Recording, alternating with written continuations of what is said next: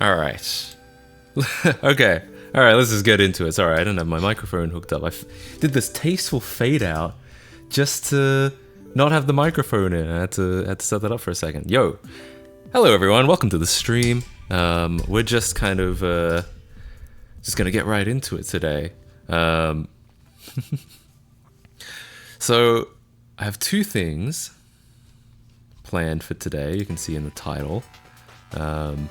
I'm not sure which one I'm going to do first. Also, apartment update. I have a couch again. It is not the long sex couch. It is a much more,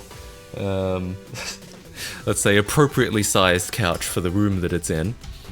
It's facing towards an actual television now. Holy shit. Unbelievable. And yeah, it's pretty cool. It's finally kind of taking shape. I feel like that's what I was missing in my last apartment. Was there was nowhere really to, if I invited people over, there was nowhere really for them to hang out except for to, you know, watch the back of my head on my computer. Not the long couch. I know. The thing is, I was in my old apartment.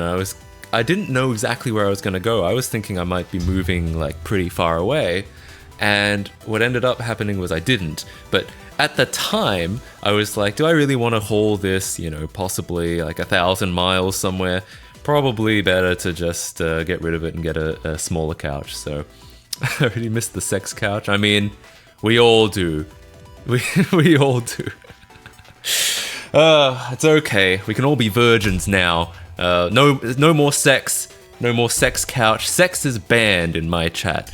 We're all becoming Christians today. But hello, welcome. Yes, so last stream we did this thing where someone asked me like what my favorite Nintendo controller was, and I went through every single one being like, I think I might dislike most of them. As controversial as that probably is, but I thought to myself, it would be kind of fun if we actually did a game controller tier list, like we actually went and ranked them formally, at least in my opinion. When I say we, I mean me. I'm the only one that matters here. But yeah, so thankfully, someone already made a controller tier list. Hopefully it's good. I mean, I didn't check it thoroughly, but I think it's got everything on it. We can get started on that at some point soon, when everyone gets in. I spent like 3 hours yesterday trying to get Wii Dare to run on my NTSC and I got it to work. I mean, was it really worth it though? I actually saw that in the Discord. I was like, you went to all that effort and just to play Wii Dare? Are you sure? Sure about that? Also, thank you for the Bezos Bucks. Thank you so much for the Prime sub. I really appreciate that. No, not conversion therapy. That's right. We're all getting converted to Christianity today. Also, I accidentally pinned. This is going to be a certified fun TM stream. You know what? I'll keep it there though. It's fine. It's appropriate. I think it's going to be fun. I'm a big streamer now. What, me? What, this old thing? I don't know about that. Yes, so shovelware is always worth it. I guess you're right. On the Wii is an absolute goldmine of shovelware. I know that I'm not the first person to be like, I should play more Wii shovelware, but like, I should play more Wii shovelware.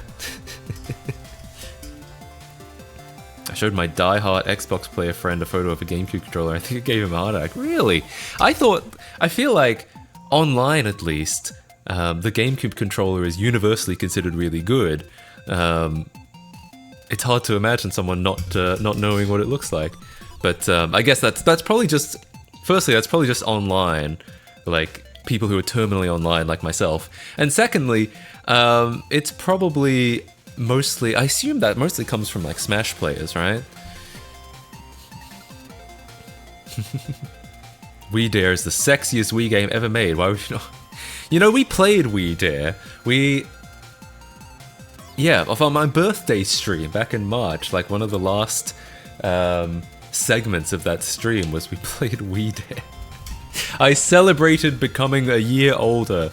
That was the last thing we did before midnight. So technically, I transitioned into becoming older, playing Wii Dare. Works best on Shrek Extra Large.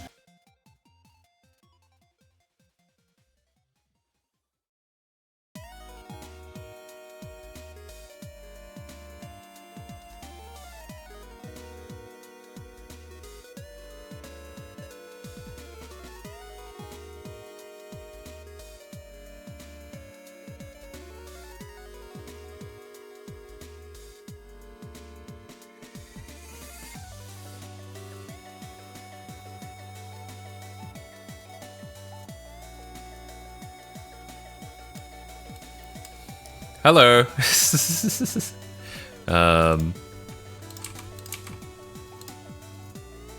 Oh, weird. This window is not supposed to be here.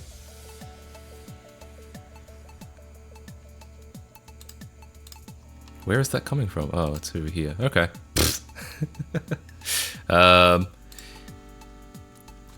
Refresh. We're back. Yeah, so the problem is this is the life of being a Linux streamer, is OBS has the option to add like browser panels into it, like the dockable panels that are web browsers. And I thought that's a great idea. I'm going to put my Twitch dashboard there so I can have everything in one window. I'm not having to alt-tab between a bunch of things. And then, but for some reason, and no one seems to know why, I've Googled this before, but for some reason, if I type into that browser, it crashes. Like, I can click on it, I can copy and paste stuff into it, but as soon as I press a key, it crashes. I don't know why, and I thought I could risk it. I thought I could just have it and just remember to not type into it, but it was really a matter of time until I typed into it and OBS crashed. So I've gotten rid of it. So we're not going to do that again. Hopefully one day someone will fix it. That's the mantra of the Linux world. Hopefully someday someone will fix it. Doesn't happen on my machine. Yeah, it won't happen on anyone else's machine, I'm sure. Like, I'm sure that's what all of the developers are going to say. If I ever, like, comment, if I ever mention it to anyone, they're all going to say, it doesn't happen on my machine. So, and I don't know why it happens on my machine, but anyway. So, yeah, I've gotten rid of it. We're not gonna accidentally press a key. What happened was I probably alt-tabbed, and pressing alt was enough to make OBS crash. So fix it on stream. Maybe I'll have to figure it out. I mean, honestly, I don't know if anyone else is going to be able to. See, just needs a little slap. This thing can hold so much open source. My computer is actually right here. What I was gonna say was, I know that Shrek Extra Large is a real game, and that's really unfortunate that I know it's a real game. But it just sounds like a joke. It sounds like it shouldn't be. It shouldn't be a real game. It's the port of... So Shrek was if you haven't seen my Shrek-tember series from 7 years ago, Shrek was a launch title for the Xbox, and I'm sure it sold a lot of them. I'm sure it had nothing to do with another launch title that starts with H. I'm sure it was all Shrek, and I guess it got ported to the GameCube, and they called it Extra Large for no good reason. All bad reasons, actually, is what I'm going to say. They called it Extra Large for all bad reasons. So yeah. Time to distro hop. Yeah, obviously. That'll fix everything. No, it's fine. So yeah, that's at some point. Maybe I'll have to hang on.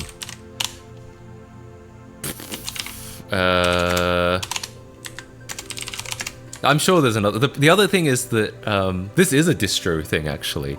I use Arch, by the way, and what the problem with that is that the official release of OBS does not contain browser sources, because the browser source component is closed source. It's some, by default, or the usual one is Chromium Embedded Framework, which is, I guess, closed source. And that's what runs the chat, it's what runs the overlay if the overlay was working, which it isn't, and I don't know why. So I need that, I need the browser source, but I have to, what that means is I end up having to compile OBS myself to get it. And that's probably one of the reasons why it crashes when I type into a browser panel, is because I had to compile it myself, so I'm all on my own. I'm supporting this myself, essentially. It's all me. So yeah. Hi, Arch, by the way, Casey. True. That's the dad joke of the year. Chromium, isn't that the sign you downloaded malware? No, Chromium is, I mean, it could mean you downloaded malware, but Chromium is just the, so Chromium is usually the open source component of Google Chrome. Like the Google Chrome team, they make Chromium, and then they add some other stuff to it, and that turns into Chrome. But the fact that Chromium is open source means that someone could sneak some heinous shit in there. But in general, no, Chromium is just part of Chrome. So it's It's the main part of Chrome. Open source your chat. Yeah, probably. Speaking of Linux, what about those GPU pass-through VMs? Have you ever been able to get sound working since then? Yeah, I think so. I don't know if I didn't comprehensively go through all of them, but I did manage to figure out how to get sound working. It's actually really easy. You just have to have like as long as you have a sound driver working on as long as you have a sound device that works on that OS, you can get it to like route through with Spice, I think. So yeah. Gift some subs. We need to show people that Matt can clean. Is that what gifting subs does?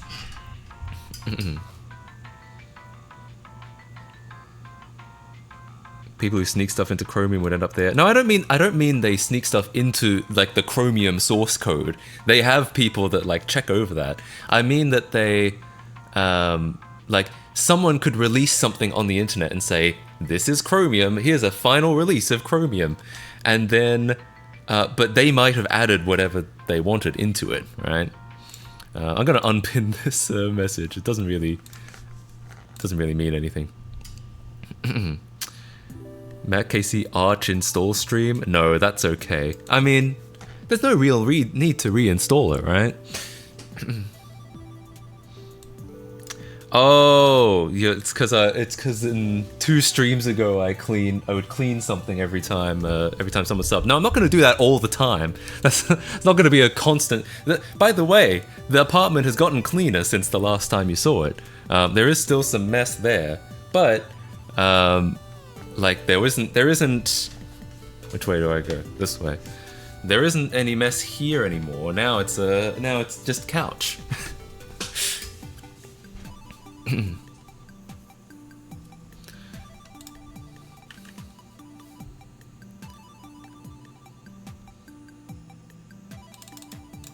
So my middle school stopped us from changing the desktop wallpaper because kids were setting it to inappropriate stuff, and literally an hour later I found a workaround. Lol, nice. I mean, we had something kind of like that. It wasn't necessarily a workaround. It was so because I don't think they necessarily specifically banned setting the wallpaper. What they banned was like you couldn't open the display settings. This was back in like Windows XP era. So you couldn't open display settings. It was just like, you know, restricted. But you could still right click on an image and click set as desktop wallpapers. That's what everyone did instead. Why not use the superior browser Firefox? Well, that's not really an option with OBS, I don't think. And secondly, I don't know. I've never really loved Firefox. It's something about the UI and the performance. I know that I saw an article recently saying Firefox and Chrome performance is about the same now. I guess I'll give it a go. But I don't know. I've never, for some reason, the Firefox UI just doesn't. It never quite peeled my banana, as they say. Anyways, okay. Shall we get started? Shall we rank some video game controllers? Firefox is good, actually. I never said it was bad. I just think that whenever I've tried it, I've used it for like I've used Firefox on and off a lot. In 2007, I used it all the time because fuck Internet Explorer. And I used it all the way up until 2010. The reason I switched to Chrome in 2010 was because I was uploading videos and they would upload really slowly. And at first I assumed it was just my internet, but they were uploaded really slowly. Like I was uploading, these weren't even HD videos back then. I was uploading like, standard def videos. And yeah, I assumed it was my Australian internet, but it seemed a little too slow. So one day I tried Chrome and they uploaded a lot faster and I was like, I guess I'm switching to Chrome. And then I used Chrome until like 2017 when Firefox Quantum came out. No, 2018, I think. And I was using that for a year until I found that Firefox was... I would watch videos in Firefox and they would run at like a really low frame rate for some reason. They would run at like, you know, under 20 FPS. Like noticeably, there was some FPS issues. So I switched back to Chrome and I was on Chrome for another couple years. And now I'm a Linux user, so there's a lot of incentive to switch to Firefox again. But I don't know. Now I'm too ingrained in the Chrome UI, so that's why I'm not a Firefox user and still haven't So anyway. Firefox UI fix? There's actually something called that? That's funny. Recent issue with Firefox I have is that websites lag out and have to reload for them to work. Interesting. Yeah, I don't know. I haven't used Firefox regularly since 2019. I was using it almost all the time from like 2018 to 2019, and then from like 2007 to 2010. Those were my peak Firefox years, and I just haven't used it since. Turn the TV on. Great idea. Where's the remote? Oh, it's all the way over there. Ugh.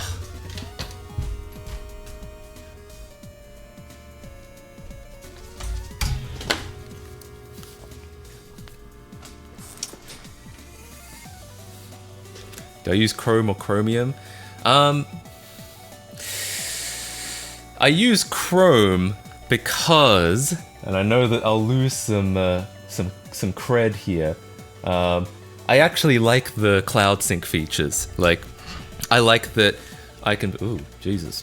All my shit moved around on my screens because of this. I like that. I know that it's like a privacy meme and all that, but I like how if I have a tab open on like my laptop or my phone, I can like reopen it on my desktop.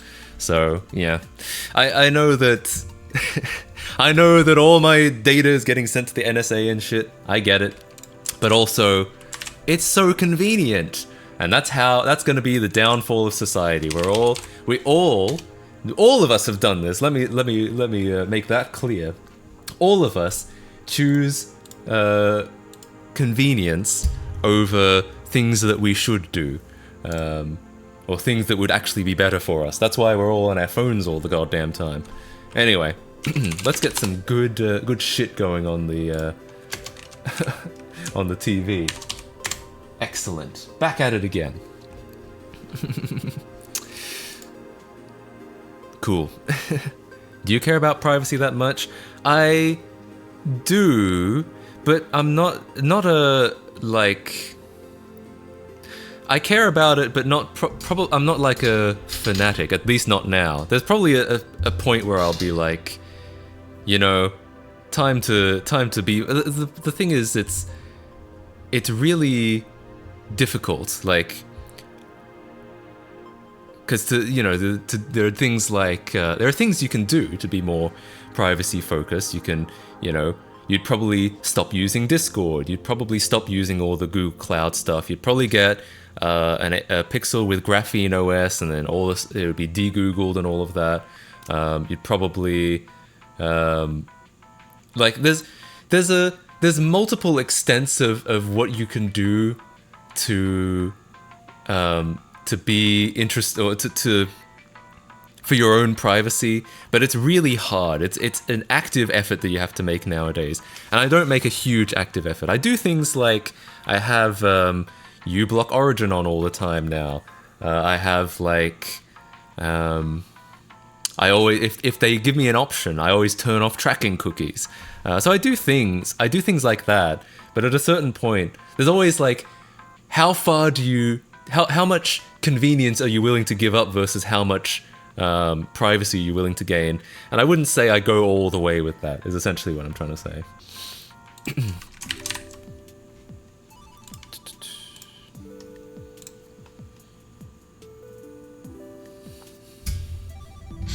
Bro's a 400k sub YouTuber, doesn't care about privacy. Lol, Lamau, look at this goober. True. Yeah. It's I know it's a big. I have other issues that I complain about, like there are other things that I do that aren't necessarily privacy related. Like I stopped kind of using Twitter. People still at me on Twitter, and I feel bad because I don't really check.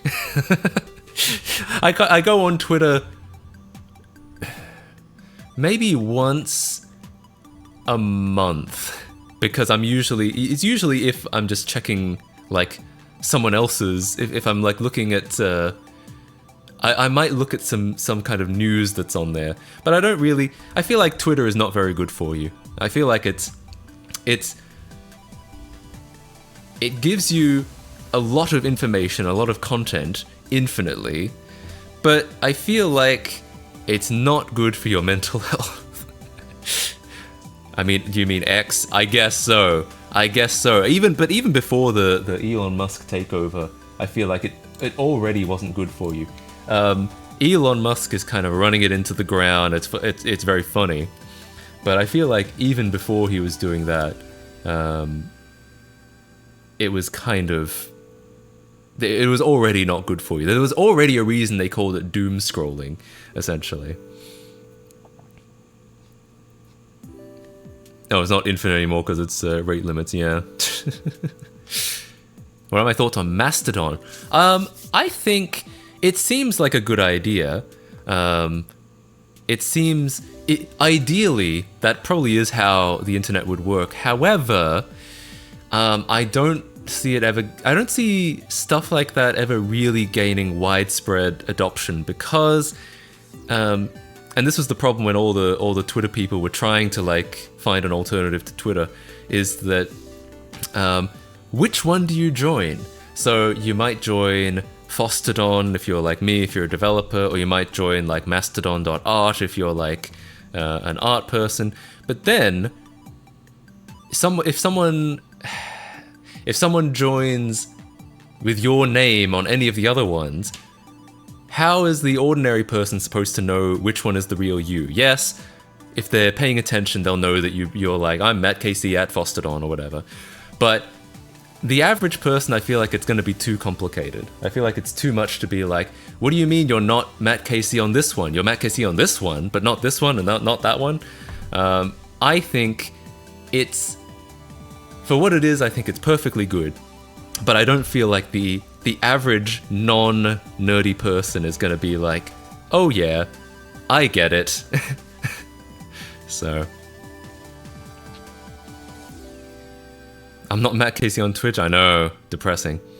As a verification system where you link your official site, then link the Mastodon profile back in the site.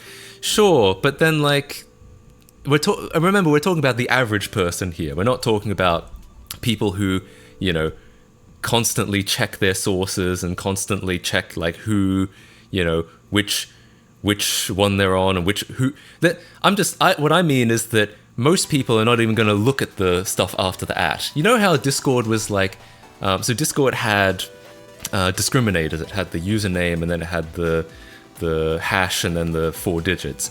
And their claim was, and I can believe it, was that most people using Discord had no idea what the discriminator even was. I can believe it. Like, we can all say, yeah, well, of course we know what that is, because we're all, like, tech-minded people. But, if their claim that it was that the average person had no idea what a discriminator was. And I kind of believe that. I kind of feel like people, the average person, again, not technically minded people, it's just going to be too much noise for them, essentially.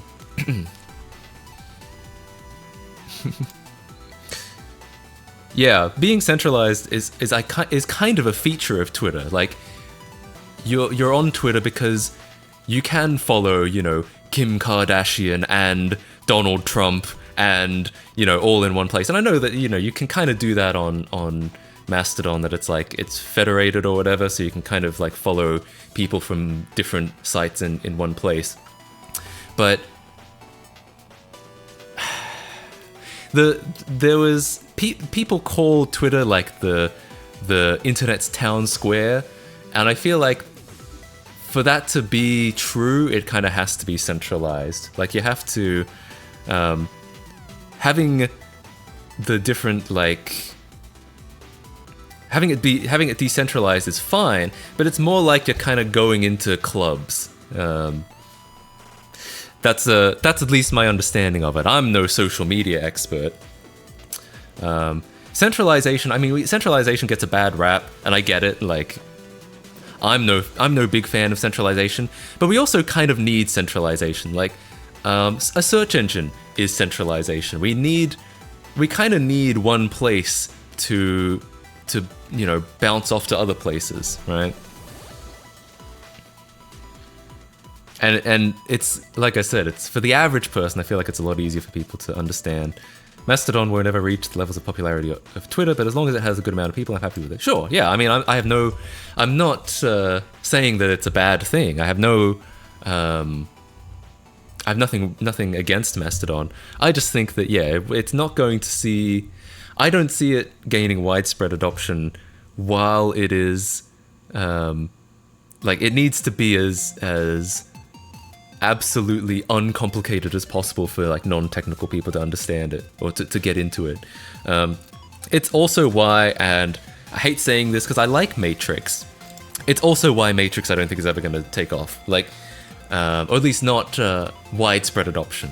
It's fine, like again we can have it in our nerdy inner circles, but the problem with mass widespread adoption is that I've had issues with like encryption keys where I'll go from one computer to another and it'll just be like, oops, we couldn't get the keys for this message, and I'm like, I don't know what that means. I mean, I kind of know what that means. I'm not an encryption expert, but it's like, so you look it up and it's like, well, and then it says, turn on your other device and maybe we can get the key. So I turn on the other device and I'm like trying to like let them sit there for a while, and sometimes it gets them, and then it'll be like, but then it'll also have like a note saying we couldn't verify this message. We could decrypt it, but we couldn't verify it. And I feel like the moment the average person sees that, they're gonna be like, this sucks, like this is too complicated. And you know, I'm not, it sounds like I'm trying to say that the average person is dumb. I'm not trying to say that. I'm just saying that like some people are not technically minded. Some people have skills in different places. So unless it's brain dead easy, then people are going to look at it and be like, this is too hard. I'm going to go back to the service that is not too hard. So anyway. If you want to be cynical, you can say Mastodon is centralized because everyone just goes to Mastodon.social. Yeah, I mean, you could say the same thing with Matrix, where it's theoretically decentralized, but everyone just uses matrix.org. So, yeah, that I think is a good way to say it. The average person has a much lower tolerance for technical issues. Yeah, I'm not necessarily saying that the average person couldn't figure it out. It's just that they're not going to have the patience for it. They're not going to have the bandwidth to care about it. They're not going to, if they have to start Googling error codes and stuff like that, they're going to be like, this isn't good. It's not working for me, so I'm going to use the thing that does work, that I don't have to worry about, right? So, yeah. Truth Social is clearly, yeah, obviously. I mean, I can't believe Elon Musk went to all the effort to spend $44 billion on Twitter just to unban him, and he didn't even come back. He's just like, no, I'm good. Anyway. So funny. What a world we live in today.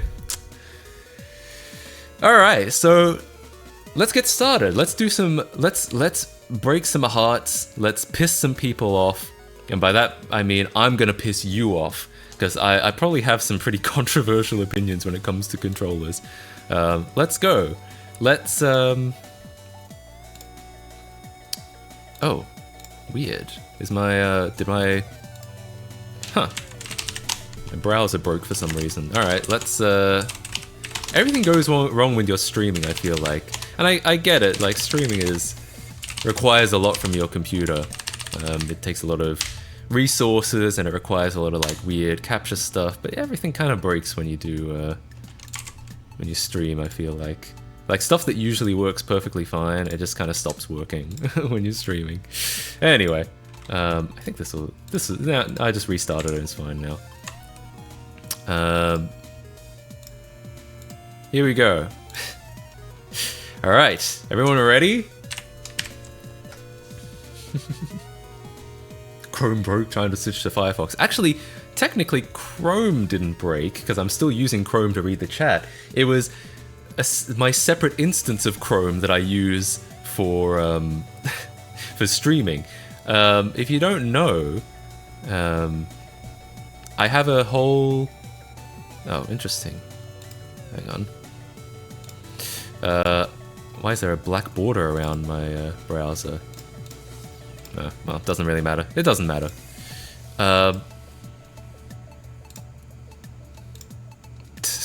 So I have a separate instance that runs through a VPN and that I'm not logged into anything on, because I made some mistakes early on where I would go to like Google Maps and it would just like pinpoint exactly where I was, because it geolocates you by your IP, and if you're signed in and you've ever used your address on like anything Google related before, it'll be like, you live here. And I'm just like, I'd rather that not happen live on stream. So I run this through not only a profile that I'm not logged into anything on, but also a VPN, so they can't fucking geolocate me. So essentially, this instance broke, the one that I run through a VPN, not my regular instance. I don't know why. It's another Linux moment, probably. Anyway.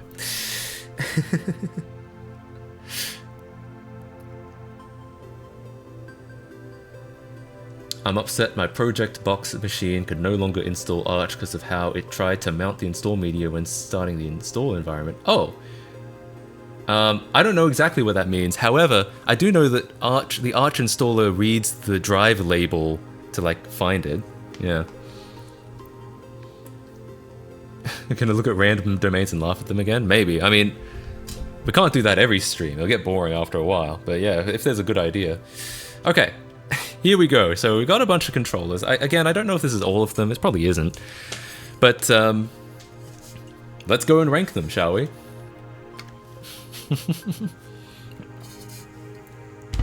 New real-life GeoGuessr. Find Matt's address. Holy shit. Okay. So what do we got here? I feel like... Okay, hang on. Real quick. I'm going to add another tier to this. I'm going to say... Never used. We'll make it blue. Huh? Oh. Pfft. Cool. So I added a row below, and I thought that would jump to that row, but it didn't. It was just still editing that row. Cool. And now I have to change it back manually. This is some shit UI design. Who designed this garbage? Alright. Cool. Let's go. Have I seen what? Elon Musk, giant flashing X on Twitter headquarters sparks invest. I did see that, yeah. Wild. Part of me wishes... I was in San Francisco a couple weeks ago. Part of me wishes I was still there, because I'd love to have seen that in person, just for the memes. F tier? I'm gonna say D is probably good enough for F. We'll see if there's any that like are really that bad. Alright, well, we're starting off strong. We've got the Wii U tablet. Now, I have made myself very clear when it comes to the Wii U tablet. Not the biggest fan. To be honest, the Wii U tablet itself, I don't hate. Like... Need wireless headphones still. Like, just using it, I actually think it's not bad. Not bad at all. What I don't like about it is just the ecosystem that it created. I don't like how the Wii U requires the tablet at all times. You can't use it without it, almost. You can use bits of it without it, but only bits. I don't like how they never sold this as a separate accessory. I don't like how that means that if you have, like, the Wii U console only, it's basically a brick. And that means that tablets are now $250 on eBay, and that means that, you know, console onlys are basically worthless. Yeah, anyway. So, oh, and the battery life sucks. That too, someone just mentioned. Yeah, so as a controller, I'm actually going to say it's pretty comfortable. I even use this to play some games in bed for fun. I played some, like, Virtual Console games. So that's cool. I mean, it's not necessarily a terrible idea. It's more just Nintendo's, like, strategy that pisses me off. Yeah, they probably could have. They probably could have, like, if they made, probably could have banked off Breath of the Wild. Like, yeah, if they made, like, if they made, like, custom themes of it, people would probably buy them. They'd probably sell, like, even more of these things.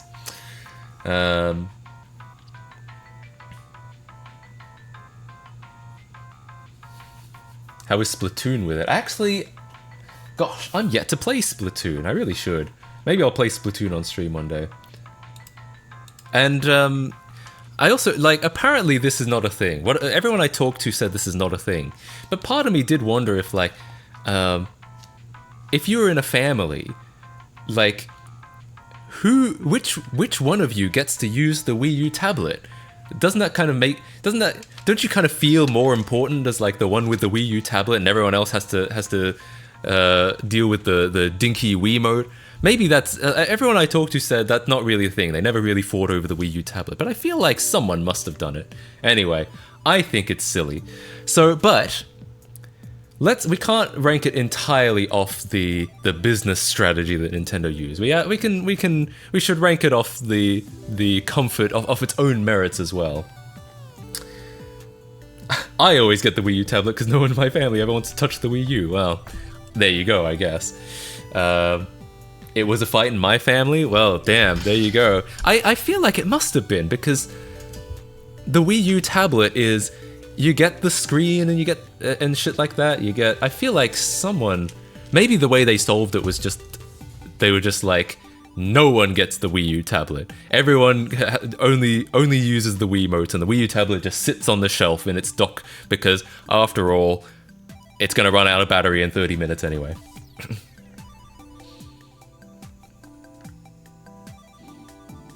So, let me think. Alright, how am I gonna rank it? It's either gonna be...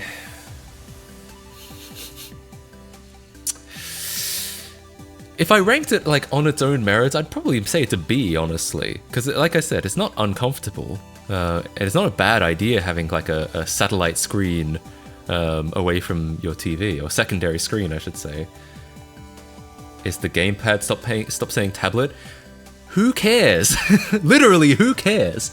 I'd say C. Yeah, I want to say that the controller itself is a B. The strategy is a D, so I might put it in C.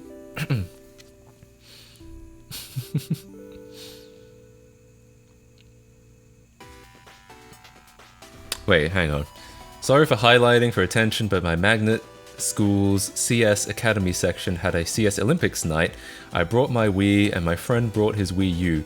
We were able to use the Wii U for a speaker, which was good because we only had one projector and the regular monitor didn't have sound, but people shared the gamepad. Holy shit. Wild. I actually think it would be fun to do, like... I'm pretty sure, can't you connect the Wii U tablet to CEMU, the emulator? That's kind of cool. I like that idea. That you could reuse it. I've also thought about, like... Gosh, I can't get into this all today, but I actually have an idea for how, like, you could recreate this, like... I know it's probably not exactly a revolutionary idea, but I know that there's, like, ways to get your phone to become this. And they're not, like, it's not easy to set up, but it can be done. I've had thoughts about, like, ways to make that a lot easier. Like, maybe you could create, like, a hardware device that just, like, plugs into your phone and it becomes a tablet, like, with all the buttons and all the joysticks and all that on it. Oh, you can't connect it? Yeah, I wasn't sure. I do know it's, like, proprietary Wi-Fi shit, and that's why it's, like, hard to set up, but I feel like there's a way. Anyway, this ranking pains me. Oh, you're not a fan. Is that because it's too high or too low? Alright.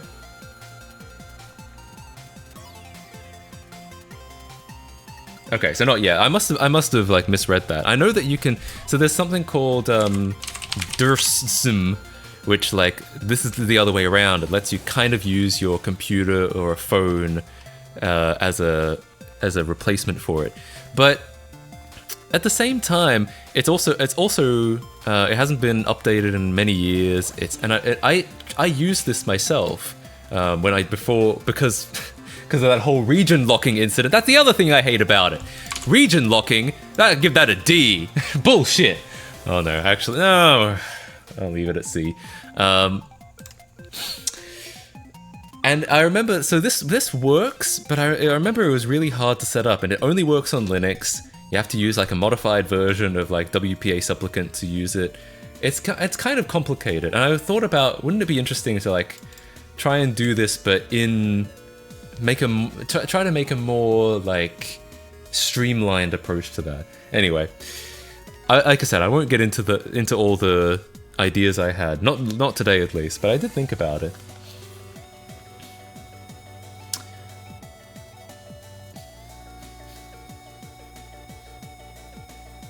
Oh yeah, and if it ever broke, you'd have to like send it into Nintendo and be like, it broke, and they'd be like, let me make sure it actually broke before we issue you another one. We can't let too many of these go out.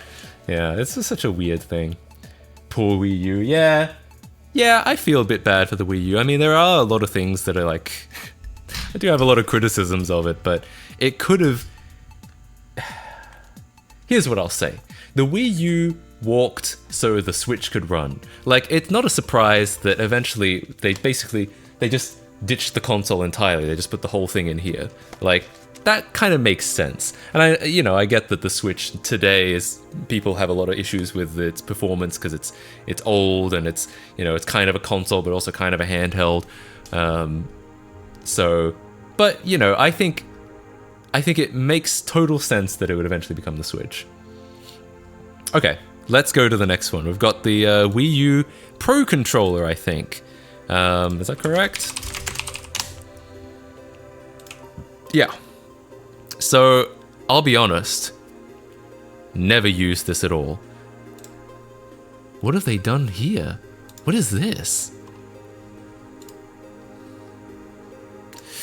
What is this? They put a GameCube.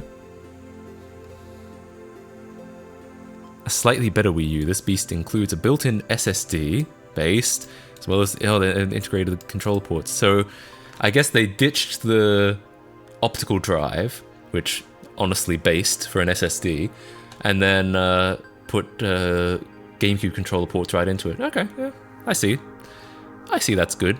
I can see how that's a good thing. I mean,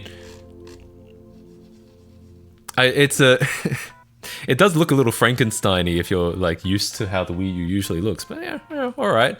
I'll give it to him. It's very neat, and I'm gonna say that's probably a genuine upgrade. SSD, and you don't have to use one of these things.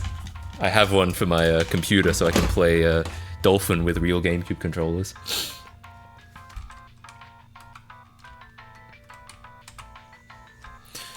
All right, so unfortunately, I've never used this. I'd love to be able to rank it, but I cannot.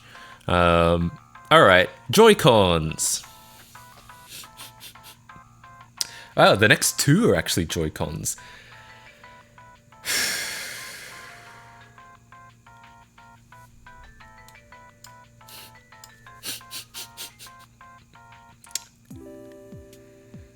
I don't know if I need to say any more, really.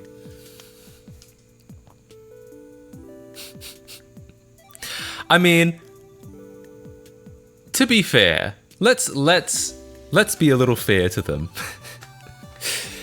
They're clearly prioritizing portability over ergonomics.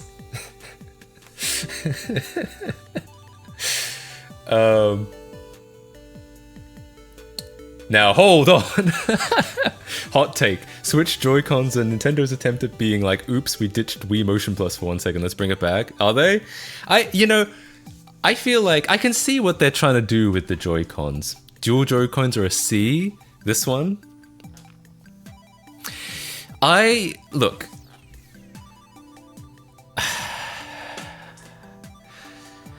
I feel like this might just be me. I'm not sure I love the whole like the tiny little buttons and the tiny joystick. Even if let's disregard the whole like Joy-Con drift and reliability issues. Even like just using them, I'm not sure if I really love them all that much. Hi Matt, just wanted to say that you're the streamer ever. Have a good day. Thanks, man. I am a streamer. I am a streamer of all time. Incredible. Split Joy-Cons are cool. I'm trying to think. I'm trying to think if you're right or not. I don't know. I feel like just for the buttons alone, I feel like are really uncomfortable. The D-pad hurts my fingers. That's kind of what I feel like. Dual Joy-Cons are a C. Trying to think. I'm still trying to think if I agree. Also, yeah, the plus and minus buttons are also kind of weird. I know that that's like, you only use those to bring up menus and shit, but like, why would I ever want to press a plus? The split Joy-Cons are just two Wiimotes with a thumbstick. But I feel like the Wiimote is still more comfortable, like the buttons are still more comfortable to press. I cannot play games like Odyssey with a Pro Controller or the controller attachment. I have to use the Joy-Con separately. Interesting. I have to admit something here, which is that I have not played a lot of Switch in my lifetime. I've played a little bit of Switch, but I've mostly played. Just realized that Axel F has captions and it's like transcribing as bing bing bam ba ba ba, and I'm just like, holy shit! All right. I have not played a lot of Switch, so this opinion might not be super well informed. I have to admit that. But the amount of Switch that I have played, I've played like some Smash Brothers. I've played some Pokemon and shit. Mostly I've played at like other people's houses. So I have to preface this by saying most of the Switch that I've played, and Mario Kart 8 obviously, most of the Switch I've played has been at other people's houses. Dual Joy-Con are way better. Okay, you know what?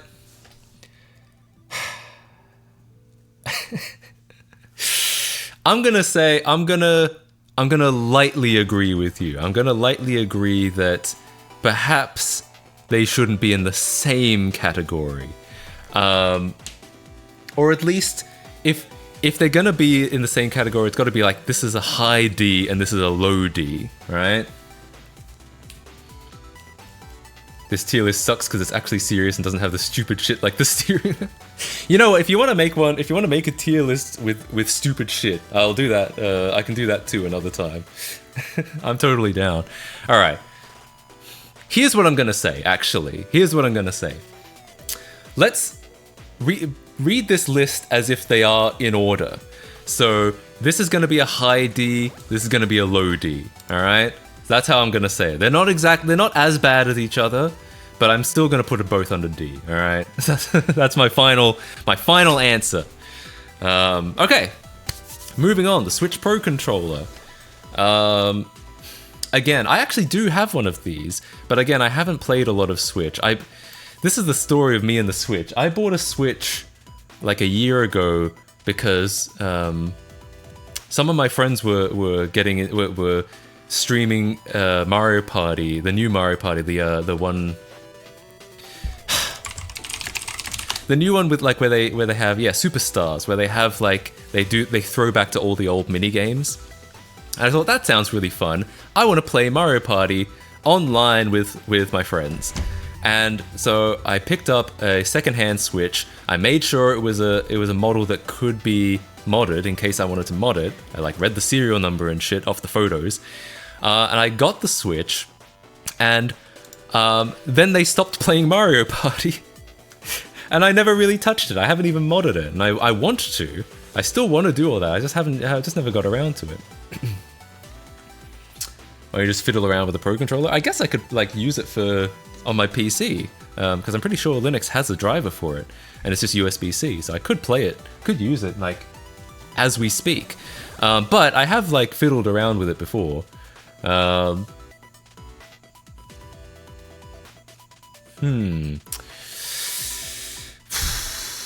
gonna come back to this because I want to see where I put the other controllers first.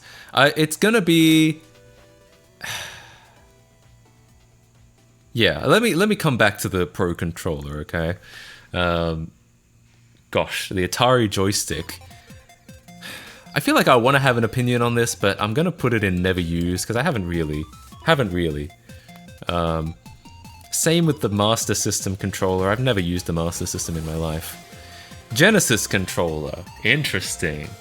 I have used one of these. Now,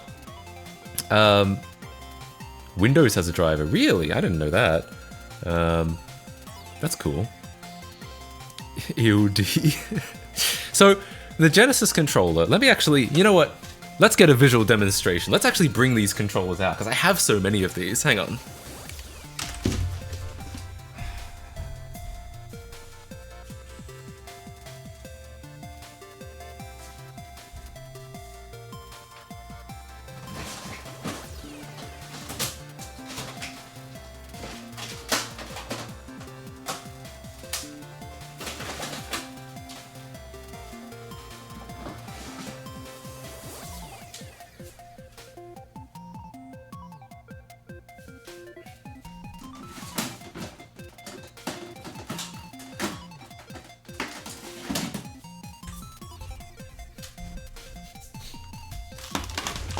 Okay, where was I? Alright, so Genesis 3-button controller. Here we go, here's one.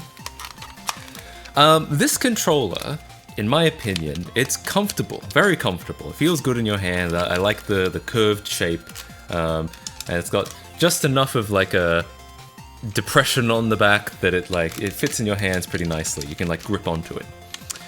Here's the problem I have with this controller. You can't use any of these 3 buttons like at the same time, really. Like you can kind of like, so for example, on a diamond-shaped button configuration, you can kind of press A and X at the same time with the same thumb, right? You can like mash between them. Now, on this controller, yeah, you could like mash your thumb between 2 of them, but it's not nearly as like dexterous. You can't do a lot of that. That I think is the main design flaw of the 3-button Genesis controller. Jesus, Apple TV has support for Switch controllers. Just grow longer thumbs. No, it's more like you have to have 3 different thumbs, or at least 2, right? You have to have like, yeah, you have to do some shit like this. Didn't the Mega Drive have a lot of porn games, or was it Atari? No, it was Atari. Or the Atari 2600, there was no software licensing, so people could just release whatever the hell they wanted for the Atari, and a lot of that was porn. The NES the NES kind of ushered in the software licensing model, unless maybe the Master System might not have had it yet.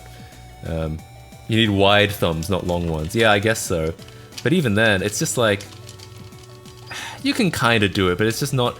It's not nearly as dexterous as like having the buttons in the same column, I suppose. So I'm gonna say, am I gonna put it in C? Gosh, Sega fans are gonna hate me. They're gonna be molding if I put it in C.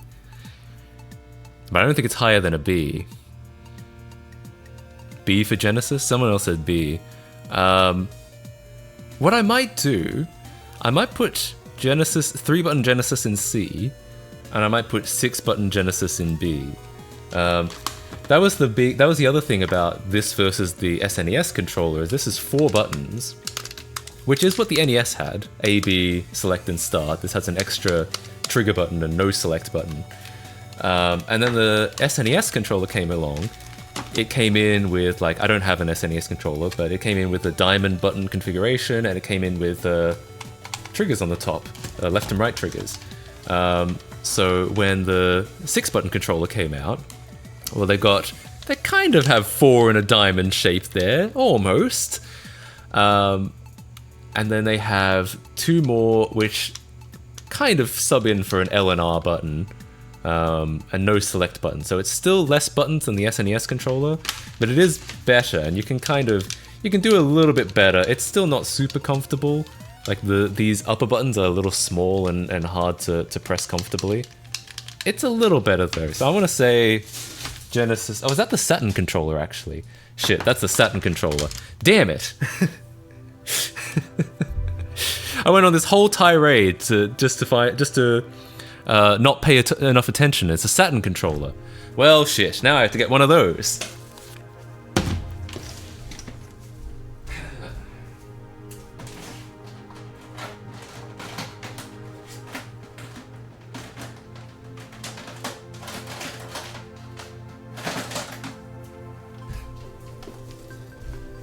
Okay. Forget literally everything that I just said. It's the Saturn controller. Now, I don't actually have the original. I have, or maybe I do. Gosh, hang on, let me check.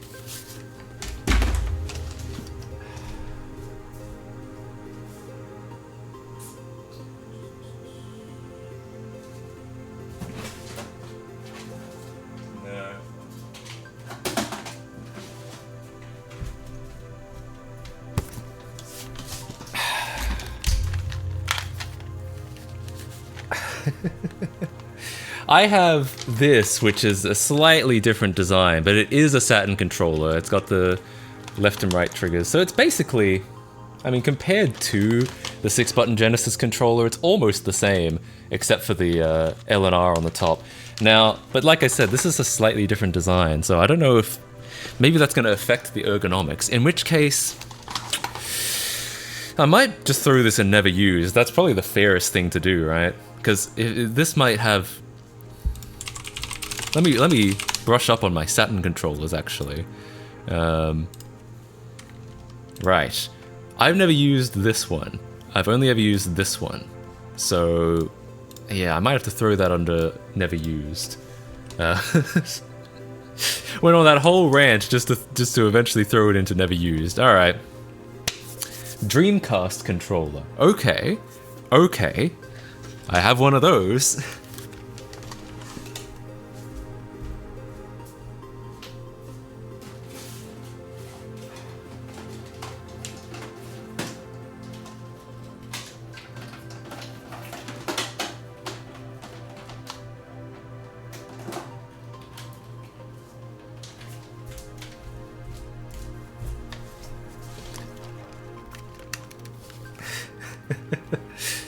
I like how Matt's flat gets more organized with every stream. It does. That's kind of the idea. I kind of had a feeling that was going to happen. Like every time you see it, yeah, just it gets a little bit nicer. Okay, Dreamcast controller. I actually have to say, this is a good controller. Someone's offering me a promotion. I can't wait. Thank you. Appreciate that.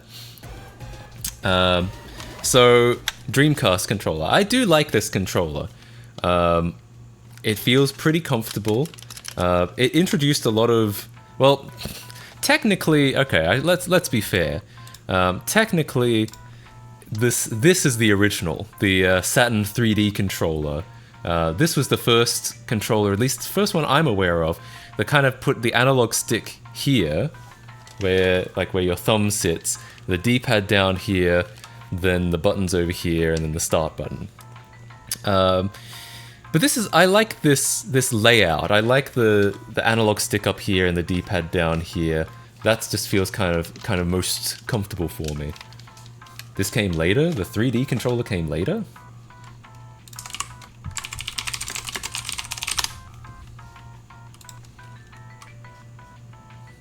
No, it didn't. This is 96, and the Dreamcast was 98 in Japan.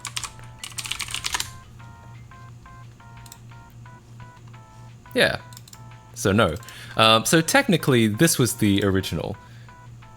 The normal Saturn one. Oh, okay. No, so technically, this was the original, the 3D controller. Oh, you might have not seen it because that might have been behind the chat.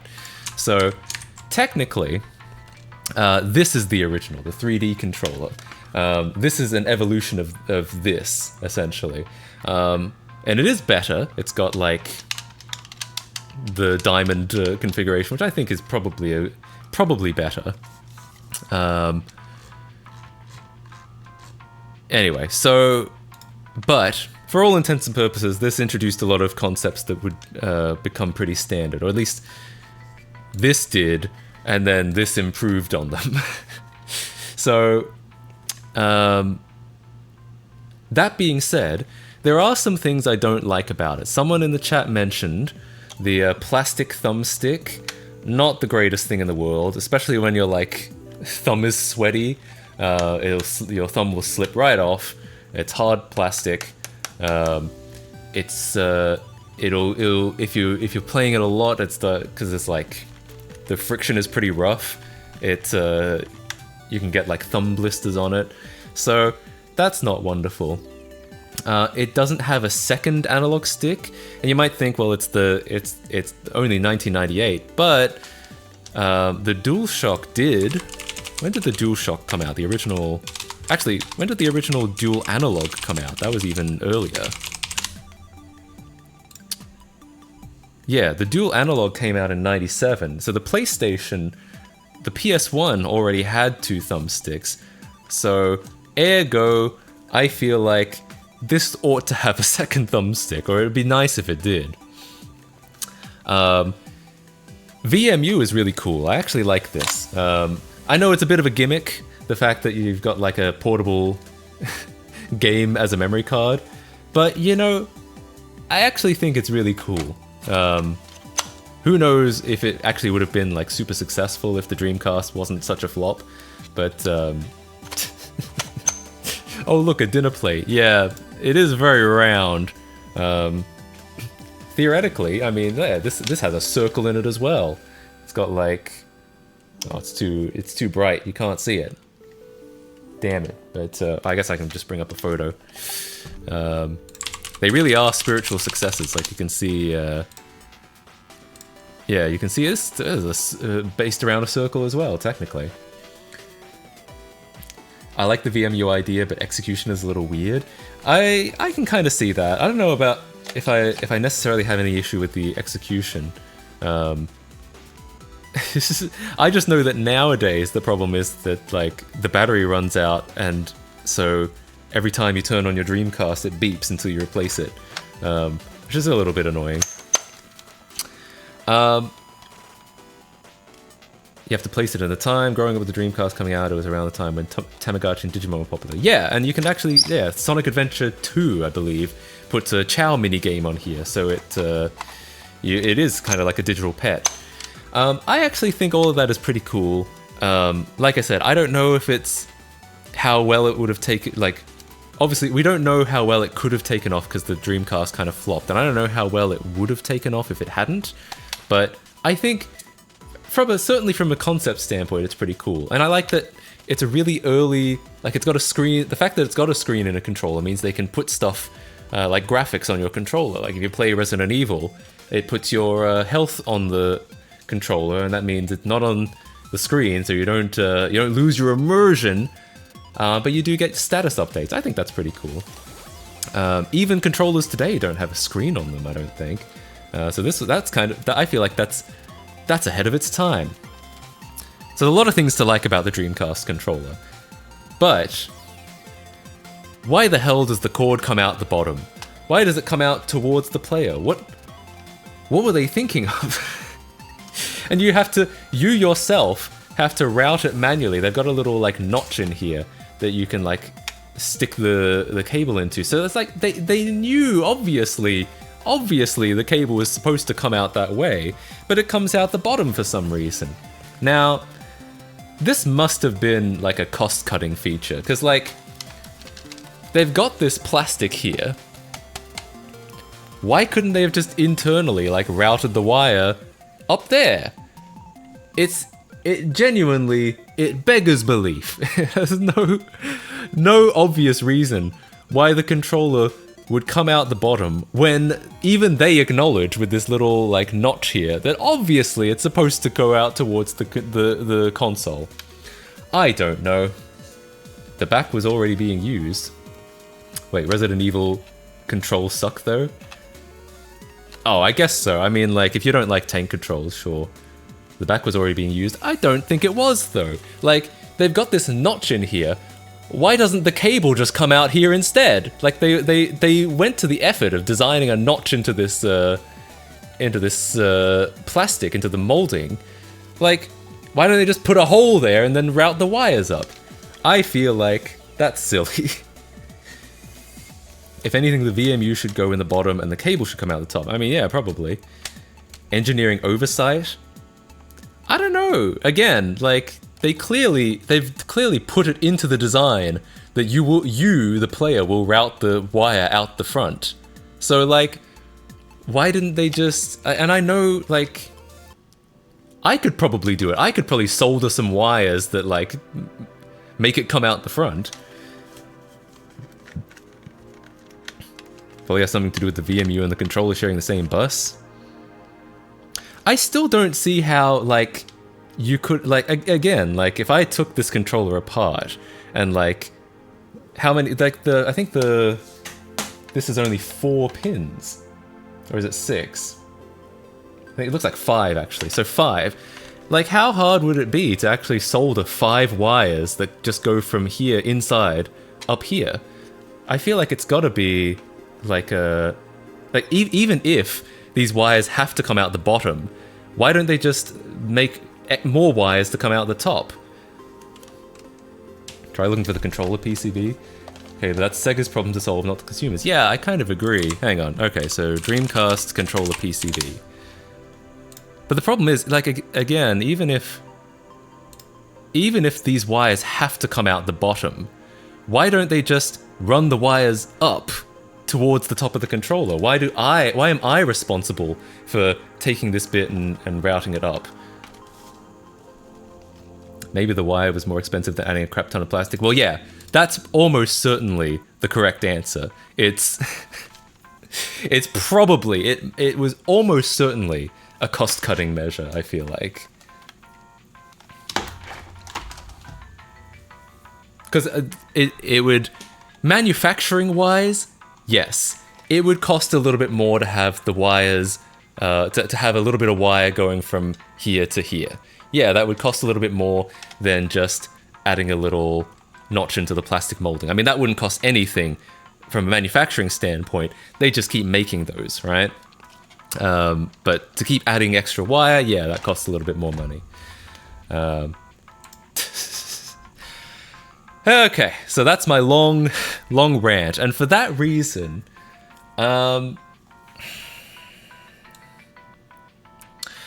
it might be a B. It could be an A. I feel like if the wire came out the top, it would be an A. But because it doesn't, it's a B. And I also feel like it really ought to have a second analog stick. I know that this was like 98, 99, but the dual analog controller came out in 97 and that had 2 analog sticks. So I feel like if it had a second analog stick, and or if it had like a wire going out the top, and or if the thumbstick wasn't like hard plastic, I feel like those things would get it in. Any of those things could get it into A. But I feel like because it's these feel like they're not okay. The second thumbstick maybe is asking a little bit too much, but I feel like the hard plastic joystick and the cable coming out the bottom is kind of like, those feel like kind of obvious design decisions.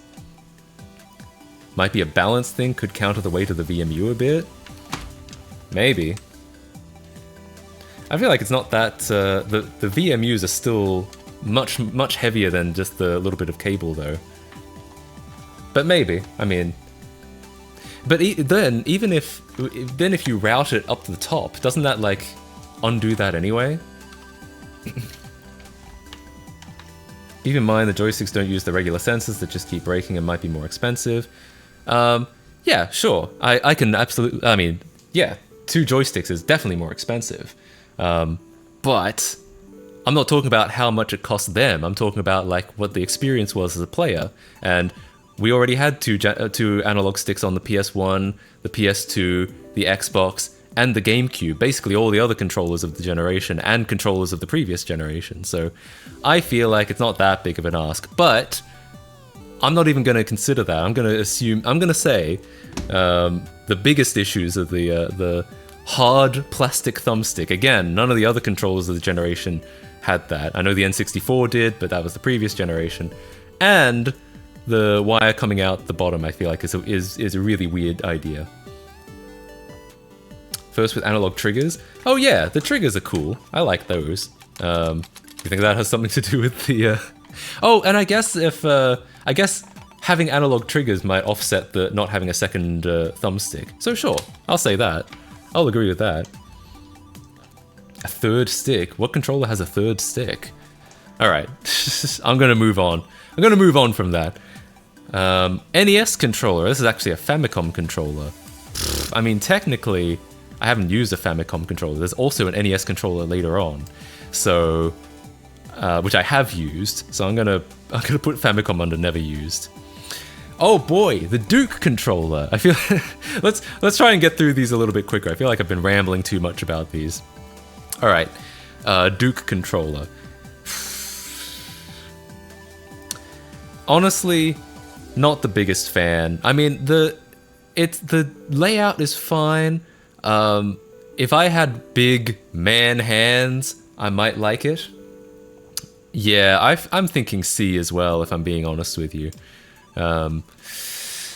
It's, again, if I had big man hands, I feel like that's who it's designed for. That's like, then it might be comfortable, but my hands, it's just a bit bulky, right? It's just a bit much to get your hands around, get your fingers around.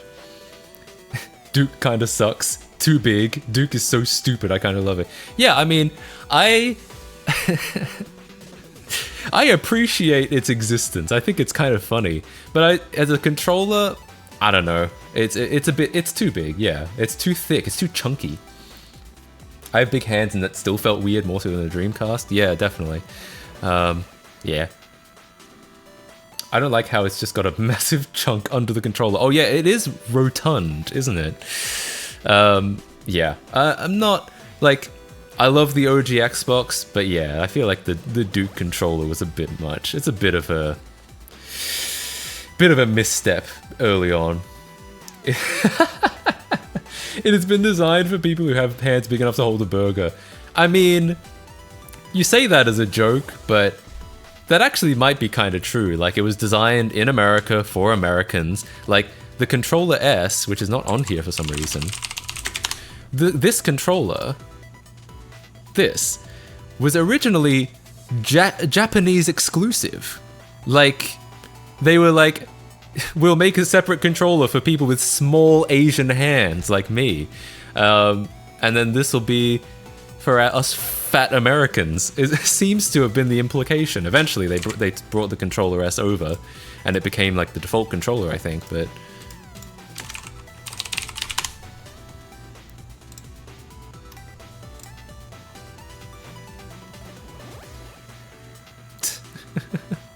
Yeah, it was later released in other territories by popular demand, and in 2002 replaced it in the US. So they still held off. They were like, no, Americans are this big, obviously. Anyway. But the Controller S is mostly... It's fairly analogous to the 360 controller. And you know what?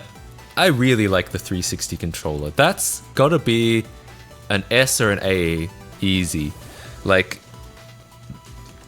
in my opinion, it's super comfortable, and I particularly like that it had PC compatibility built in. It was basically, I feel like it was the first really widespread PC controller with like all the stuff that you'd want, like the dual analog sticks, the triggers, the analog triggers. S or A for the time, but these days it's a B. So I wouldn't necessarily disagree. I would say that I have an Xbox One controller here. I'd say that this is probably a little bit more comfortable. I used to love the 360 controller, but after using more modern ones, I can't go back that easily. I put it in low A. Yeah, I'm not disagreeing. Like, with the Xbox One controller I don't feel particularly inclined to go back to a 360 controller. A tier, mostly because it lacks those features from newer consoles like gyro. You think so? I don't know if that's necessarily a big deal. I used to love... Oh yeah, I read that. Either S or A if you put the Xbox Series in S. A tier. Oh, the music playlist isn't too long. No, it's not. I'll add some more into it. Real quick. Oh, I'll just unmute this actually.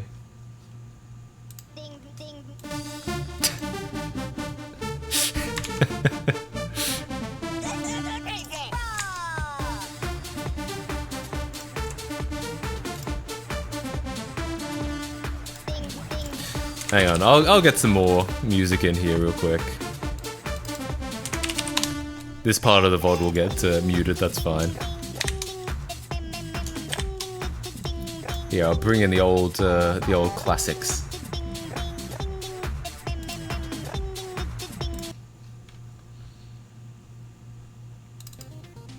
There.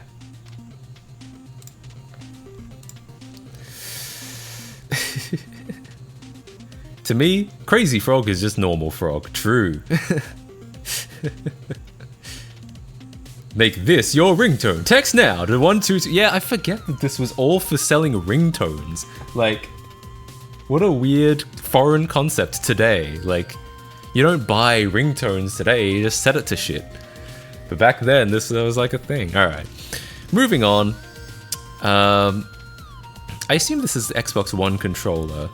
I know there were like 2 different versions of it.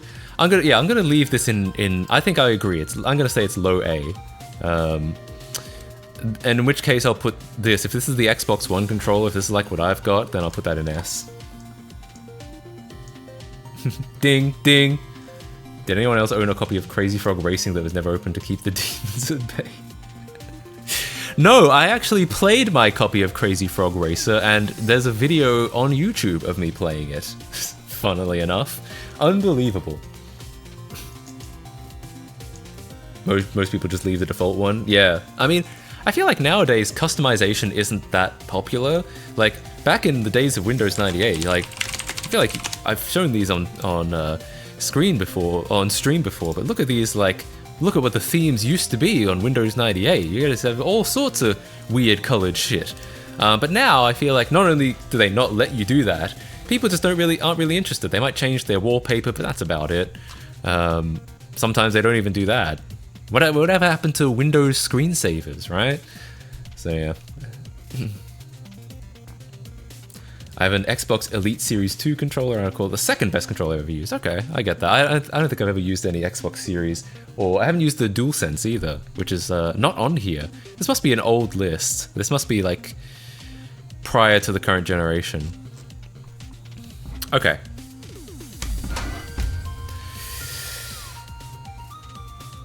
So, alright, original PlayStation controller without the analog sticks. Strange time in gaming, because like, we had 3D games, but we didn't have, we were still, because this, I feel like, oops, because it had no analog sticks, I feel like has more in common with the SNES controller than the later PlayStation controllers.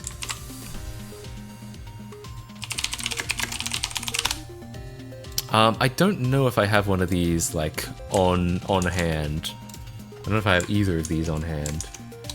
Yeah, I feel like it almost has the innovation that this has got like the handlebars, and it has like more shoulder buttons. This has 2, this has 4, but otherwise they're kind of the same controller, right? SNES controller with legs, exactly. Also, sorry, I missed these bits 11 minutes ago. It says they should have done what Microsoft did with the first Xbox controller, rearrange the USB connector in a dick shape. True! Yeah.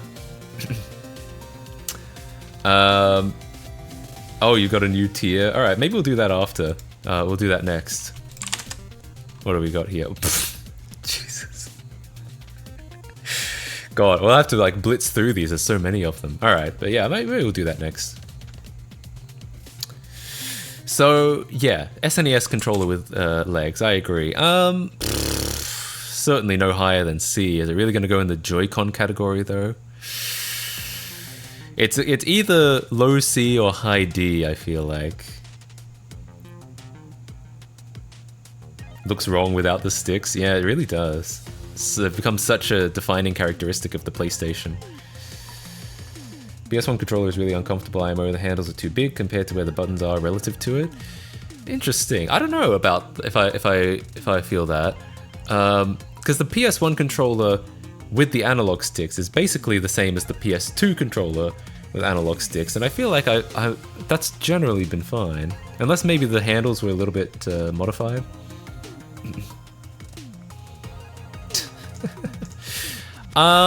Gosh.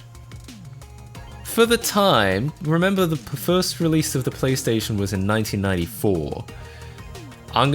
Keeping that in mind, I'm gonna say low C. Low C.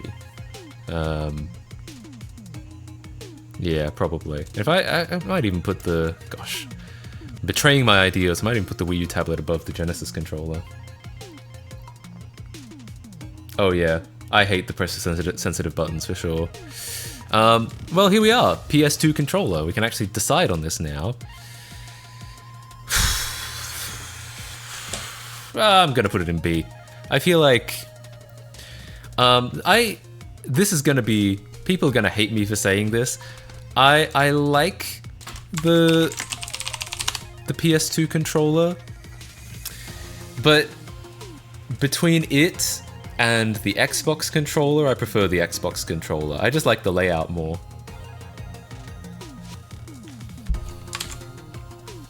B behind the DC? Oh hell yeah, that's exactly where I put it. Yeah. Below the Dreamcast controller? Yeah. I'm not sure about that actually. I like the placement of the analog stick. I feel like that's like probably 50-50. I like the placement, I like the layout of the Dreamcast controller a lot better. I like the analog triggers a lot better and the screen and the VMU.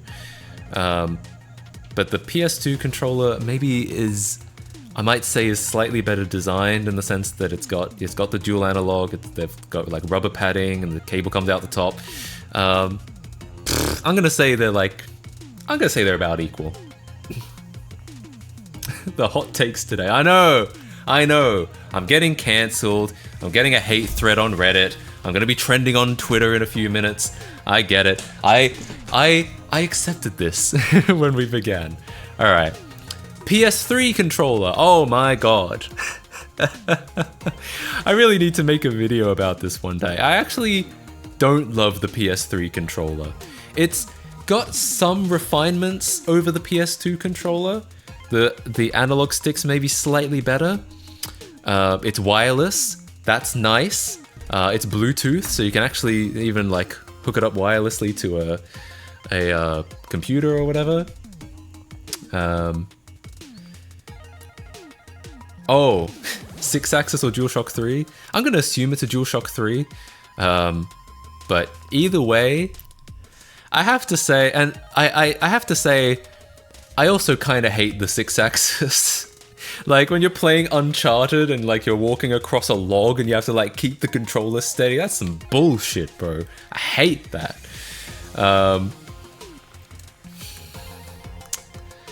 So it's got some slight refinements over the PS2 controller, but it's also got a lot of things I don't like. The 6-axis I just mentioned, the triggers I hate. Oh, I hate that. These PS3 these convex ass triggers. Who the hell thought? Oh wow, people have even like replaced them with different ones. These are the real triggers. These convex ass fingers slip right off triggers. What the hell were they thinking? About the PS3. Oh yeah, the I know what you're talking about. This is the beta one that you keep mentioning. This would be interesting for sure. These aren't even analog sticks, are they? Or it's just a weird photo. It kind of looks like I think that's just a weird photo. It almost looks like these are like just stuck in and they like, maybe you like touch them or some shit like that. This is apparently the PS3 prototype controller. I don't know if anyone has ever like used them outside of like this showcase. Oh, that's kind of cool. It's in like silver. I haven't seen that before. I felt like I was going to break the PS3 triggers. Yeah, I mean, they're just not very good. Like, I feel like the PS3 has some really die-hard fans, and I get it. It's cool. It's got that nice slick black, that but that shit is not nice. I hate these triggers. I hate the trigger. I hate the 6-axis gyro stuff.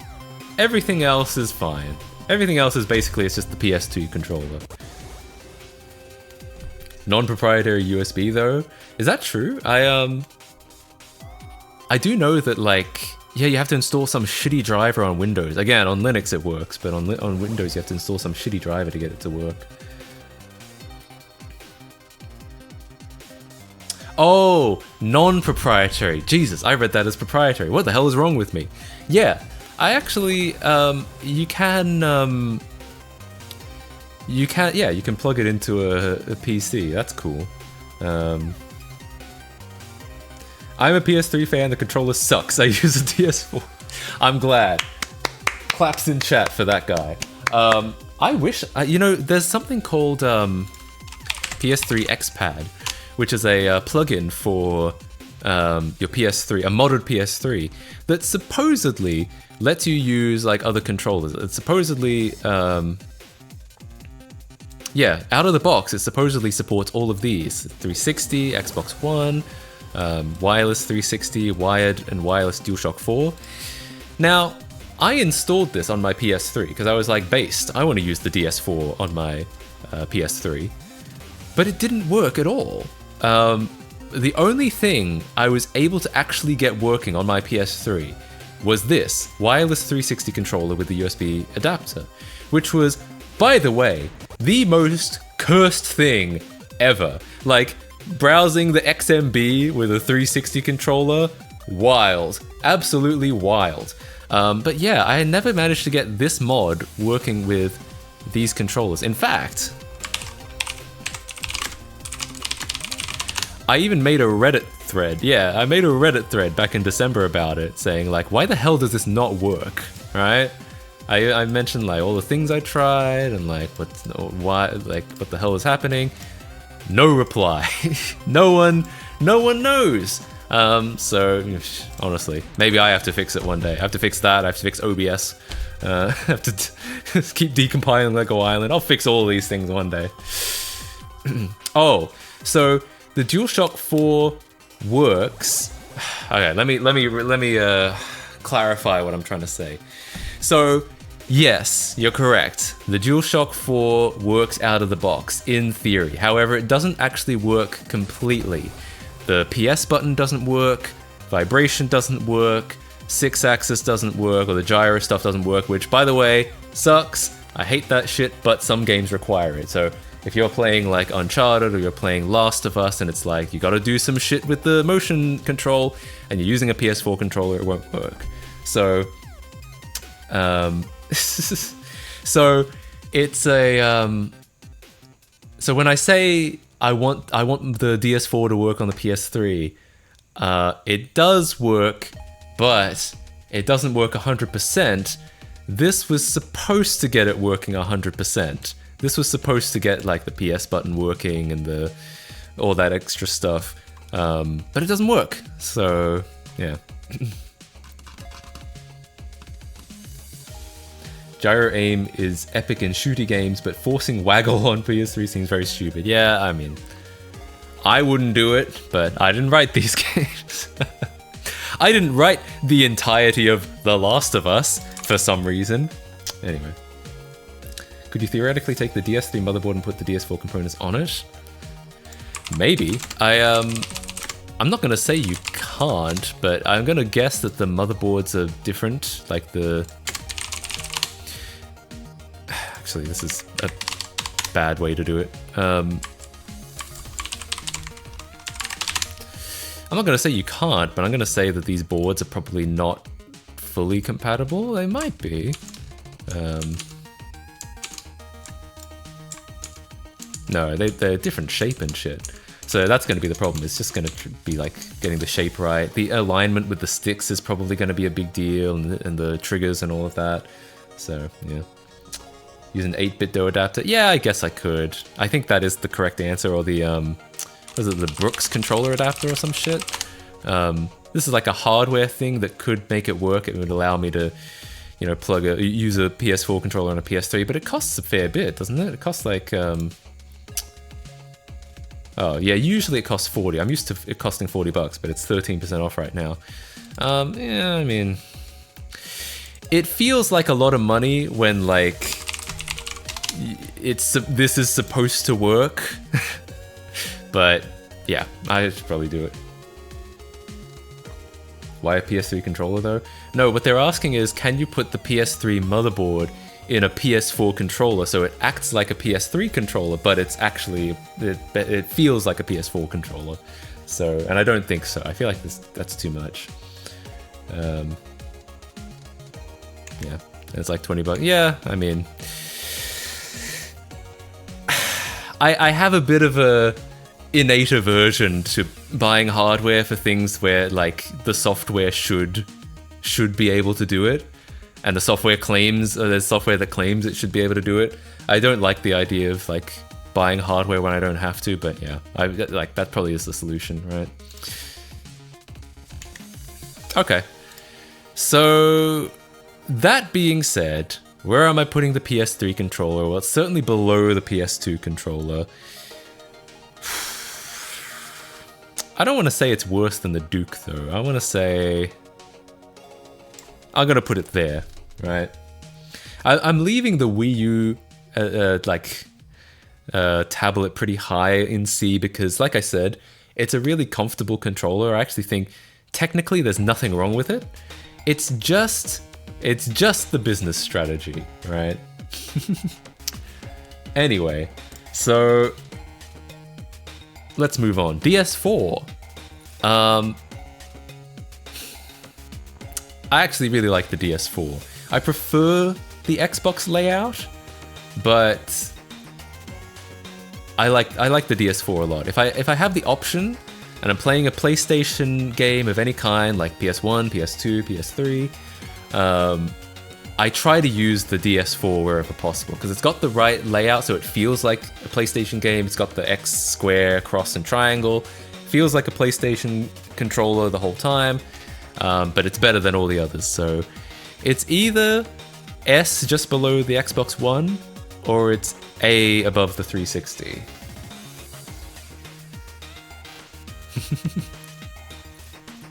I don't see the Ouya controller. True! Why is there not an Ouya controller? What the fuck? Sad I didn't try the DualSense. Yeah, I haven't tried the DualSense, and I haven't tried the Xbox Series controller, but they aren't even on here. So, yeah, so we're just assuming that generation doesn't exist yet.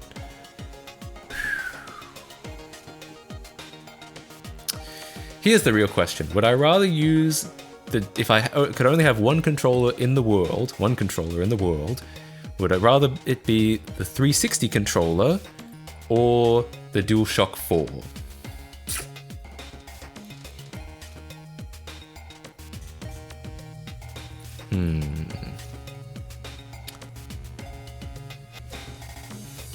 It's better since Xbox controllers don't have motion controls. I don't know if that's a I don't know if I particularly love motion controls though. 360 layout is more comfortable. Yeah, I agree with that.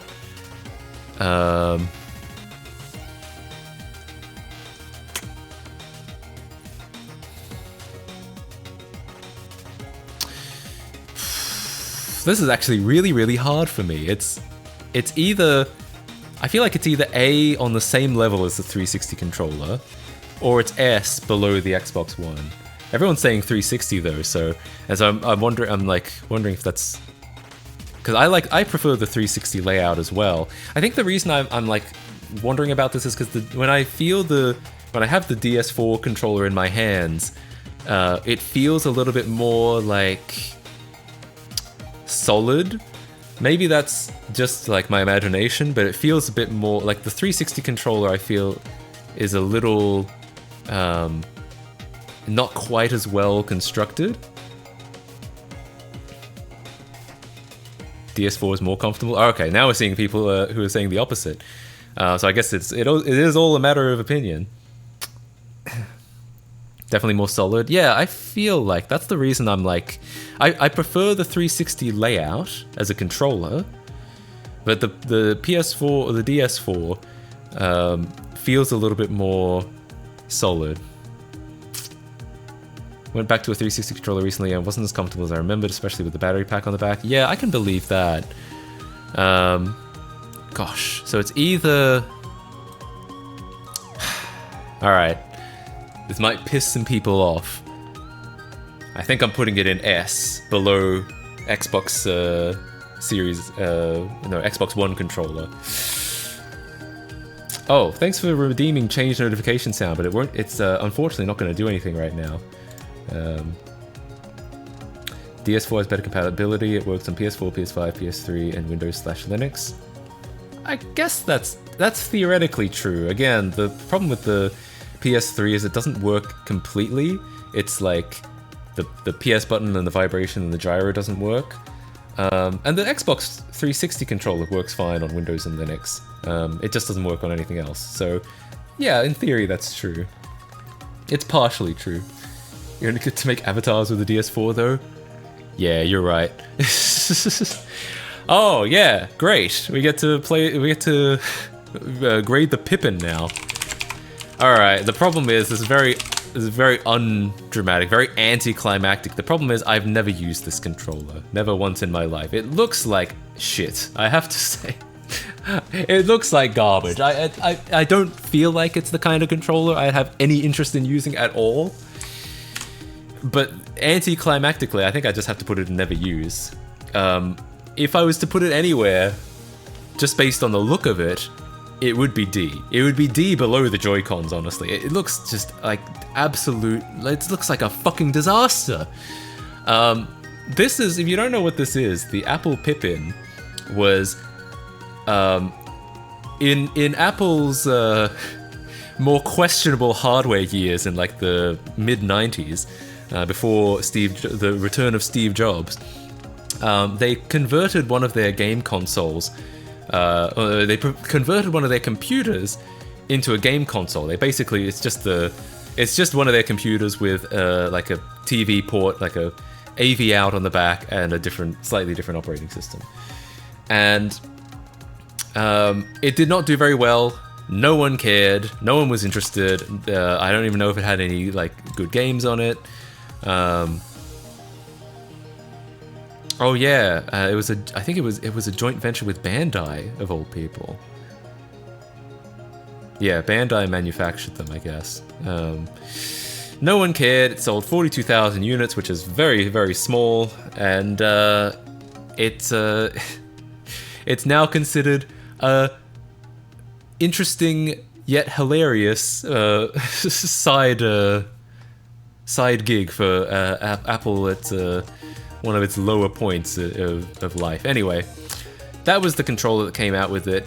It looks like shit. I hate it. But to be fair, I hate the look of it. It doesn't look good at all. But in fairness, I'm putting it under never used. $600 in '94. Jesus Christ.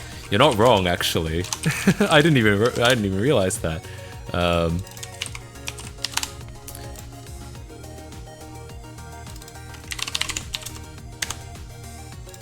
Ooh!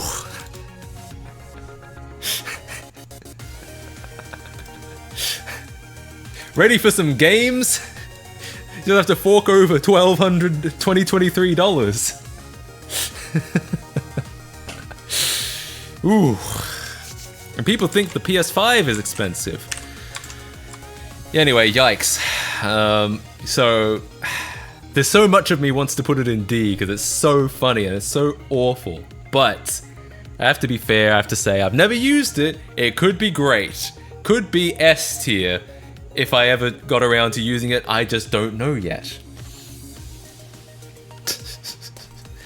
You have to pay the price for a mid-range PC now for that thing, true. To be fair, how much was a Mac at the time? No audio? Oh, you can't hear? Damn. How much was a Mac at the time? Yeah, I mean, a Mac at the time cost a shitload of money. Like, and that was the other thing, is that Apple was, that was in Apple's period of like, we're just gonna release shit after shit. and charge $3,000 for each one, right?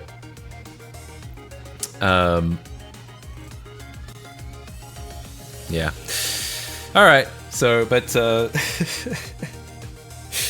like I said, let's be fair, never used. Let's move on. NES controller. All right. So, this might be controversial because the NES controller is a classic. However, in this day and age, it does not feel great. It is not a great feeling controller. It's a rectangle. It doesn't even have like the Genesis controller at least has these like ridges in the back so you can kind of grip onto. The NES controller doesn't even have that. It really is just holding a rectangle in your hand.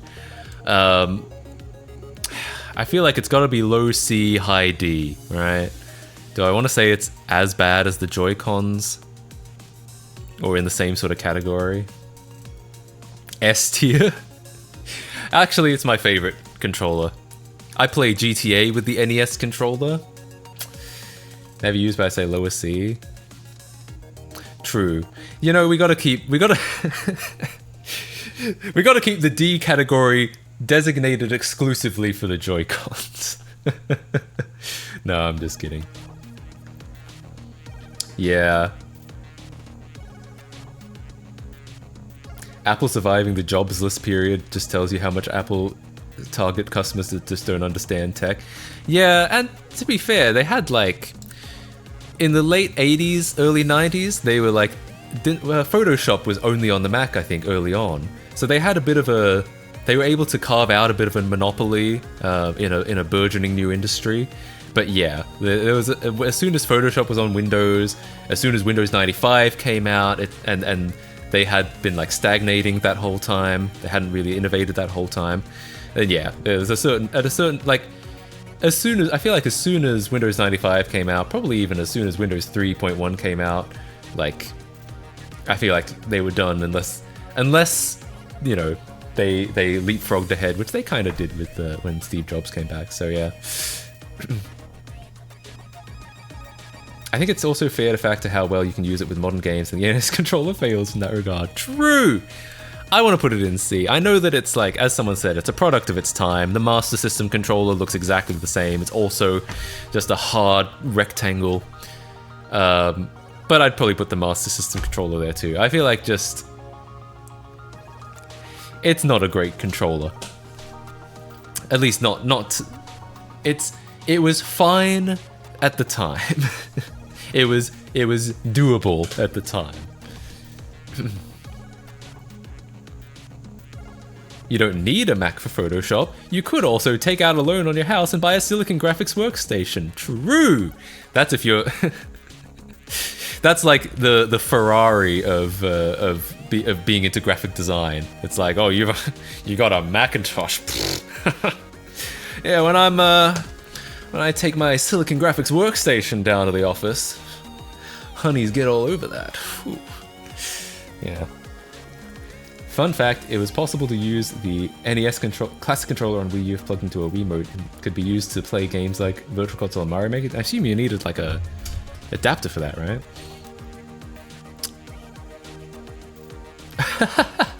If Apple's controller is there, I think the Commodore CD32 deserves...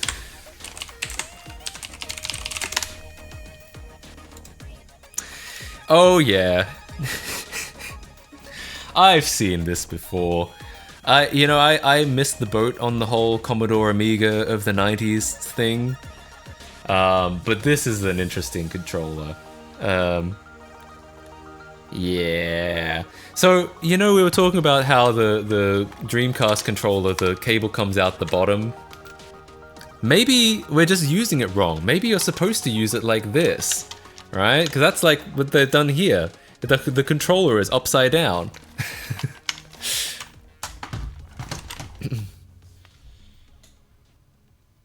Did it actually plug? Oh, the NES Classic controller. Oh, I misread it. I thought you meant the real NES controller. I see. Yeah, you're right. Yeah, I know what you're talking about now. Yeah, that nunchuck port. Yeah, they use that on everything, or on a bunch of stuff, I should say. Yeah, this thing, this doohickey.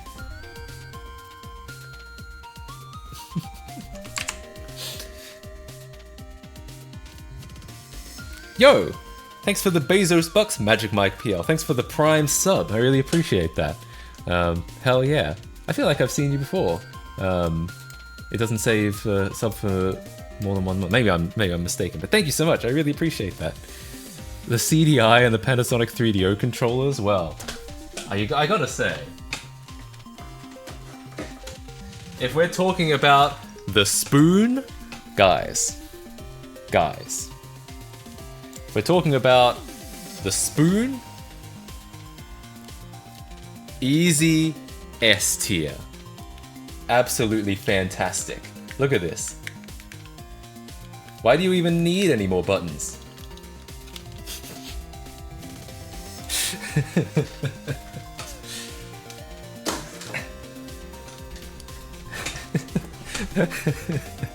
This guy spoons? I do. Unironically.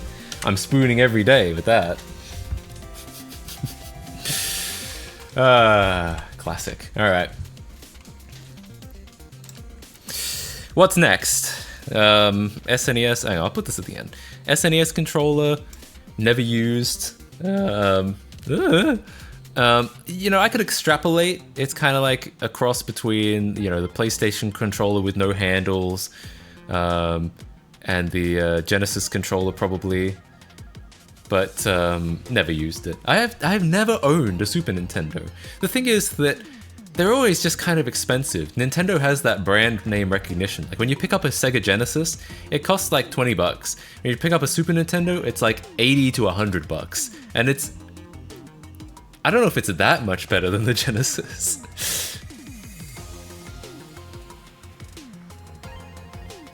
It's kind of depressing that the CDI is remembered as a failed games console when that's not even what it was made for, and that what it aiming to do is really cool for the time. I actually agree.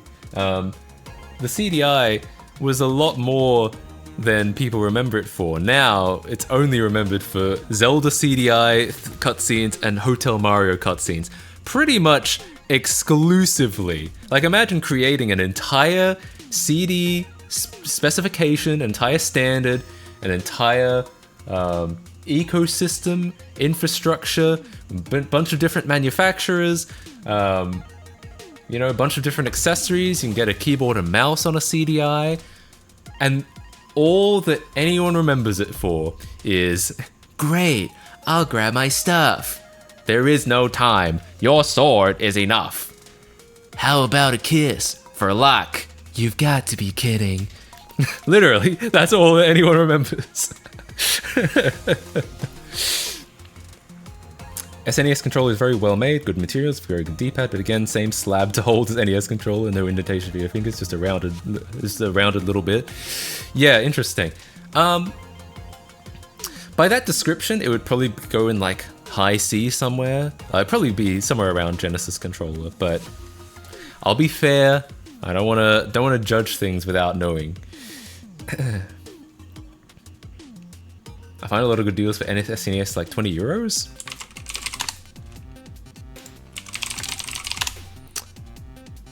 Oof. Not here, I'm afraid. This one is 41, but it's, we'll see how that, we'll see what that is at the end. It'll probably bump up a lot. Hang on, what do they actually sell for? 134, 130, 2700. Oh, that's because it's got a bunch of other stuff. 150, 150, 150, 150.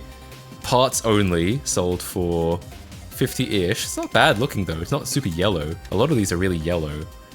See, like these. That's not a bad price though. Oh, he's de-yellowed it. It's been retro-brighted. Okay. So that's the cheapest one yet, and it reckons it's broken. Almost 100 including shipping, 270, 100, 275, 260, 370. Yeah, I just... And this is the only SNES Mini. Bullshit. Yeah, I've never wanted to spend this much money on something that, like, I've never either wanted to spend $150 on an old console, or I've never wanted to spend, like, over $50 for something that's like, we don't even know if it works. And then I have to buy, like, cartridges and shit for it, which are going to cost even more. Or I get an EverDrive, which is probably going to be another $200 or $300. So yeah, it's just always been a little bit too expensive for me.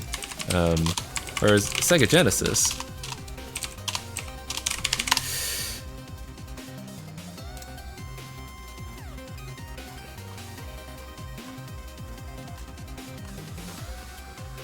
I mean, on average, they are much cheaper. I don't know if maybe you can't get them for $20 anymore.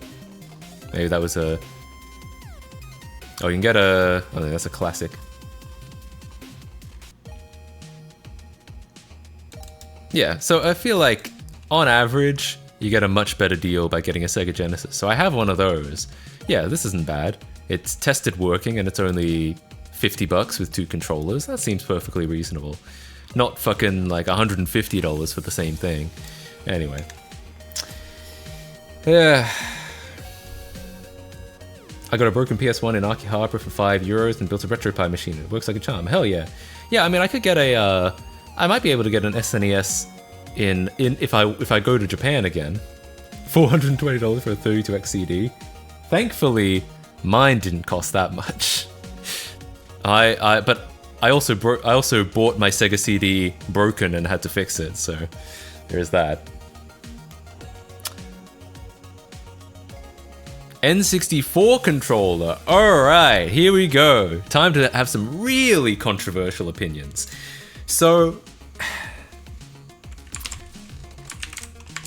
I have to say, I like the N64 controller. It's certainly nostalgic. A lot of nostalgia. This is basically the controller of my childhood. But a lot like the Dreamcast controller, I like it a lot. But there are also issues that I have with it. There's also clear design issues.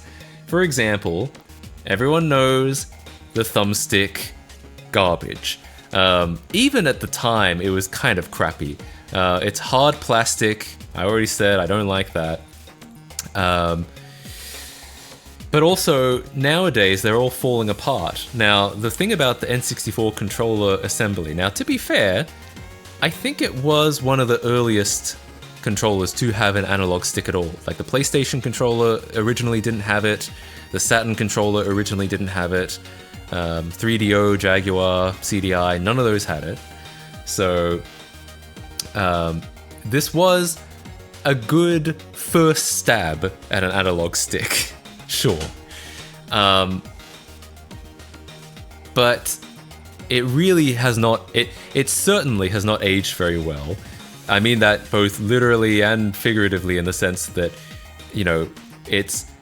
The hard plastic is not a good design nowadays, and also, these things break so much now. Like, if you see... Hang on. Let me get a visual demonstration.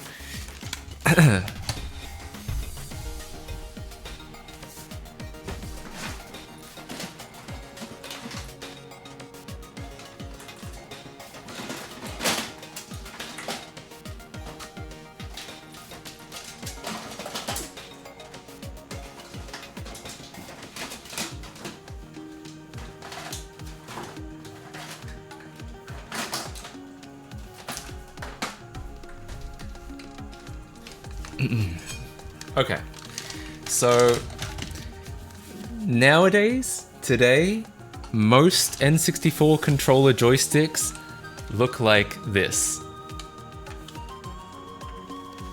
They're really loose, they're really like... They don't feel particularly great. It's hard to like... Getting any real movement out of them hurts your thumb because it's hard plastic. Now, there are remedies.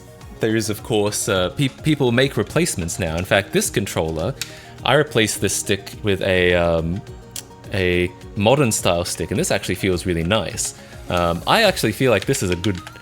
I feel like everyone should do this. They should replace their stick with a modern style stick because it's really nice. It's super smooth. It's they call it a GameCube style stick, and I guess it basically is what it is. The only thing about these like third-party analog sticks is they're not super precise or accurate. I feel like there might be ways around that. I've wanted to look into that for a while, is how to make, how to get reliably good thumbsticks on your N64. There is, of course, the Steel Sticks 64 thing, where they make a really good analog stick. It's not just a better analog stick. It's made with like steel and Teflon and really high quality materials. The problem is you can never get one. I mean, I guess I'm not sure if they're always like, hang on, if you actually want a module,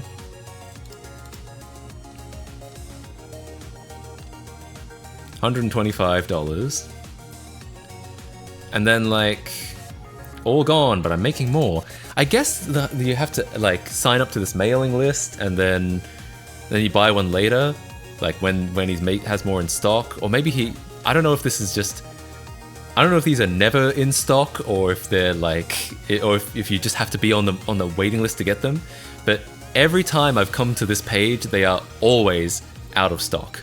And then apparently, even if you do get a back in stock notification, it may still be wrong.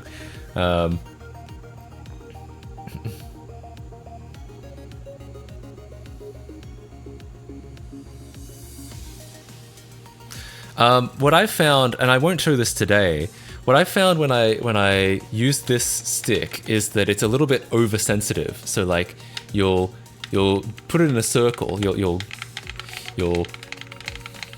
manipulate it into a circle, and it won't make a circle on the screen. It'll make more of a square shape because it's kind of exceeding, each axis.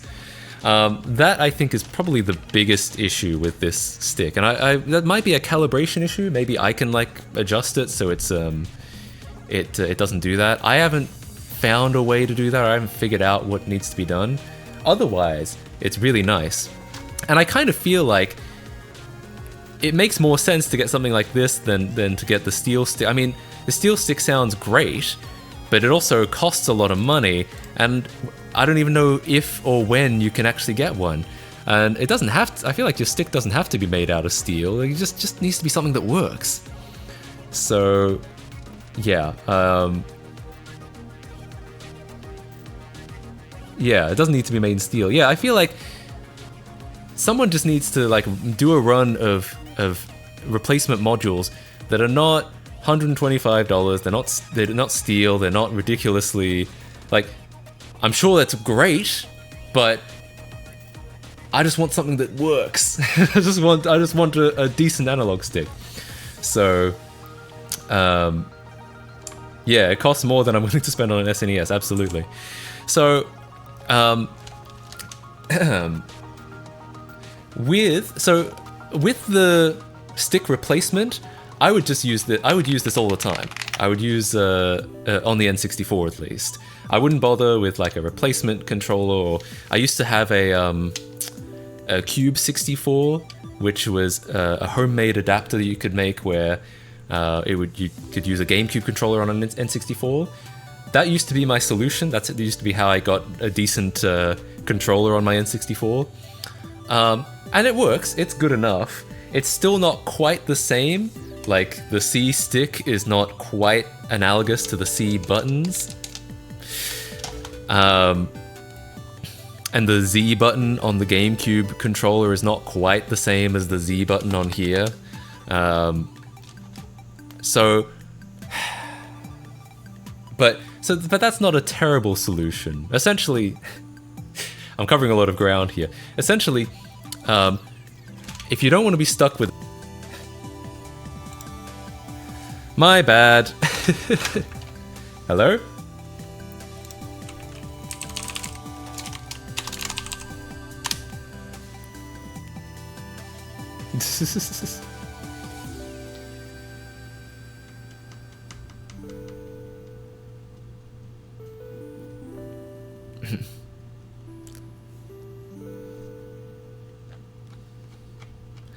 Um,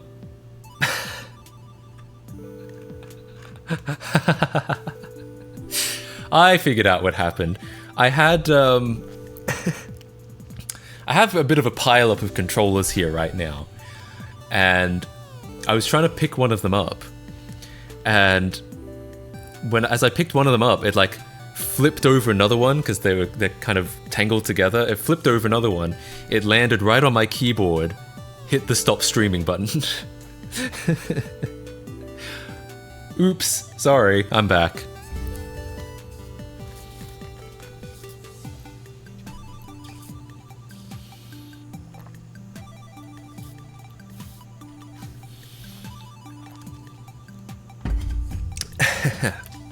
Anyway, as I was saying, why is the ad 7-minute song? Oof, really? I didn't run that on purpose. Essentially, what I was saying was essentially these are all different ways to deal with this, the broken gamepad or the broken joystick. You can get a replacement controller. I hear that the Brawler 64 is pretty good. You can do what I did and build a Cube 64, which is a GameCube controller to N64 adapter. But I feel like if you really want the feeling of playing N64, so many of the games are kind of designed for this controller. Like you play Pokemon Stadium, some of the games are even designed that you're like over here, you're like one hand on the D-pad, one hand on the analog stick. So I kind of feel like the best thing to do would be to just replace the thumbstick with a better thumbstick, which you can get like the steel stick, but then that's kind of like ridiculously expensive and hard to get while they're in stock. So I'm kind of like, someone needs to do a run of like just regular analog sticks that work and just fit. And you can get them off eBay, like you can get stuff like this, but you never know what you're actually getting. You never know if they're going to be precise or accurate or anything like that. I feel like someone just needs to do like someone needs to do a proper run like of actually like tested, fully functional controllers. Oh yeah, and the Hori. I mean, that's another, you can replace the controller. But the Hori, they stopped making those. They made a bunch of these in like the 90s, I think. But now the only way to get one is to pick one up secondhand. They might have started like remaking them. Or like there's like clones of it.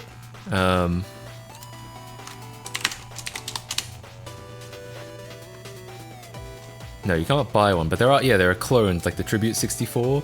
But I hear that they're not quite as good. Like, you still ultimately want a Hori. But yeah, I feel like it would also be fine if someone just made some, like... made some guaranteed, accurate, perfect thumbstick replacements. That someone is you? I mean, I'm certainly thinking about it. Amazon is horrible for you stuff. No, yeah, I know. I was just checking if someone was making had like co-opted the Hori brand, like someone is making IBM Model Ms again. Anyway, so that's a really long way of saying the N64, I like it. I basically have two issues with it. One, thumbstick, objectively not great. Can be replaced, then it's pretty good. Two, it is a bit weird, the design. It is a bit weird how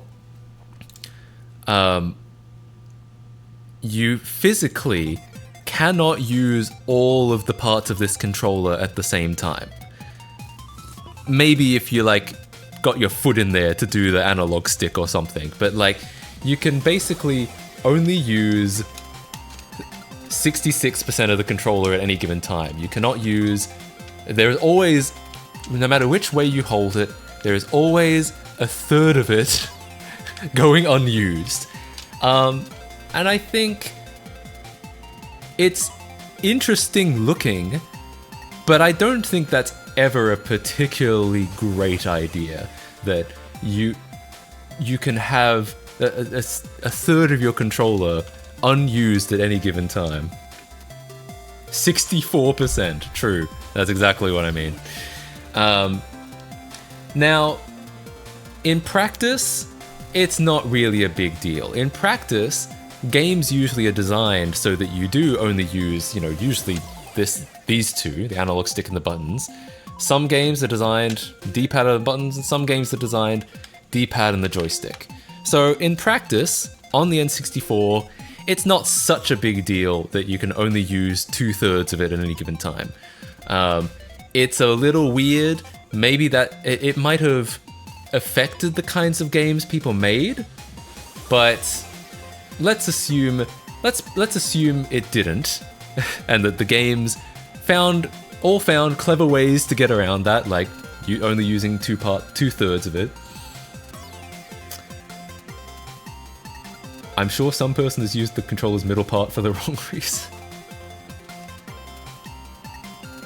Well, if you get the rumble pack in there... This controller literally caused injuries. D tier, easy. That's what I'm saying. Okay. Anyway. But... So if you ignore the fact that you can't use all of it at one time, and you replace the thumbstick... I'm gonna say... High C, low B. God, that was such a long time. How long have I been talking about this? Like 20 minutes I've been talking about the N64 controller? I just have a lot of... I have a lot of thoughts about the N64 controller. To put it in B... Yes. B... low B, high C, I think. Why? Was I supposed to put it in A?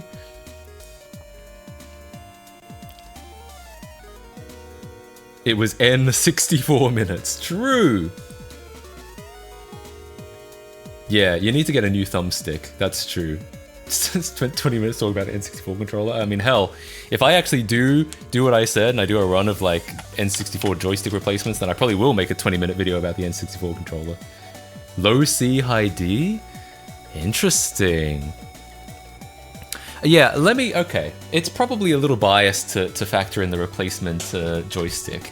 Maybe, okay, let me grade it on the original joystick. In which case, I'm probably putting it there, right? Above the PlayStation controller, because it at least has an analog stick, but below the Duke. Mid-C because of the penis. I'm comfortable with mid-C. With the replacement joystick, it's high C, low B. I'm gonna say it might be low B. So many C tier controllers, yeah, I mean, that's probably about right. Most of them are gonna be... It probably means it's like a good list in the sense that most of them are like average. Most of the controllers are in the average tier. Yeah, locked in, mid-C. C stands for controller. Yeah. That's actually the reason why, true. Oh, another SNES. Oh, so it's one of them's SNES and one of them's Super Famicom. They're exactly the same controller though, anyway. I mean, I guess one of them has a little more gay pride than the other though, but that's fine. C stands for cock. I forgot about the OG Xbox S controller. Yeah, no, well, to be fair, I didn't forget about it. This tier list, I just kind of... This is not my tier list, this is someone else's. I would have had the controller S in there. And if I was to grade it, I would put it probably just below the 360 controller in A. GameCube controller. Oh god. Now we're really getting a hate thread on Reddit, and we're really getting we're really gonna be trending on Twitter after this one. I think the GameCube controller is pretty good. Again, most of the games that were designed for it, they make pretty good use out of them. However, D-pad kinda sucks. C-stick kinda sucks. The analog stick is okay. I prefer it's a convex analog stick. I prefer the more concave analog stick of the Xbox Controller S. I don't even know if you'll be able to see it in these photos. But it's okay. Button layout can be a little weird, the ABXY. I mean, again, most games written for it made pretty good use of it. So... the terrible triggers with the click at the end. Ugh. I actually don't mind the triggers. They do feel a little bit like... I feel a little bit guilty, because something about the click feels really substantial. It's like, boom. So... they're probably not my favorite triggers. But I don't necessarily dislike them. Really, my biggest issues are the D-pad and the C-stick. The button layout... little weird, but if the game is designed for it, usually they make it work. Analog stick, it's alright. I prefer if it was concave rather than having all this grippy rings on it. The Z button on the shoulder button, or the Z button, very strange. I know it's basically a shoulder button, but it doesn't feel very good to press. The click is because they're analog triggers. Wait, is that a joke? I feel like that's a joke. Damn, I can't figure it out. It swirls. I'm a go, see you, Matt, bye. Hell yeah. Well, not hell yeah, you gotta go. But hell yeah, thanks for hanging out, and have a good rest of your day. GameCube controller. So, suggest a new reward? Sure, go for it. It's true, it doesn't reach a 1.0 value without clicking them? Is that what that means? Yeah, I do know that's true.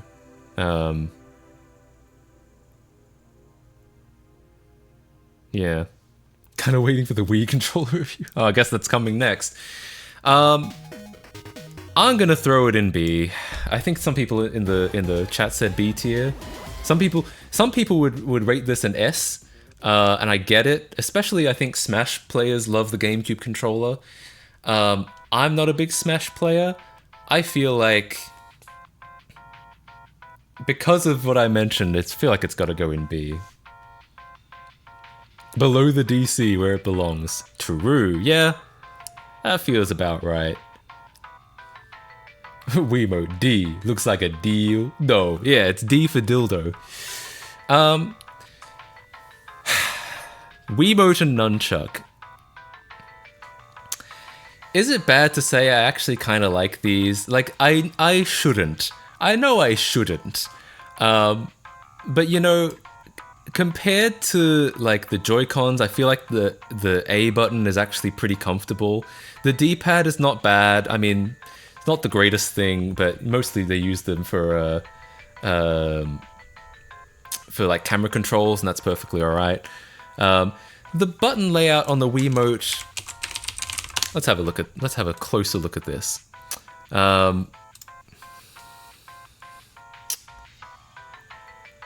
I feel like it's kind of rare that you ever get down to using the 1 and 2, like, because how exactly do you get your thumb all the way down here?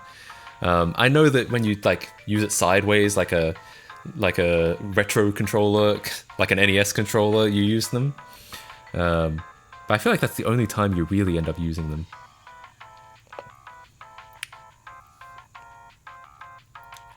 Yeah, mostly when you use them sideways. I think that's probably true. The layout is you could argue it's odd, but considering the way that you use it, like you use it vertically and like this, it kind of makes sense, and that you can kind of tilt it sideways and use it as an NES controller, which isn't necessarily the greatest controller when you use it sideways, but if you use it like in this configuration, Wiimote and Nunchuck, and they're not relying too much on crappy motion controls, I feel like I'm gonna put it in A or B.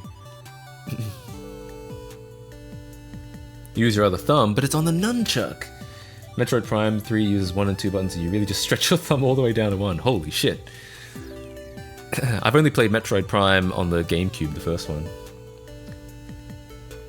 Nunchuck is just the middle of the N64 controller ripped out. You're actually correct, including like the Z button on the back, alright? Yeah, I'm gonna say it's either... How does it compare to like the DualShock 2?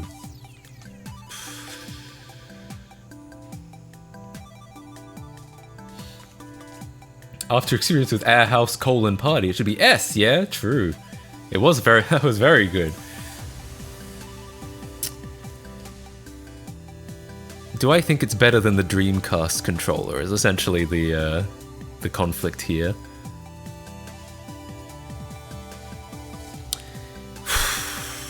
With a heavy heart, I'm gonna say yeah, I think it's probably a low A.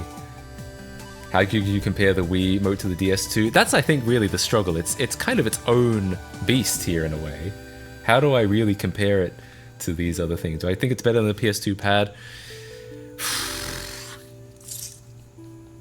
That's the thing. You might have to go through it again to like make sure I'm happy with everything. It's really hard to compare the two, right? Like, because most of these controllers are kind of similar, like they're two hands. But the Wiimote is kind of like, it is two hands, but it's like you use it in a very different way. Just compare it to the Atari controller, just these two in their own category. Yeah, I guess that could work. I'm gonna say that's fine. It's a lot of these I feel like they're about the same, so I don't want to have they look like, because they're higher and lower, like the DualShock and the DualShock 2 and the Dreamcast. I feel like I rank them about the same, even though it looks like, because most of these are ranked left to right, it looks like the Dreamcast has definite preference. I kind of consider them kind of basically the same. Classic controller. Low C for me, always thought it was kind of ass, TBH. You know, I hate to be anticlimactic again, but I have never used it. I've never owned this controller, I don't think. Or even the Pro, Classic Controller Pro, I've never owned any of these. So, I hate to say it, I have to put it in never used. It's interesting that people say it's not great. Classic controller has similar issue as the DualShock 3. The analog sticks are way too close together, and also the shoulder buttons and triggers are configured just like the new 3DS shoulder buttons, and this is weird. Also, the L and R are analog, but no Wii game uses them. Huh. That does sound weird. It seems like it shouldn't be that bad. I guess C makes sense. Somewhere in C would make sense, just from what I'm hearing. But, again, trying to be fair, I'll put it in never used, or ever used, apparently. I don't know when that happened. Soap bar? It is a funny looking thing. Like, yeah, this is... Now that you said soap bar, I can't I can't unsee it. The Pro does look better. It's actually got some handles on it, but interesting. So the OG Wii Classic controller has analog triggers for no apparent reason, and I think they're not even used, but with Homebrew you can use them to play GameCube games. Nice. Maybe. Again, I've never used it, but I like the idea of being able to repurpose controllers. Yeah, it is odd looking. What do we have here? The wire comes out the bottom? Well, in that case, I'm putting it in D. No, I'm just kidding. But that is a. I get that it's like, I guess it's it can hook into the Wii mode, but it's still like, that's a little weird. You have to connect these to a Wiimote. Yeah, that is weird. Yeah, I'm not sure I like any of that. That seems like kind of a... I guess the Wii was only designed to ever work with the Wiimote, so like everything has to go through the Wiimote. I know that like the Guitar Hero Wii controllers, they also have to hook into the... like they have the Wiimote in there. So yeah, I guess that's just how the Wii works, but it is weird, isn't it?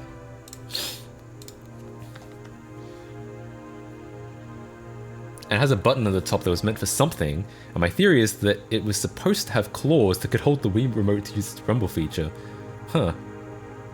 Interesting, I can see that. The wire was to keep costs down? Oh, I see. Ah, okay. It was mostly for cost. I get that. Alright, so finally we're getting to the Switch Pro controller. Now, I have one of these, but I haven't actually played a ton of Switch in my life. I'm hoping to do so soon, but it is comfortable. I do like it. I feel like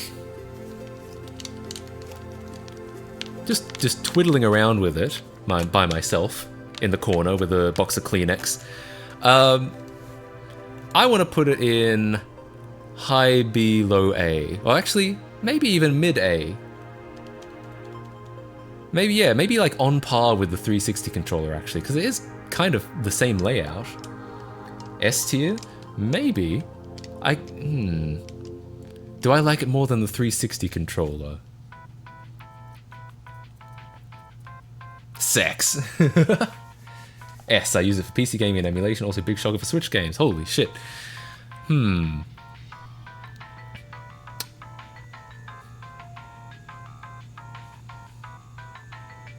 Better than 360? Yeah, maybe.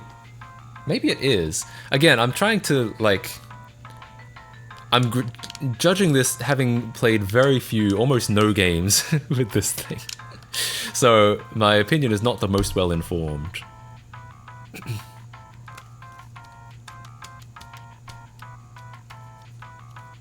The grippy part feels weird. This bit? Hang on. I haven't actually graded it yet.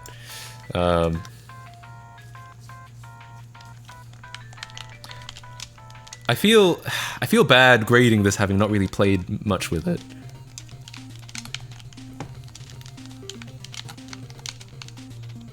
The 360 controller will last until the Stone Ages though? Maybe. I've got the Wii U Pro controller. No, the Wii U Pro controller is here. I've just never used it before. I've never owned one. It's an A, would be an S, but no analog triggers. Yeah, I noticed that. Alright, tell you what.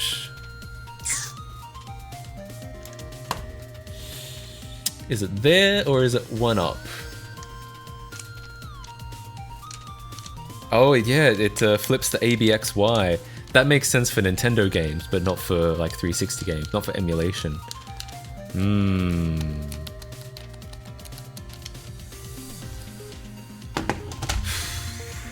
Here's what I'm gonna say. Again, you're gonna have to like interpret this list the way I'm interpreting it.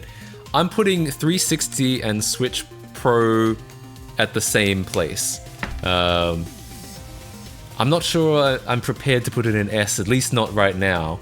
Just because you're right, it doesn't have the analog triggers, and it doesn't. The button layout only really works for Nintendo games. Now I know that's not necessarily fair, because that is what it was made for. But I'm gonna say they're exactly the same ranking.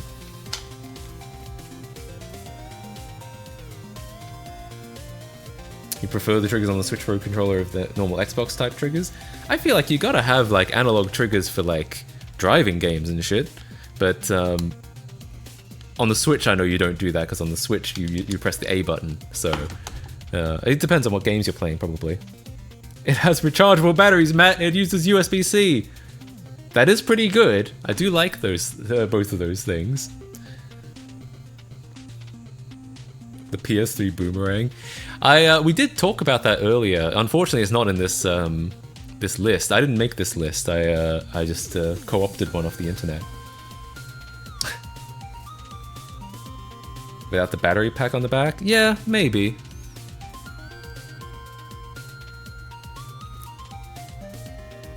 Driving games? That's why you have a wheel and pedals. I do not have a wheel and pedals.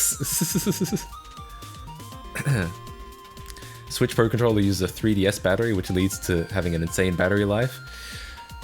So, I feel like I could be persuaded to bump this up here, but I'm still, I feel like mostly the reason I'm not is just because I haven't played it as much. I'm still kind of considering these roughly equivalent. The DualShock 3. Well, that's an SSSS tier. That's all the way up here somewhere. You can't even see it.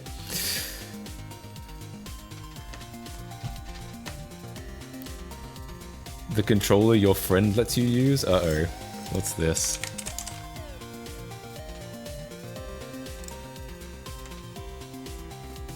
Jesus Christ. What the fuck? What have you done? What have you done? Why have you made me see this with my own 2 eyes? Yikes. The CDI presentation controller? That's another SSSSS. The spoon? Top tier. Absolute top tier. Alright. I think this is the finished list.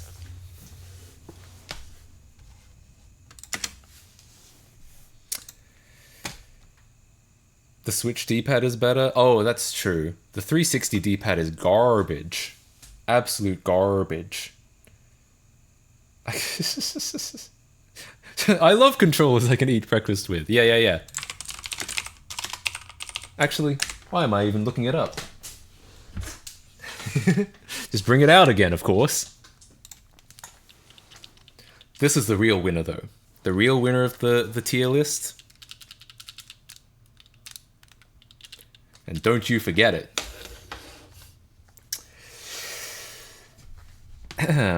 So yeah, what do you guys think? How controversial is this list on a scale of 1 to 10? The 3DS as a controller in Smash for Wii U? What the hell? I've never heard of that. Wii Guitar Hero controller? Yeah, that's true. Favorite part is how it actively sounds like it's falling apart when you... What, the spoon? It adds character. It's, Well, if your controller doesn't rattle, what the hell is wrong with it? Where's the fun in a controller that doesn't rattle?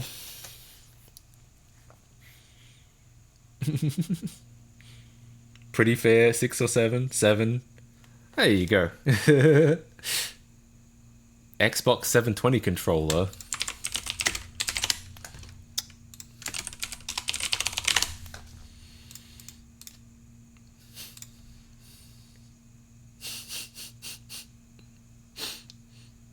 Yo, they made the Dreamcast controller again. Based. I wish they actually did that. All right. Why does this trigger my trypophobia? Get that shit out of here. What the hell is this? A controller or a maraca? Whereas DualSense, I think this list is old. I don't think it's got any current gen. I don't think it has the Xbox Series, and I don't think it has PS5. I've never used a PS5 controller. I actually only saw a PS5 for the first time in my, in real life, a month ago. None of my friends have one. The Wii U gamepad is really a big Dreamcast controller. I guess you're right. If you make the screen much bigger, usually what people say is that the Dreamcast controller, it's like the progression is like Saturn 3D controller from 96 or 97, I think. Dreamcast controller. Hang on, I should open these in tabs so you can see them properly. Saturn 3D controller, Dreamcast controller, Xbox controller. It's even got the 2 slots in the top for memory cards. Like, it kind of is the... people often say it, that the Xbox controller is kind of the spiritual successor to the Dreamcast controller, and it kind of is. It doesn't have the screen, but like everything else is it's very similar.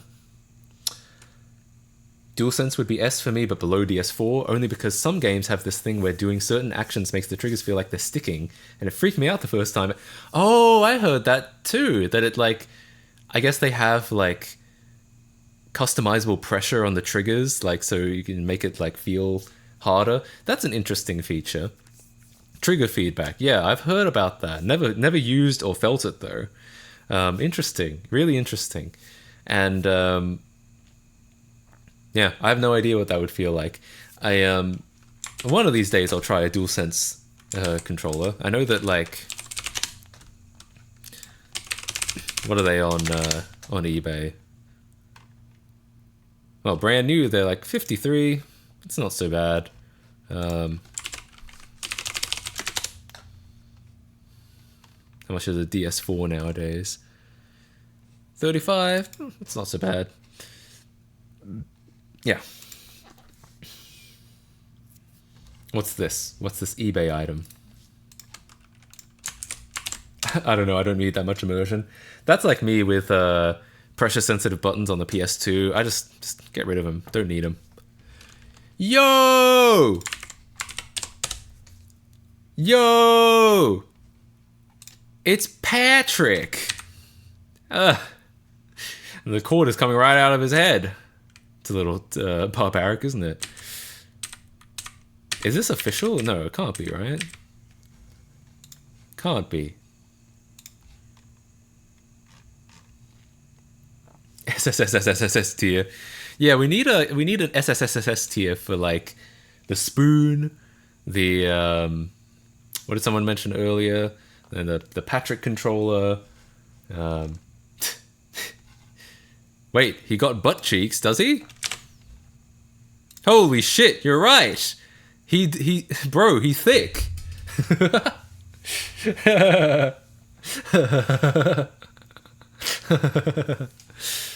Oh yeah, he's got either an enormous rack or a big booty. It depends on which way you look at it. Jesus. Virtual Boy controller? That's a weird one. I've never used it. I've never used a Virtual Boy. I've seen one in Japan, but I've never used one.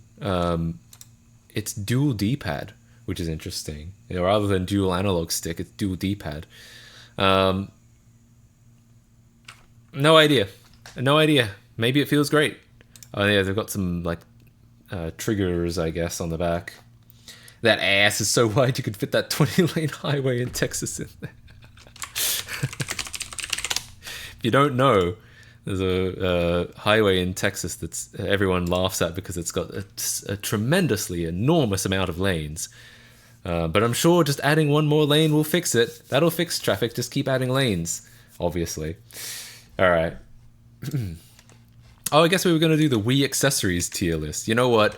Let's really blitz through this because I feel like we've been staring at tier lists for too long. Isn't that the Kinect? Pretty sure that's the Kinect. Well, obviously the Kinect goes in D. Jesus. Composite cables go in C. Component cables go in A. Classic controller, never used it, but I'll put it in C. Balance board, D. I'm not going to explain any of my choices. Oh, Motion Plus? That's pretty good. More component cables, sure. Was that the same image? I think that's... No, it's a slightly different image, isn't it? Alright. Cooking Mama, World Kitchen. A. Keyboard. I like typing. A. Classic Controller Pro. B. Lightsaber. B. This thing that attaches to your wrist. C. I don't like things attached to my wrist. Maracas. S. Steering wheel. B. This Guitar Hero shit, low B. Babies, D. Colored stickers, D. Thing on top of your balance board, D. NES controller overlay, I think, C. Arcade buttons, B. Ethernet adapter, S. Top of S. What is it? Portable Wii? That's pretty good. A. What is this? A bowling ball? C. Swords, sword and shield. Maybe something to do with Zelda. C. Weights. D. What the hell is this? D. Is this a baseball bat? C. We like in a PC or maybe with some cooling kit. C. Drum kit. B. Another drum kit. Pimp My Wii. S. Motion Plus again. Same place. DDR pad. B. Vinyl record, a DJ Hero, right? B. Looks like a paintbrush. D. What is this? Just switching to a gaming PC? S. Oh, keyboard and wait, no, that's a like a cooking utensil. D. Microphone. D. System menu. That's pretty good. I'd say B. Wiimote. It's A. We put that in A last time. What is this? It's a screen on it. It's a portable Wii again, I think. Sure. Exercise bike. D. What is this? A floppy disk. D.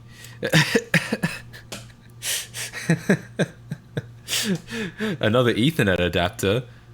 Is there? Oh, there's composite cables again. That goes in C. Nunchuck. Nunchuck, it goes in A. Gosh, there's still so many of these. How will I ever get through them? I'll just do them at random from now on. They can all go in C and D, I think. And everything else can go in D. I'm not even looking at them anymore.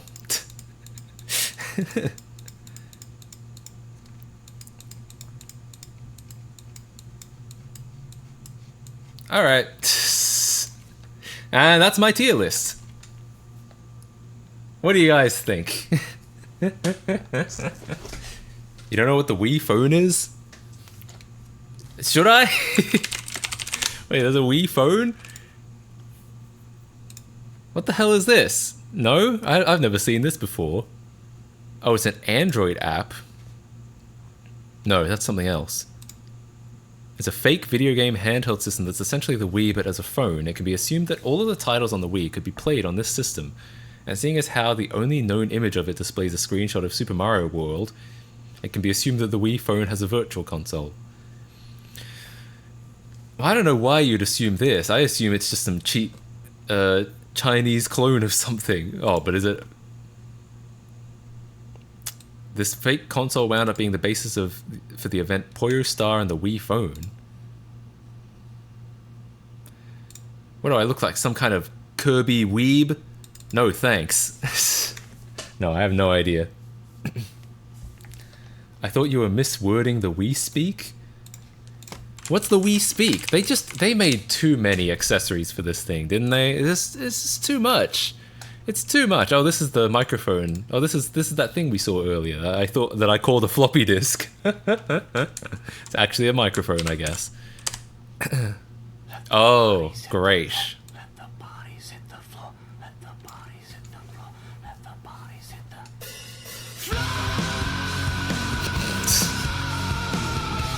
Guys, wasn't it great when all of these actually came out? Oh, the Wii phone. Drake's in chat, everybody. Wii phone.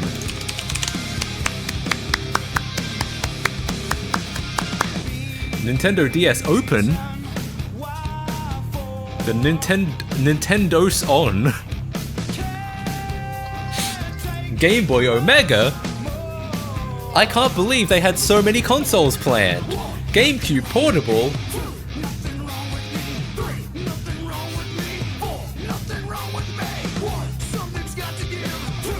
Anyway, yeah, so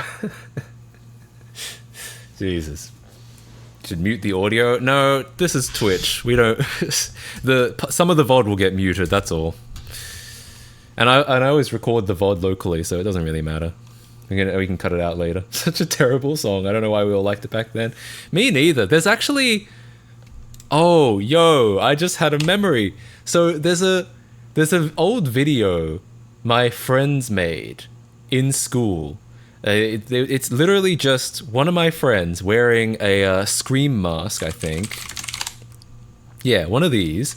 He's wearing one of these, and he's standing in the like locker hallway in our school, and he's just pelvic thrusting the whole time. And someone else, another friend, filmed that video, put this song underneath it, and then just uploaded it to YouTube. Like, who the hell is gonna watch that?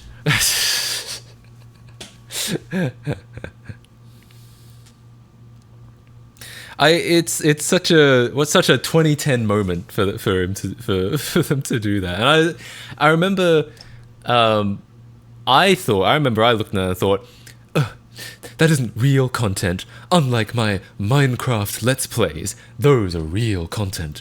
And then they made the critical error of telling a teacher. And the teacher made them take it down because they were like, well, you filmed that at school, and like you're not allowed to like film stuff at school and upload it because what if a pedophile sees it? So yeah, it's like a privacy concern or something. So the teacher made them take it down. I still have a copy somewhere though. It's such a garbage video.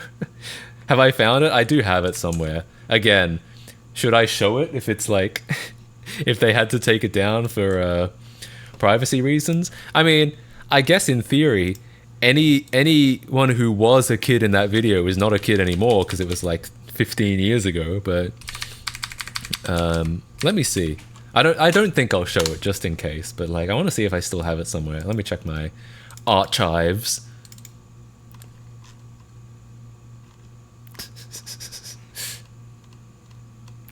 The MF that made the video apparently works on Fortnite now.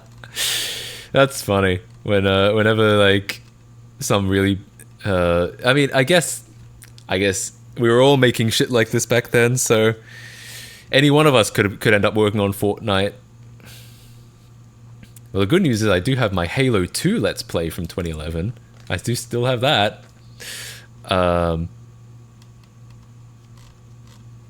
I almost certainly have this somewhere. I just don't remember where. Like I don't remember what year this happened in. I organized everything by year. I've got like 2012, 2011, 2010, 2009. But yeah, I don't think I have any of this stuff. The archive's incomplete. I swear I definitely have this. I just don't know where. Anyway, doesn't matter. Doesn't really matter. Oh, I do have this though. Oh, epic. I have an old photo. Okay. I have an old photo of my website. Now, this was 2011, and we were doing, me and my friends, mostly me, like, inviting my friends into, like, Skype calls and shit. We would be making Minecraft Let's Plays, we made some Halo Reach Let's Plays, and because this was the thing to do back then, I made a website showing, with all the videos catalogued. Back then, you'd have like, you know, thatguywiththeglasses.com or screwattack.com, and people would actually go to these websites. Now people can't be fucked, and they just stay on YouTube the whole time. But I decided I was going to make a website too, and this is what it looks like. Wow. There's a lot of gradients on there.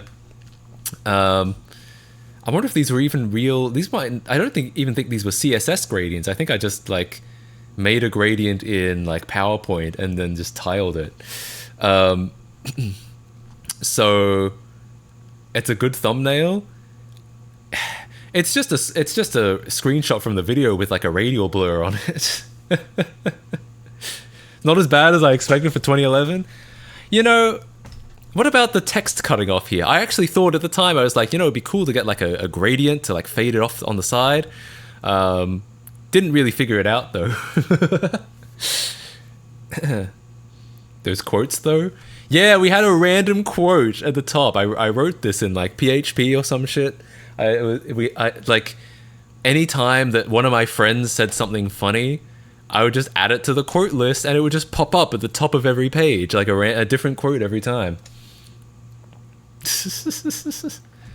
I wonder what this used to say. Unfortunately, I was gonna say I don't know if I have these this website anymore, but actually I do. I unironically do have this website still.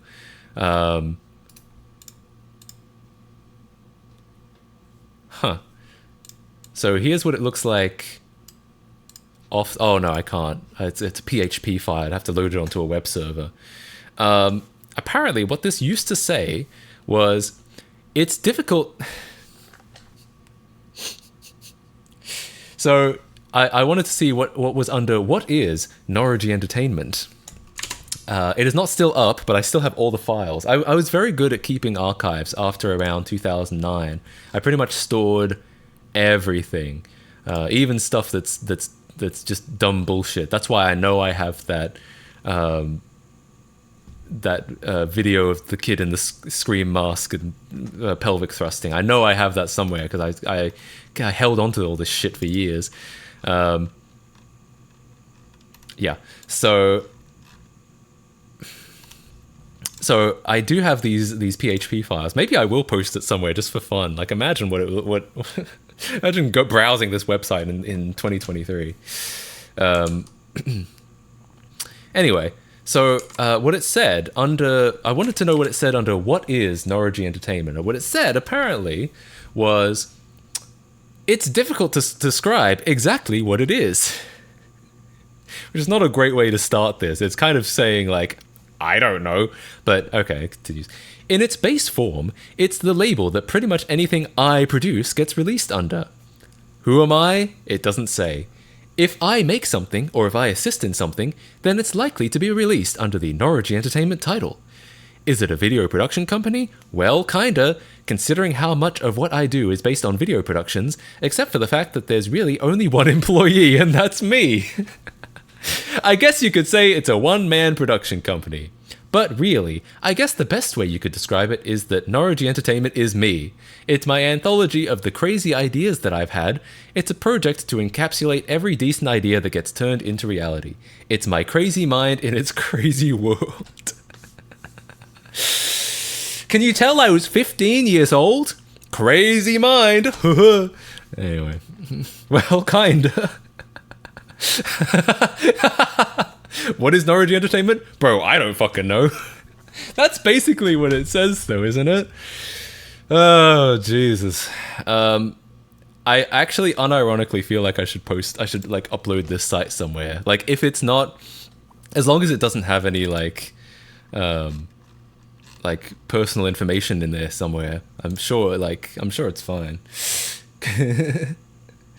Impressive webpage for 15 years old though. Thanks, man. Appreciate it.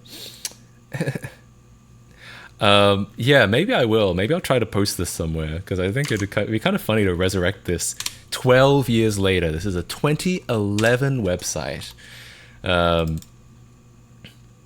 Jesus. Oh, and I have the forum. You know what? The forum is probably absolute garbage. Like, in the sense that... But we probably just posted bullshit on there. It would have been like Discord today, where everyone just posts dumb shit all the time. Please, Please God, tell me you backed up the database for that. Please God, I have good news for you. There is indeed a phpbb.sql here, which almost certainly contains the entire forum database. So, yeah, the whole damn thing can be resurrected. I mean, the problem is that a version of PHPBB this old, I'm gonna guess probably doesn't work on the latest version of PHP, but we can get around that. We can fix that.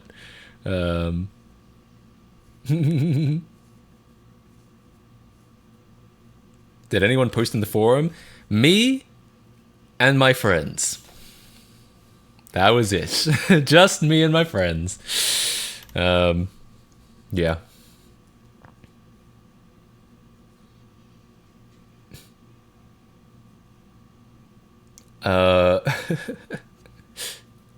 Yeah, I have like web hosts. It wouldn't take a second to upload it. In fact, maybe I'll do that. Yo. Let's see. I'm gonna go ahead and, if I can, I'm gonna change the title now because I finished the game controller tier list. Visiting my website from 2011. Very cringe. All right. We should start Norwich Entertainment back up. That's what I'm saying. That's what I'm saying. All right. I'm going to upload this, see if it works. mattcasey.com/Norwich. Hopefully that'll work. Hopefully it doesn't hard code anything to like, maybe it should be a subdomain. Maybe it should be norwich.mattcasey.com, because then if it hard codes something to like the root, then it will work. It won't be like a problem.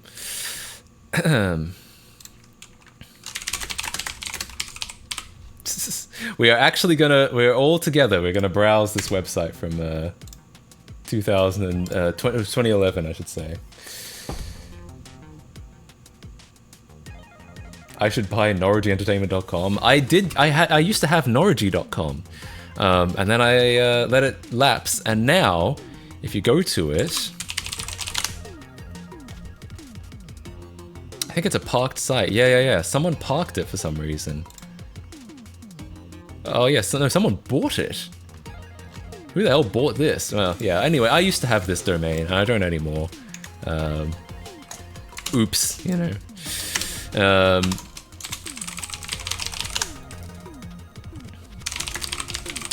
So we're gonna go ahead and create a subdomain on mattcasey.com. I think this will work.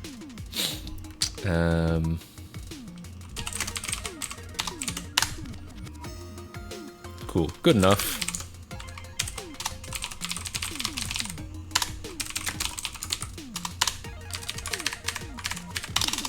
It'll be on norwich.mattcasey.com shortly. Then I get all this config stuff done. Okay. And then just have to copy the files in. Would I have ever thought in 2011 that we'd be looking at this in 2023? I probably thought I'd be dead. Oof.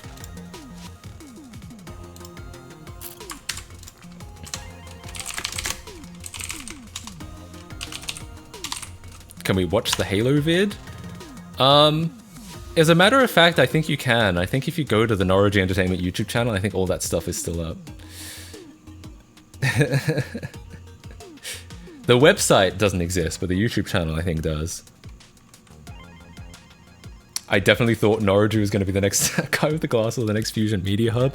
You know, I did. I can't lie about it. I absolutely was trying to be Fusion Media or that guy with the glasses. Unironically, absolutely true. Jesus, there's so much crap on here. We don't need that. We don't. I won't use that just yet. Don't need that.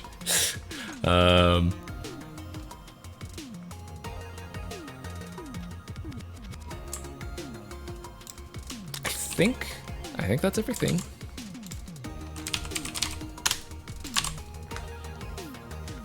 It's in the Wayback Machine. Really?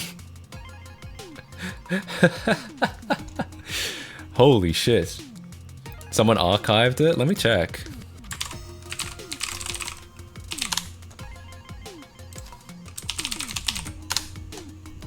T 2012. This would have been pretty late for it, honestly. Well, it didn't archive any of the CSS, I don't think. Or the JavaScript. Oh, galleries.php, I guess is where that went. Oh, this does go to the forum. How does it feel being another person wasting storage on archive.org? It's okay, I'm already wasting plenty of their storage. Jesus.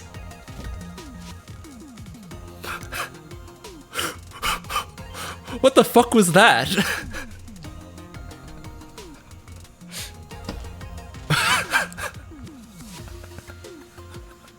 So,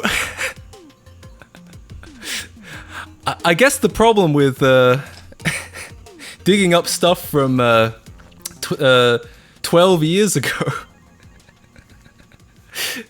is there might be some people might have made some 12-year-old jokes in it. I don't know. I don't know what the context was for that. I have no idea. What I missed, I actually didn't even fully read what it said. I just recognized a couple of the words and I was like, Jesus. Yikes. Maybe this whole like resurrecting old website wasn't such a good idea. Hang on, alright, we're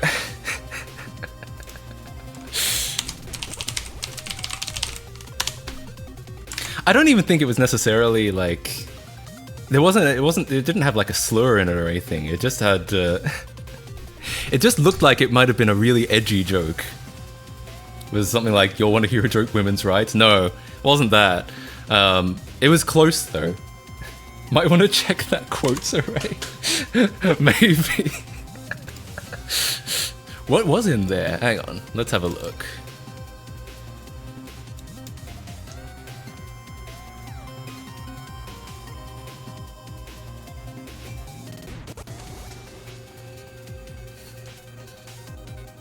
All of these are actually alright.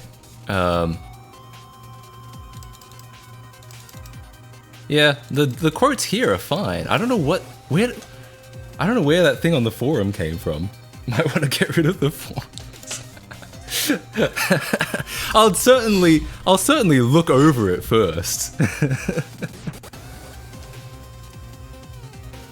It was a hard R. It wasn't a hard R in the sense of it was not a it was not a slur.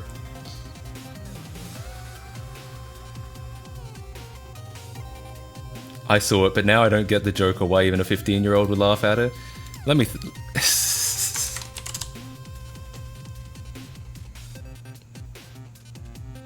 I didn't even know what the context for that was. It was probably trying to think.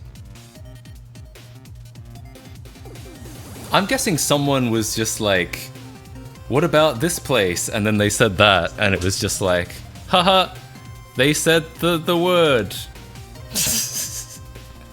There are slurs in the forum.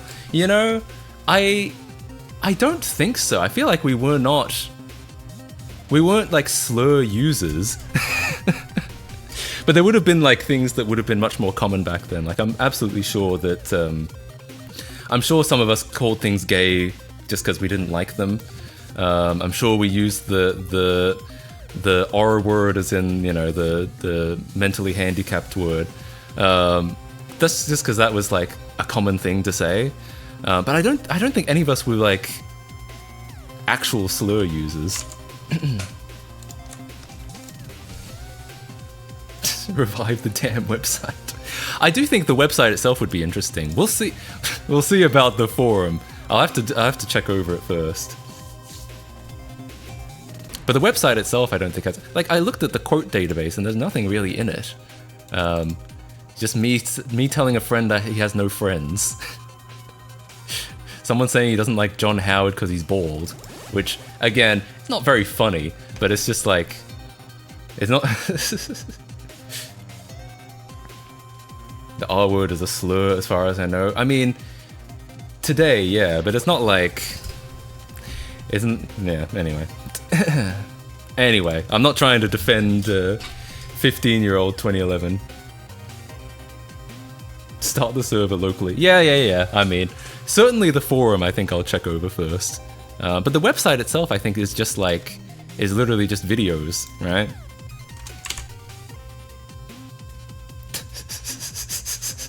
Yeah. No, I don't think there are any like, I would be very, very surprised if there were any like racial slurs, right? I would be relatively positive that I think there are probably people. Yeah. Back then it was a word everyone used. Yeah, so I'm not necessarily saying it's not a slur, just that like no one really thought about it back then. Same with calling things gay to mean they didn't like them. I'm relatively confident that the forum would have both of those things, just because it was such a common thing.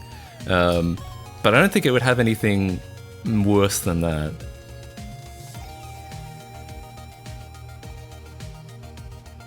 Norwich Entertainment domain is taken too? Is it? What is it now?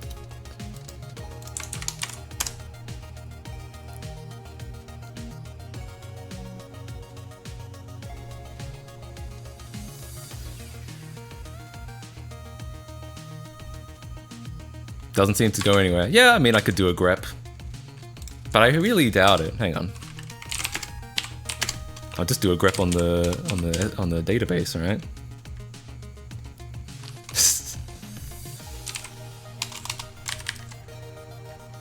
Yeah. No, I think I won't resurrect the forum today. I think I'll just look at I'll look at that off stream, but I'll resurrect the rest of the site because I think the rest of the site would have nothing at all on it.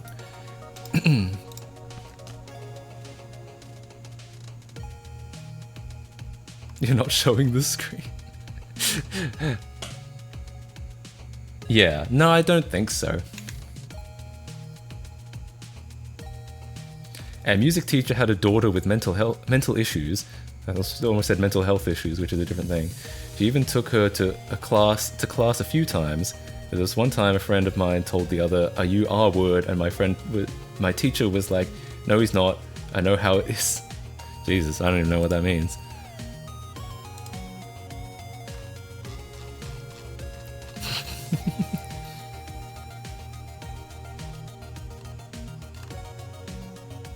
Anyway, let's see. So,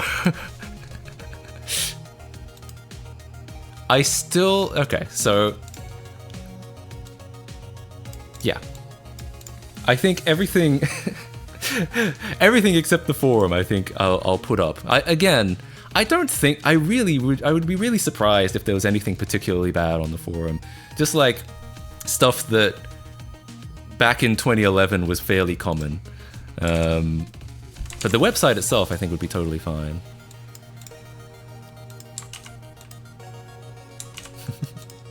Okay.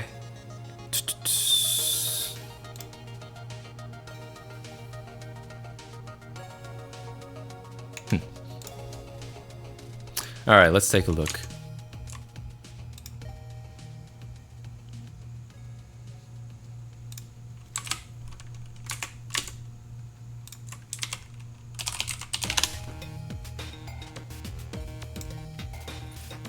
Alright, I just need to add some stuff to get a subdomain going.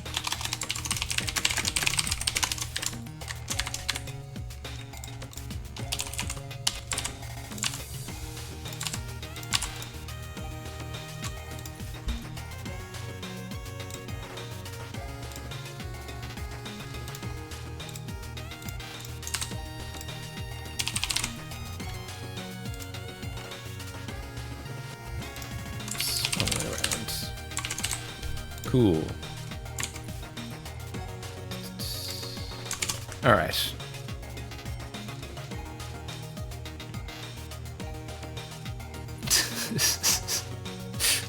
See people saying, add a forum to BillGates.sex.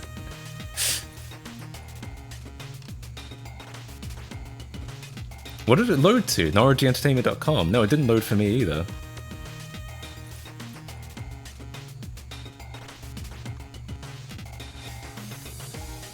Oh well. Okay. I think we're getting there. I just found out today that Reggie Fils-Aimé is doing the keynote at PAX West this year. Yo, that's sick. Who's going to PAX? Who's been to PAX, actually?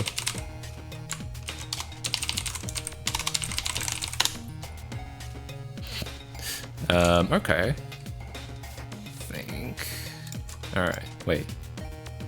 Yeah. Add Norwich Entertainment forums to BillGates.sex. That's a great idea. I think Bill Gates would love that.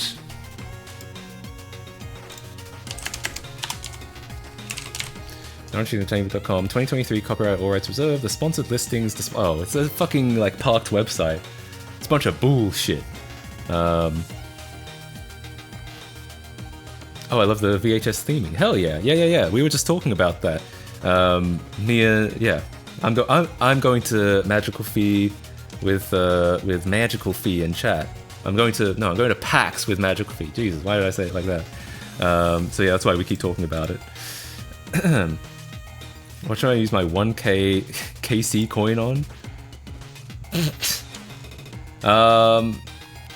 I guess since the overlays aren't working, you can't use them on those. You can wait until I get the overlays working again.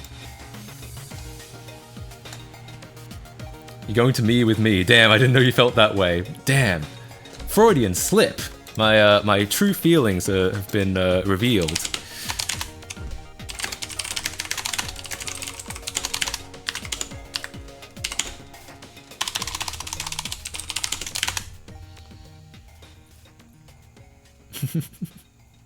Save it to mute me for 3 minutes. Yeah, you just got to get 10 more of those, and then I'll and then then you can mute me.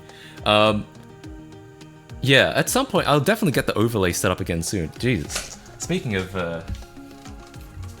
actually, it doesn't really have anything to do with what we're saying. The light is too bright. Okay, we're back. Pink Gorilla also fairly recently opened a new branch store not too far from the convention center. Oh, interesting. Is that the gaming store? I've heard about that, I think. Twitch will mute him for 3 minutes for playing. Yeah, I mean, yes, that is what will happen. Absolutely.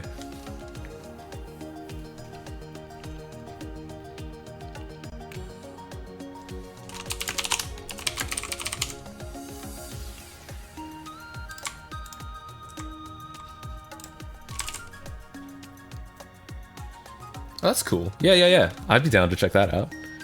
Will you know if we mute you for 3 minutes?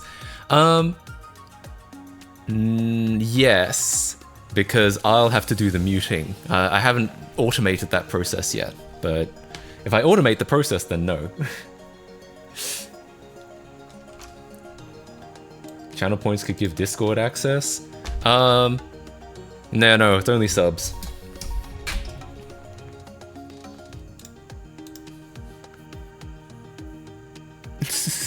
There's no point in doing it. Yeah, I guess so. But like I said, I might automate it before before anyone actually gets to the 10K.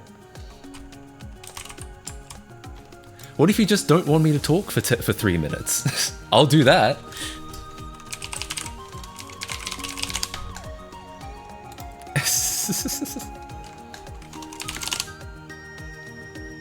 All right. Still trying to see if we can resurrect this old website.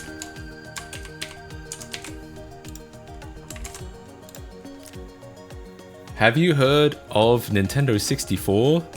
No, what's that?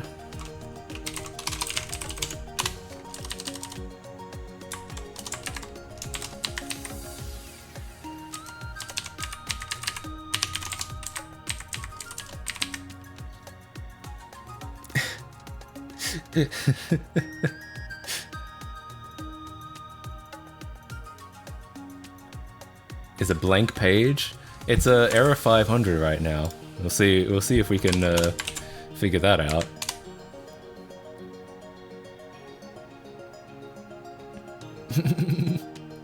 I'll use it to mute you while you tell the story. Excellent. Good idea.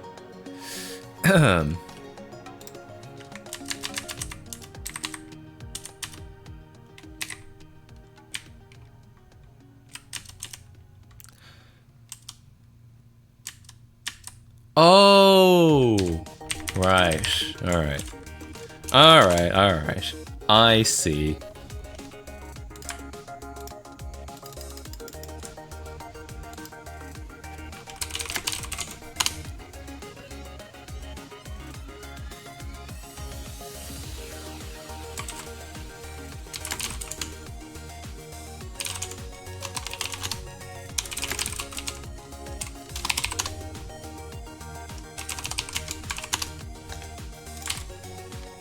Interesting.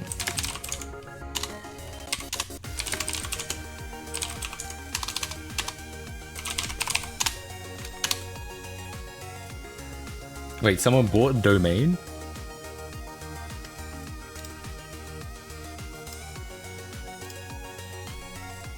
Oh, Jesus. That's why it was like partially loading. Someone actually bought NarujiEntertainment.com. Wow. Wild. Well, I guess if I can get this site working again, I guess you can put it up.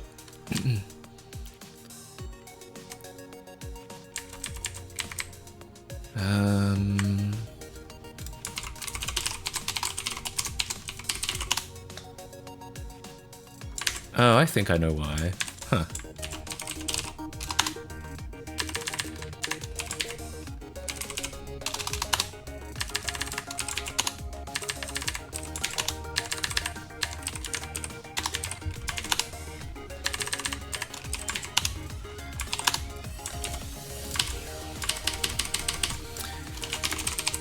What's annoying right now is that I'm getting an error, but I'm not getting any like log, so I don't know why I'm getting an error.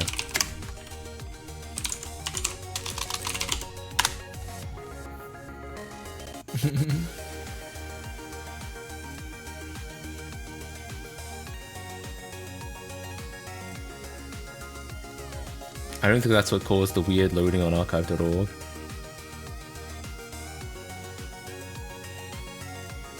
No, I think that's just weird, like, styling stuff. Weird, like, archiving artifacts. Anyway, let's see.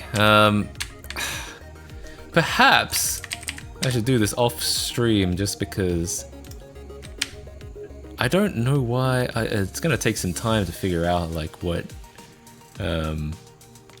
exactly what's going on here.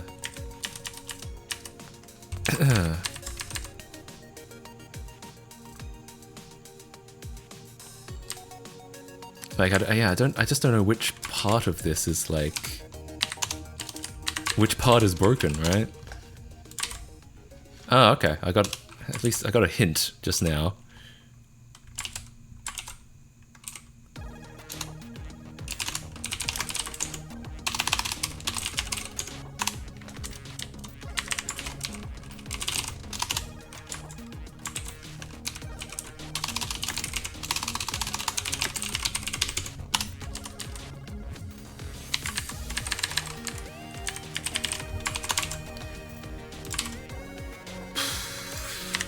So I think the, oh, interesting.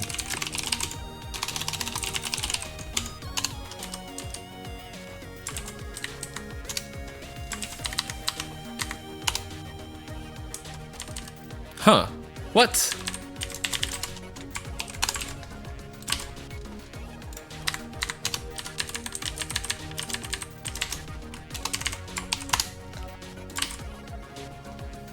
Strange.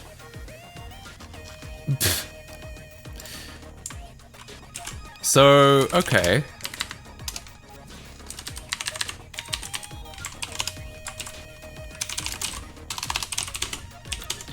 I know you can't see anything that I'm doing right now.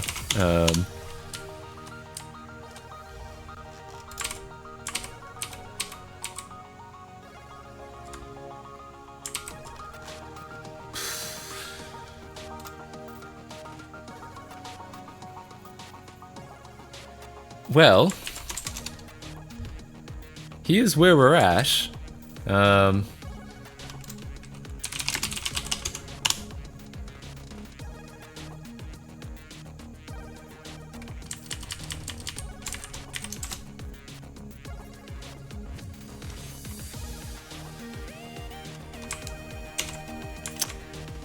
Okay. Well, it doesn't work, but it does do this.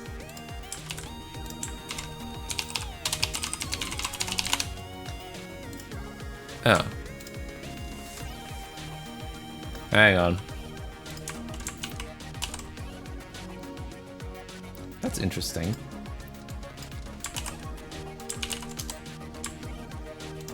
The VPN hasn't picked up on it yet. Hang on, give me a sec.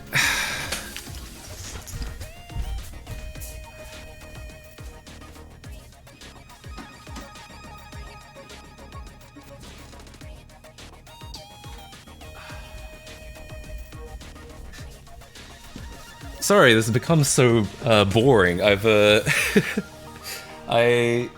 was trying to work this out, and then I've worked out some of it, and then my phone was vibrating and it was really pissing me off, so I had to like fix that. And then I ran away. I wasn't trying to run away, it was just vibrating, and it wouldn't. I was just waiting for it to stop, and I was just like, it's not stopping. So I got up and declined the call, because I very rarely actually get any useful calls. And then the VPN hasn't shown up on the... Yeah. So what you're seeing is what I'm seeing, which is it looks very... It works, but it looks very strange. If I find the stream thing...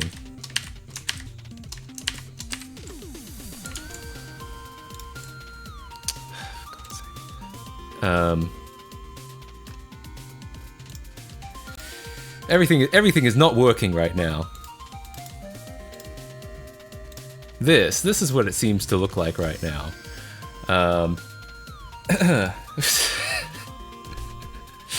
I don't know why.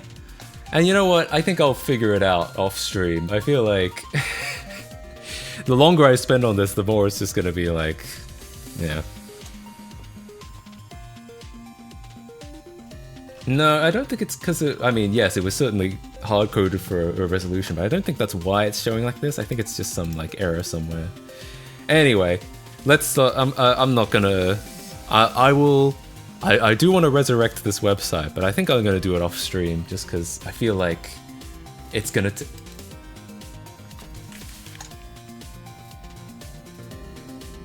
No. I thought my phone was vibrating again, but no, it's like a plane outside. The related effect is still HTTP 500. No, if you're getting a 500 error, you're probably having like caching issues. It shouldn't be a 500 anymore. Alright, well... that was a rabbit hole that went nowhere. Modern web browser sucks for showing old web pages. There might be something to do with that. Oh, it's 500, but it still renders? Oh, that's weird. I don't know anything about that. Again, I'll check it out, but I'll fix it off stream. Next stream, I'll have it set up. Okay.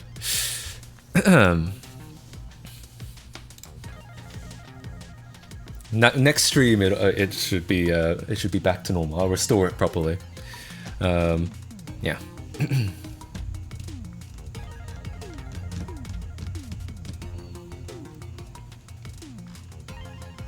Anyways, for now. I said I was going to write a chatbot. Is anyone actually interested in watching me do that, or should I do something else? Because I could play another shovelware game or something, or I could play Minecraft. I'm getting close to the end in Minecraft, which could be fun. But yeah, it's up to you guys. If you actually want to see, if you want to see me write a chatbot, we can write a chatbot. Or I can play a game. You should take it PS. It's true. I I can't talk right now. I'm making piss.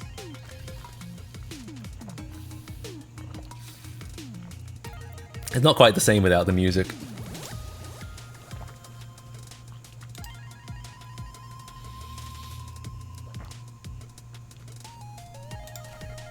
I'll run a poll.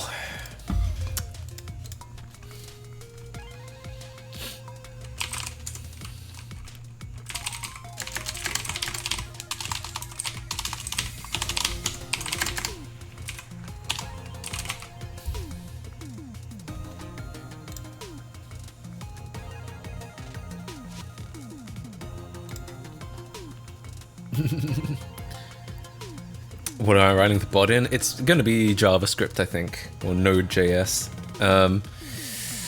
I could, like, my last chatbot was written in C++, and that was fun, but it's also a bit silly. Like, I maintain that it worked pretty well. It's just that there's so little, like, chatbot infrastructure on C++ that you kind of have to write everything yourself. I had to write my own IRC implementation. I had to, and then on top of that, I had to write like a Twitch chatbot interpreter, whereas on JavaScript and on Python, those things are available off the shelf. So yeah, that's all. A nice assembly chatbot. I mean, you could do it. That would be a funny video to be like, I'm writing a Twitch chatbot or a Discord chatbot in x86 assembly. You know, that would probably get a lot of views and it would be the most, like, futile thing ever. But it would get a lot of views, it would be pretty funny. Oh yeah, and I need to do some Lego Island decomp. I'm still kind of figuring out my stream routine. I feel like the first, like, I like to start with chatting. I'd like to kind of fold in some more like modding news stuff.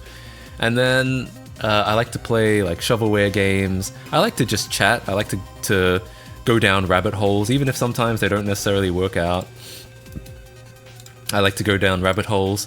And then I want to do some work, like some decomp sort of stuff on stream. Write a chatbot in Minecraft, oh god. The thing is, you probably can. I'm fairly certain you can get quite a bit done in like Redstone nowadays. No way! People actually want to see me write a chatbot. Incredible. Well, okay. I do have some stuff set up for doing that.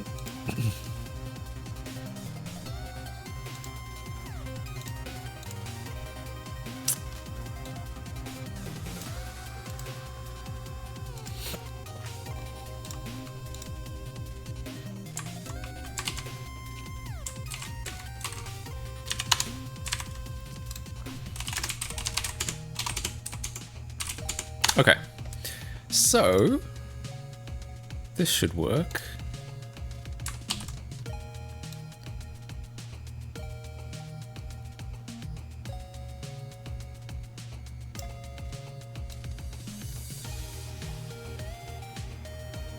All right, good enough. So, on the left corner, we have the code. And on the right corner, we have a terminal. Now, if I run this now, I think it's node index, it'll basically just parrot anything that anyone types. Either way, I've not had dinner yet, so I should probably do that. We'll have fun with the rest of your stream/life. Hell yeah! Enjoy the rest of your evening. Enjoy your dinner. Yeah, I know it's late over there on the East Coast. Yeah, have a good time. Oh. It's like I don't even need to look at the chat anymore. It all just comes up over here. Excellent. So do we even need a chat overlay? Yes, it's already out on the screen. Is my delay too long? I feel like... just updating the title. I feel like other streamers don't have as much delay as me. I can't read it at all. Oh, it's too small. Yeah, it's probably only legible in like 1080 and at like in full screen on a big screen. It's a bit long. How long is it? Okay, here's what I'm gonna do. I'm gonna say, oh, no, someone can use this to figure it out. See it fine in 1080. Nice. Yeah, how long does it take for a... Yeah, someone to do a delay test. See how long it takes between saying something and it showing up on the overlay. Oh, what the hell? My terminal just disappeared. Okay.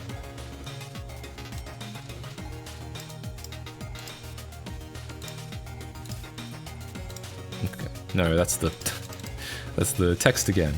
Yeah, this I think is it. Cool. 12 seconds? That seems so high. I feel like other people, it's like 2 seconds. I know I have some delay on my end. Maybe I should lower it a little bit. Yeah, 12 seconds seems really high. Yeah, I feel like other streamers I see get like 1 second. Maybe it's because I watch a lot of partners though. Maybe partners get like better latency than I do.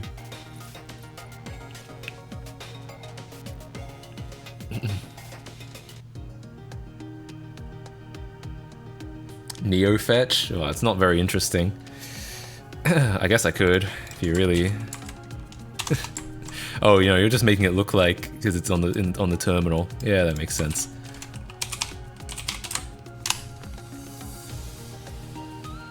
Yeah, nothing particularly interesting. I do have 2 graphics cards, but that's just because I passed one of them through to Windows 7. I should get a partner. Thanks, man. You basically just called me a forever alone. You qualify to be a partner, why don't you? I don't actually qualify to be a partner. Firstly, I don't stream enough. I do average enough viewers, however, Twitch doesn't actually extend partnership to people who average 75 viewers. That's like absolute minimum. It's probably more likely you get it at average like 150. You should install Gen 2. No thanks. I have enough stress in my life. No, I'm just kidding. I know it's not that bad. Echo potato. Thanks, man. No, it... I don't think that's how it works. Okay, but the point is, we can start porting over some... Well, I guess for the... For this to have any functionality, I'm gonna have to hook it up to Windows 2000 bot, right? I'm gonna have to give it some write permissions. So, hang on, let me see. You have to get an OAuth token, which is not too hard. It's in chat if you want to Jesus. check it out. Twitch is talking to me. So I'm gonna log in to Twitch as Windows 2000 bot, my other, the bot's account, essentially. I could have the bot just go through my account, but I feel like it's more fun to have it go through the bot account.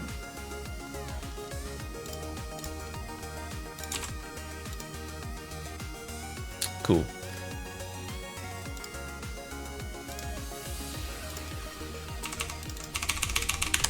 Alright, he's here. Now, I'll go grab a token. Try to be very careful not to expose this on stream.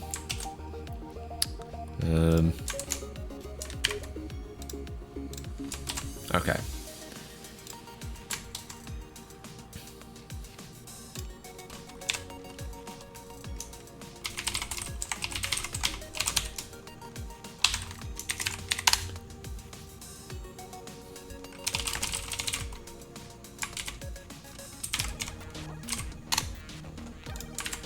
Hopefully that'll work.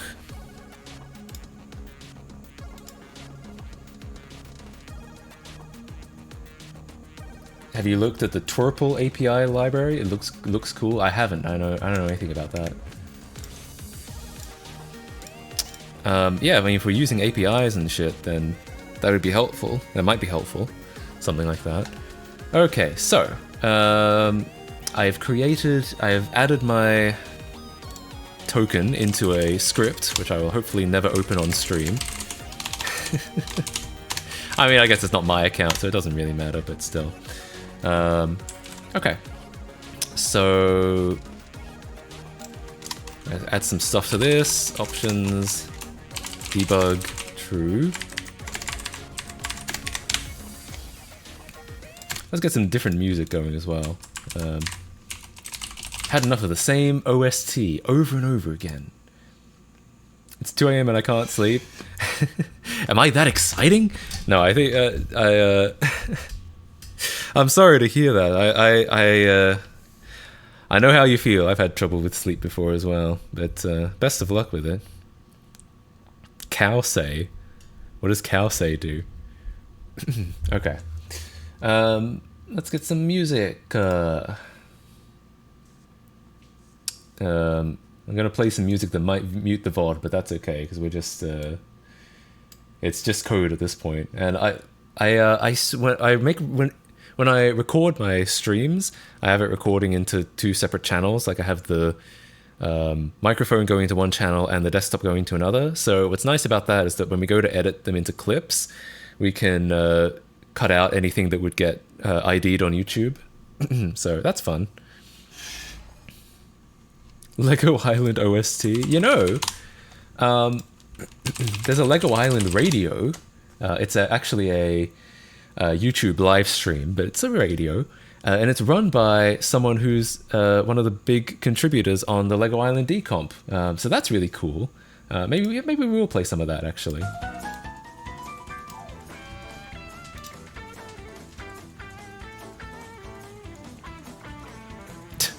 Matt's your sleep paralysis demon. Yes. Stop sleeping. Do you think you can sleep in my presence? Stop sleeping. Yeah, anyway. Okay, so we are debugging and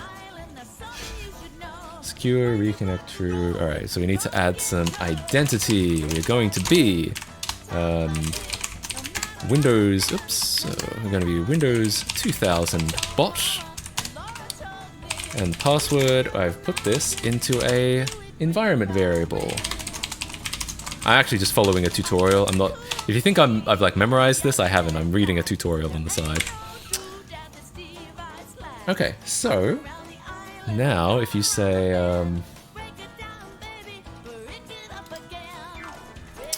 if message dot to lowercase equals I see, if self return, so that makes sure that if it's me talking, as in the bot, if the bot has posted a message, ignore it, and then if the message equals hello, then we, instead of logging, we will say back. Interesting, we can say we can at someone, tags dot username sup. Okay, so if you say, okay, so I save that. If everything worked correctly and I type in no,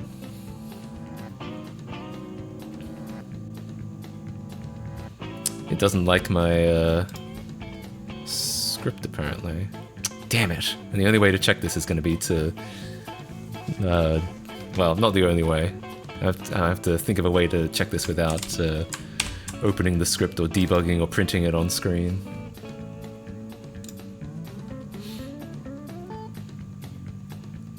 Yeah, no, it won't work yet. It'll work when I actually get the bot started.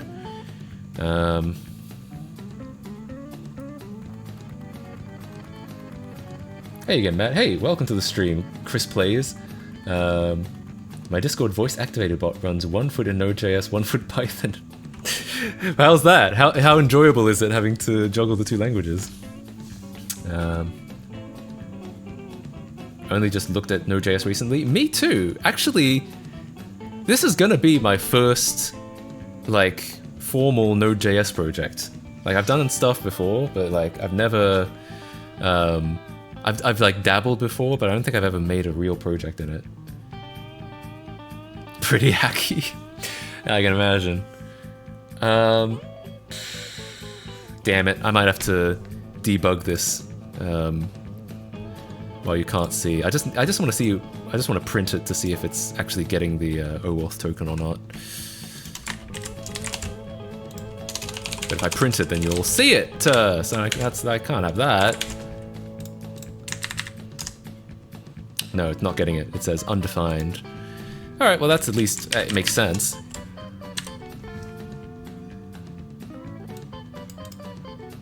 Do I have to export it? I thought I didn't in the script. Oh, I guess I do. Okay. Alright, well, let me clear it.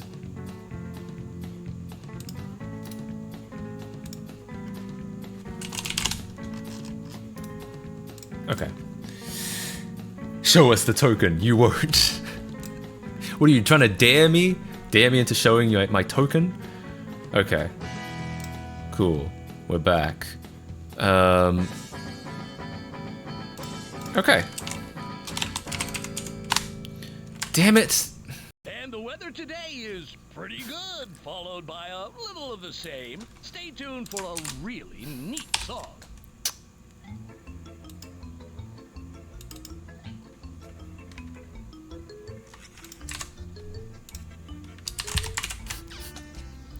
Hello? Are we back? Are we good?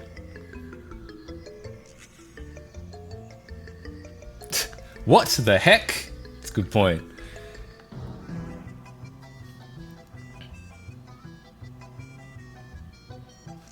Oh, the ads? Oof.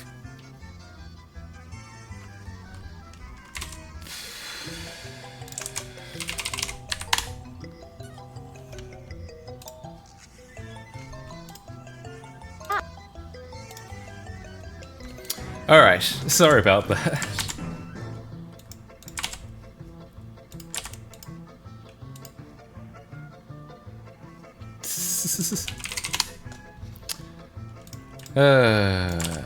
Well. Okay, so, as I was saying... Situation red. Situation is beyond red. Whatever that color would be. The Brickster has escaped. I repeat, the Brickster has escaped.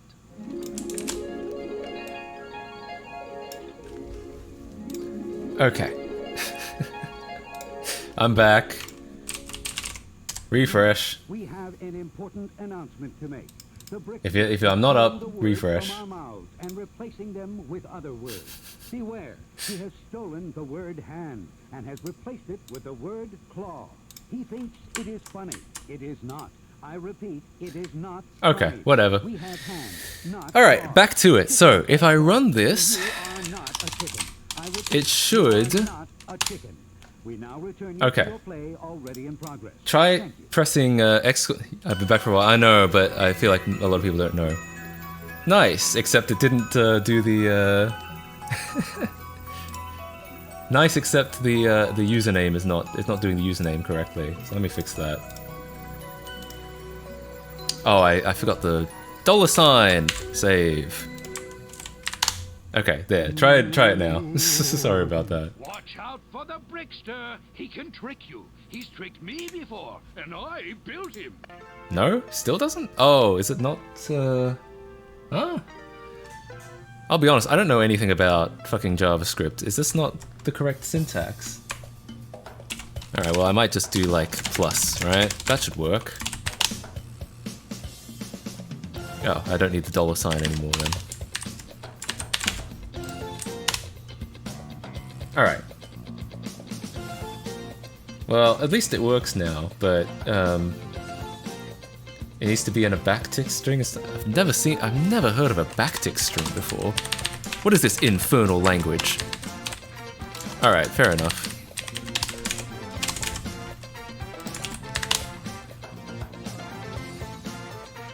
Alright, cool. Thanks for letting me know. What's the highest level language you're actually comfortable with? JavaScript is probably closest to it, but I don't know. I just don't know a lot about it because I don't write a lot of it. PHP maybe? I'm pretty comfortable with PHP.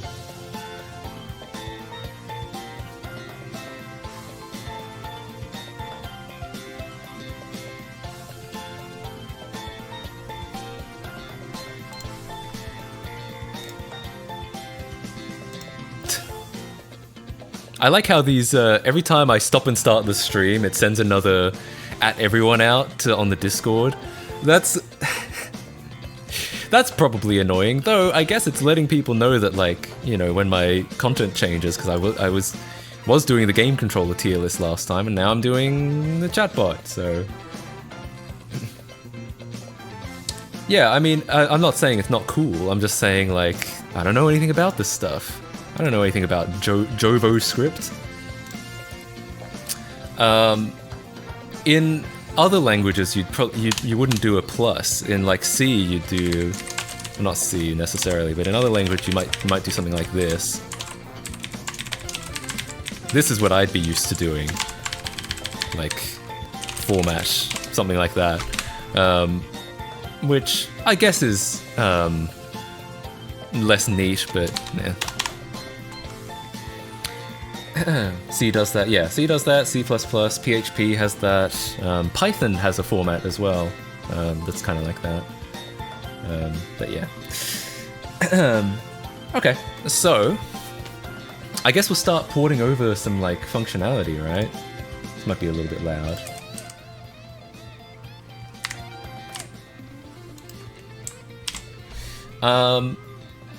So let's check. What does my bot currently do? Because I liked the idea of maintaining functionality between them all. So, oh yeah, I had a.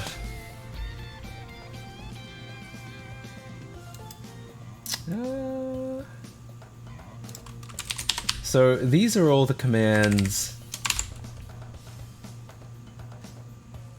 I don't know if these are all of the commands. Weren't there more than that?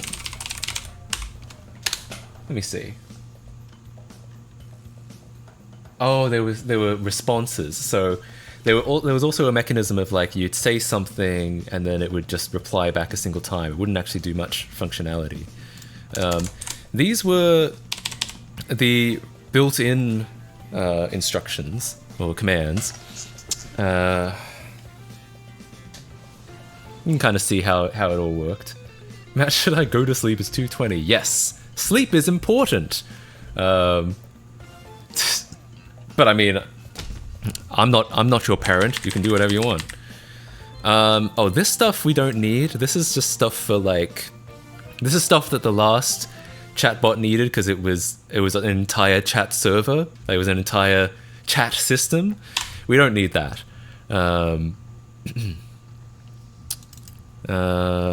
Time. I liked time because so what I used to do is I'd be like, if how do I get a character in JavaScript? Is it just, I know there's char code at, but is there another way to do it? Fuck sleep. Jesus, everyone hates sleep all of a sudden. What's the purpose of the chatbot? Essentially just to restore all the functionality I used to have. You can treat it like an array. Okay, yeah, but do I guess I'll just do it like this. I guess there aren't really chars in JavaScript. Alright, so if check if message is a bot command. Exclamation point. Then we'll do like a I don't know if is there a, I know Python has like substring stuff built into it. I don't think JavaScript does.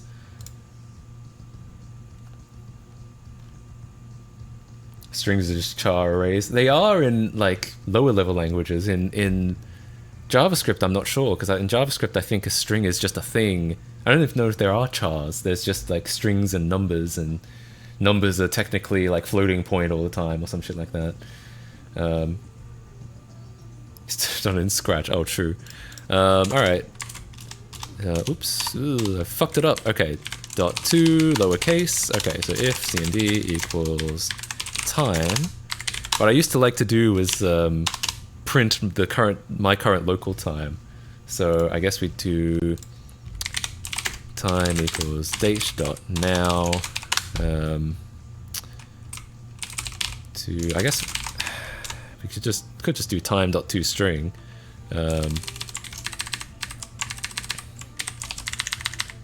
Can I extend this to be like time.toString?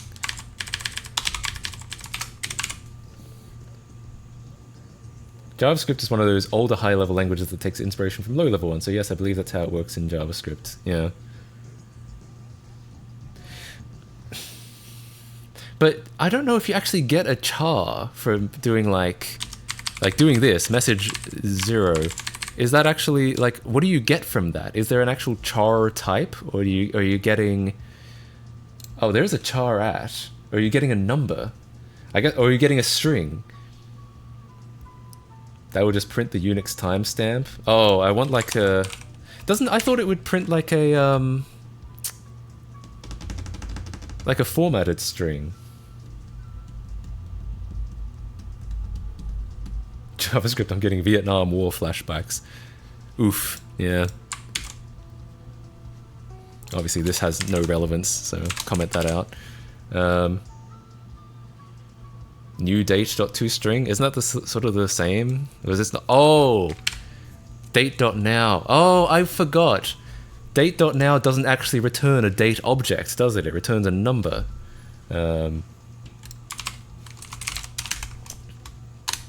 Yeah, date.now returns a number. I forgot about that. Alright, so it probably is new date that I want. Do I need to put like date.now, or is it automatically like current time? Let's try it. Let's try exclamation point time. Nice. Say August 10, 2023, 16:26 Pacific Daylight Time. It is. Hell yeah. So the next thing I need is this script may not run on my computer. It may run on a different. It may run on a server somewhere. So I need to get like. I need to translate it to the correct time zone. All right. JavaScript toString time zone. All right. Okay, so it's going to be something like might do this in a separate var f time. Funct time. Good enough.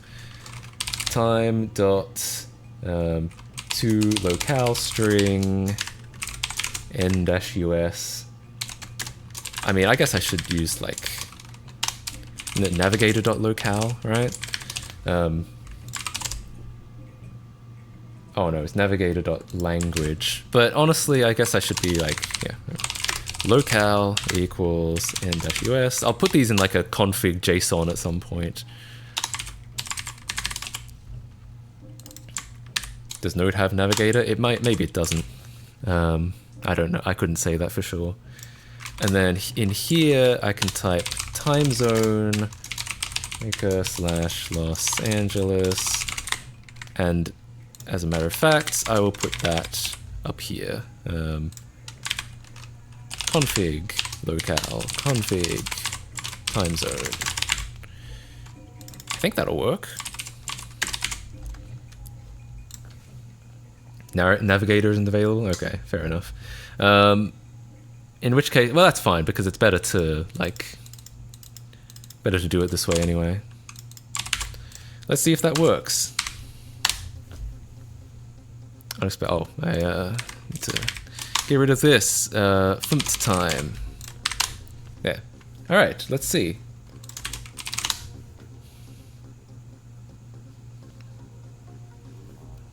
No, apparently not. Oh. No, it's working now.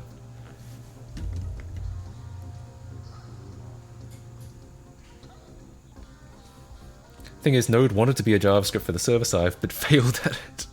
Did it? I feel like a lot of stuff does use Node on the server side. Like, isn't that what most React sites do? Like, and Twitter. Isn't Twitter a React site? To be honest, the reason I'm asking so many questions is I wrote websites. We saw a website of mine from 2011. That's the era of the internet that I'm familiar with, when everything was like PHP on the back end and everything was like .php and like shit like that. But yeah, so that's everything. that's the part of that's the era of the web that I'm like, yeah, that's how the internet works. To this day, that's still how it works. Oh, I see. It basically became a different language. Yeah, I guess that's true. Twitter is just Twitter UI, is it? Hey Matt, I know you're not in Australia anymore, but does it really commonly have huge bugs, spiders, and snakes? Have you ever seen a kangaroo? The answer is to all of those is yes. Anyway.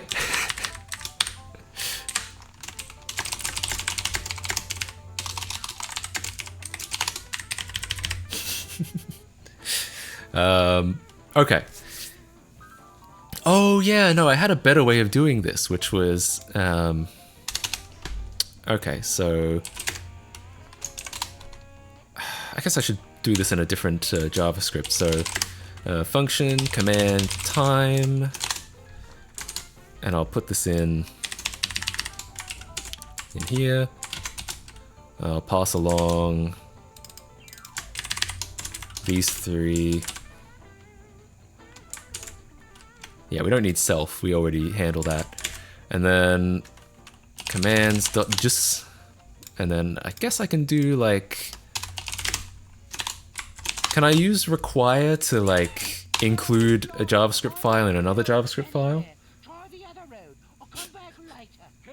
At least use a switch statement. So see, again, I come from a world where you can't use switch statements for strings, but actually I have a better way of doing this anyway, which is to just like make like I guess it would be an object, commands equals, and then it would be like time, command time, and then I'd have this function, and so then it'll be like if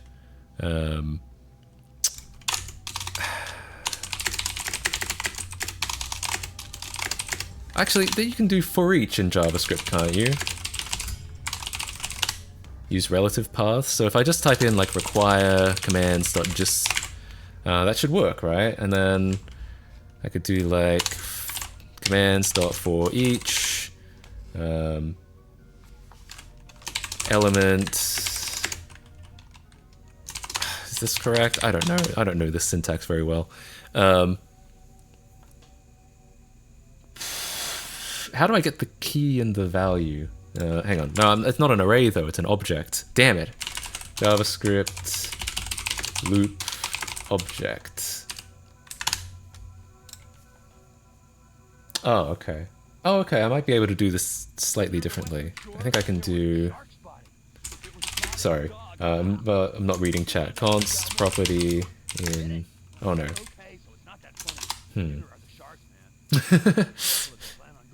PHP can basically do anything, even switch? Hell yeah, nice.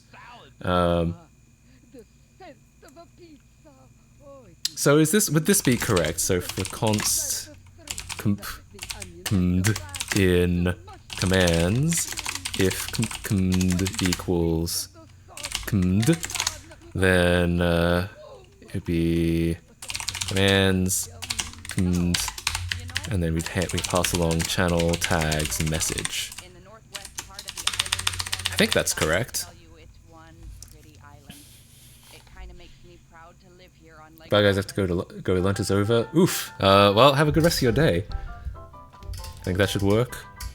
Is this really the best? Is this the best way to do it? To do another like object lookup?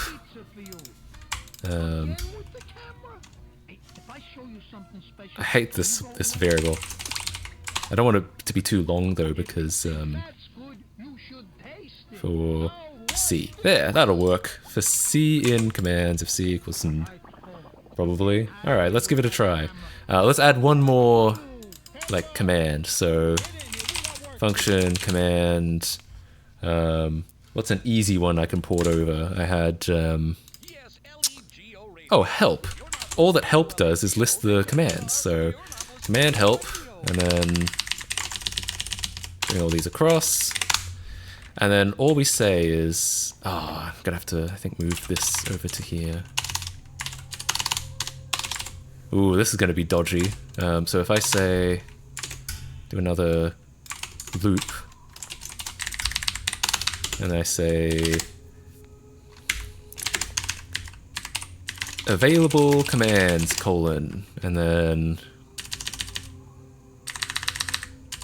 I don't know if I love this.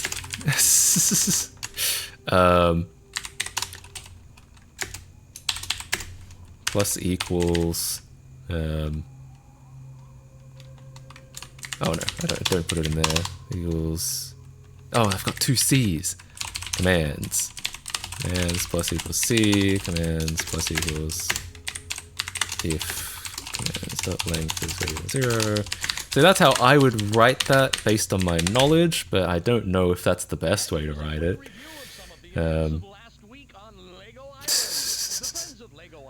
I forgot school's back for some Americans depending on the state. I have no idea how that works. Like in my in Australia, school just starts on like February 1st. Like you have Christmas and you have a long break and then school starts at the start of the year. But in America, like school starts in like, yeah, in August or September or some shit. But also push them. Oh, that's a better way to do it. Yeah, okay. So I still have to make an array though, right? Equals that, and then C, and then at the end be like ro.join, and then it would be client.say, and I'd do it like this instead. I'd be like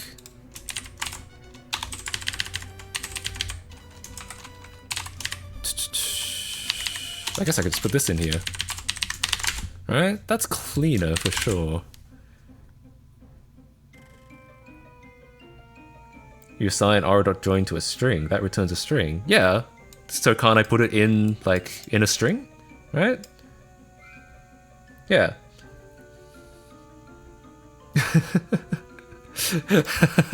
Well, I guess we'll find out.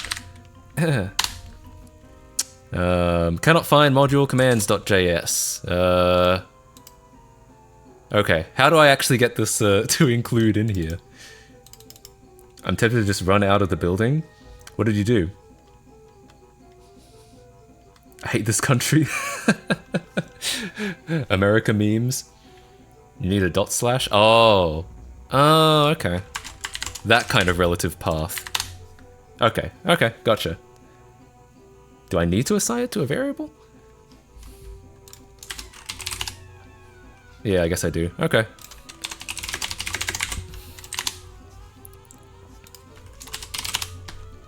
No, it's still, it says commands is undefined. There's probably like, I probably need to make it global somehow.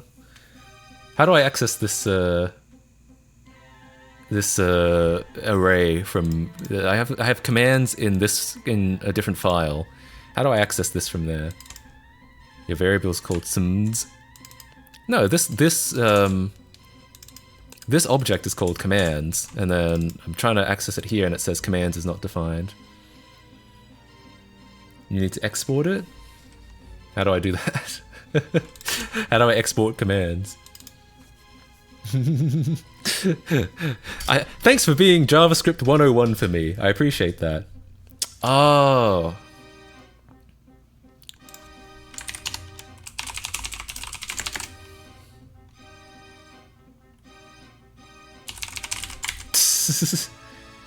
And then I have to do like... Oh, but is it like this? Is that correct? cmds.commands, and then I have to export here. How did I start coding? I mean, you're getting a pretty good idea of how I started coding from this. I just kind of do shit, and either I'll Google it, most of the time I'll Google it, or someone will help, someone will tell me how it works, and then that's how we get here.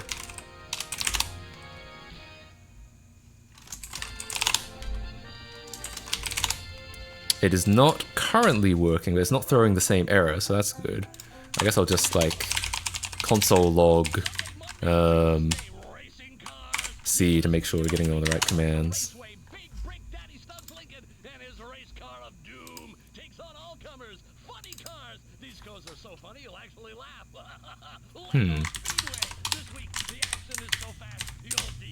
CMDs. Is this object not working?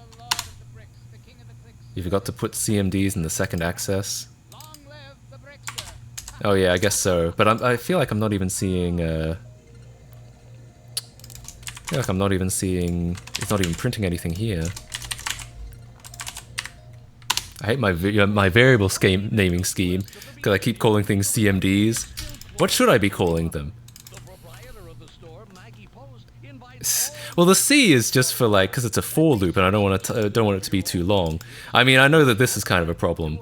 That like, I mean, I wasn't intending to have this like CMDs dot. This wasn't supposed to be here. It's just I wanted my commands in a different file. CMDs nuts. Hello, I'm Mr. Super from the Superstore. So okay, hang on. Located near the pizzeria. I always wear This should at least give me something. a here. The Super is closed for remodeling. And I Undefined? No, it's still can't get this variable. the Superstore has hats in all your favorite colors for Can I have permission to leave? I need adult permission. Yeah, sure, go for it. the ever popular To put a CMD up your ass. True. All right. I was okay. Well, you know what? Maybe I'll just put them all in the same file. I don't know. Maybe I was wrong to think this should be. It would be neater to put this in another file. I'll just put them all in the same file, and then I don't have to have like CMDs dot all the time. I don't have to like use a require command or anything like that. I don't know. In your home or in your car, you are never really part CMDs will just. You know, I think this. Maybe we'll just do it like this. We have an important announcement. Okay. Well, now it's working. Words from our mouths and replacing them with other words. It's just raw JavaScript. Is there like other shit that you usually use in Node.js? It is funny. I don't know. The whole like module thing is starting to confuse me. I feel like it's probably just going to be easier. Like I come from the world of C where you just include a file and it just includes it. You don't have to. It's not like a module or anything like that. So I don't know how this whole like module import thing works. So doing it this way should mean we get an exclamation point help. Yeah, nice. It's working. Oh, TypeScript. Yeah, I don't know anything about TypeScript. Is that like essentially adds typings to JavaScript? Interesting. Yeah, I have no idea. I'm completely new at. Well, I mean, I've written a lot of JavaScript for web. Like, I've written a lot of just like quick stuff to make internet pages go brr. I haven't done anything other than that. The way I'm cycling through commands is really inefficient, but should work. What's this? You assume you mean the for loop. What's a better way to do that?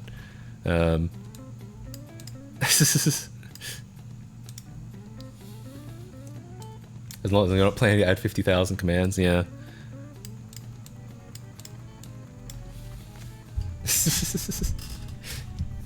Is there a more efficient way? Like I could do. No, I can't do like for I equals 0 because they're not indexed. I think .find is faster. That's a bit of a chore in an object. I guess I can leave it for now and like figure it out later. Let's DDoS Matt's computer by spamming time. I wonder if it actually would. Yeah, I'll let you know. I'll bring up a system monitor. I'll let you know how the CPU is going.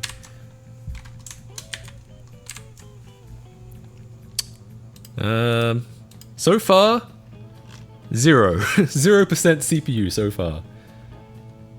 JavaScript also supports C-style arrays, and I think people said that's faster. It probably is, but I wanted this like, I wanted to be able to do this like string lookup, but yeah, I don't know. I don't know what the best way is.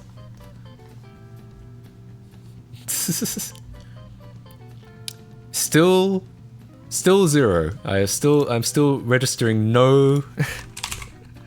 Twitch will probably like rate limit you before anything actually happens. Arrays of objects, I guess. So you could do like, well, I was assuming it would just be like a index-based array, but the problem is with that is that you'd have to iterate through each one, which I guess you do. I guess it's probably doing that on the back end anyway, but yeah. Yeah. An integer-based array. Yeah, you could probably do that here, but I feel like I don't know if it'd be that much faster because you'd have to go through each one and do like the string compare. But maybe it is. I mean, I have no idea. Fine, it's fine. Good enough for now. Oh, you know what else I should add as a config? Should add the bot name. Again, I'll add these to like an external, maybe like a JSON file if I can do that at some point. But the reason I want to do that is because I had this Lego Island LEGO radio, everyone. I had this thing where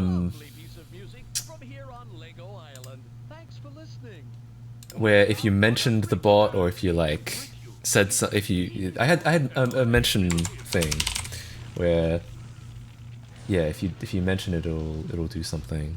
So if does JavaScript have a string starts with, or is that only other languages? Apparently it does. So to lowercase dot starts with I guess I'll use this again at username dot to lowercase. Can we vote on music? I don't have like a song request system, but I guess if you request something and I think it's a good idea, yeah. Drop table. Oof. Thankfully, I don't think we'll have any SQL in here, so yeah, you'd have to spam like 1 million commands a second, and Twitch would, they would absolutely rate limit it.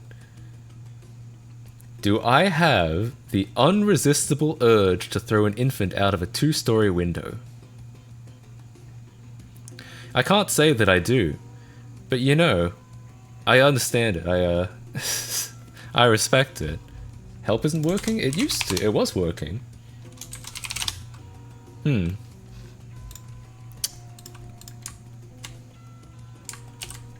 Let me reset it and see if it's... oh, no, I've fucked up the code.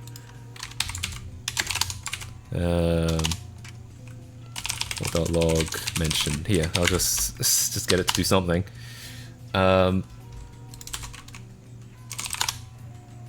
Now it's working. That is weird. It wasn't working... Temporarily it wasn't working. Why is it still on Windows 2000? You know, if there's a Node.js version that works on Windows 2000, we will get this running on Windows 2000. Okay, so...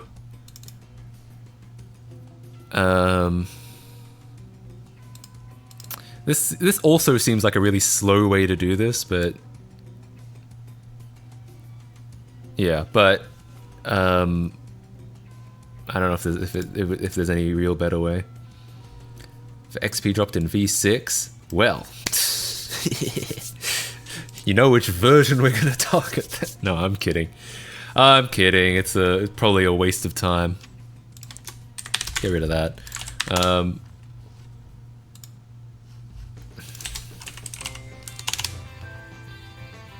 Oh yeah, there's a mention. Okay, so it knows. It knows. So I had to do a couple things. Oh no, actually, it's not starts with. JavaScript. Does JavaScript have a string contains? Oh, it includes. Okay. Includes. That way we can handle various different kinds of mentions. So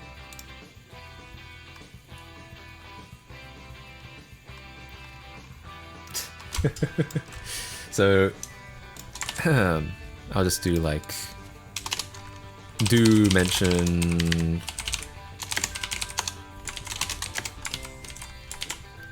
message.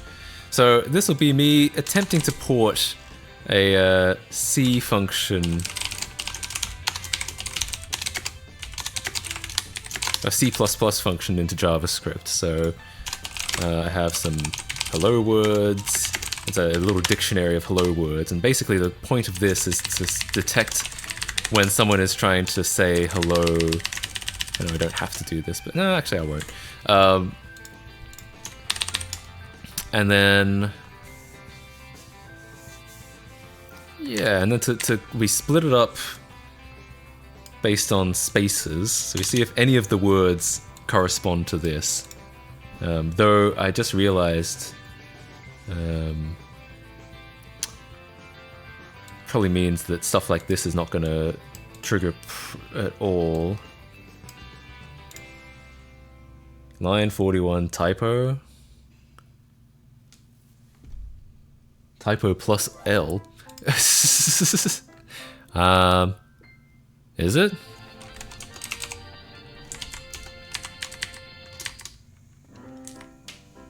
Is that not an L? I forget Qt isn't the graphics library from KDE and people use it for other stuff. No, if anything, KDE is just using Qt. Word, not world? Oh! I did, I wrote hello worlds.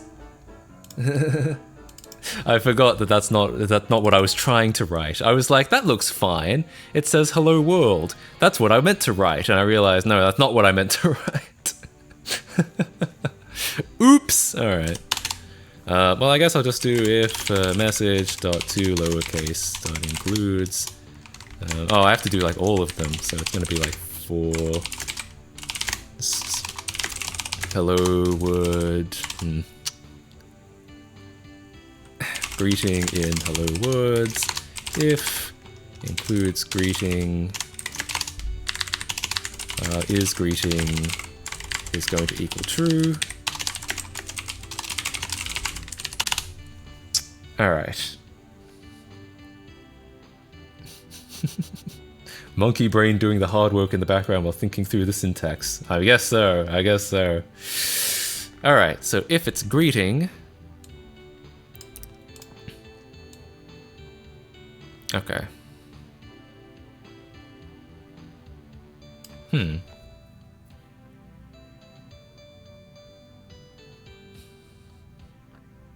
Oh, I see what this is doing. No, this is actually not... This is actually correct. If greeting dot includes a space, then we just check for it.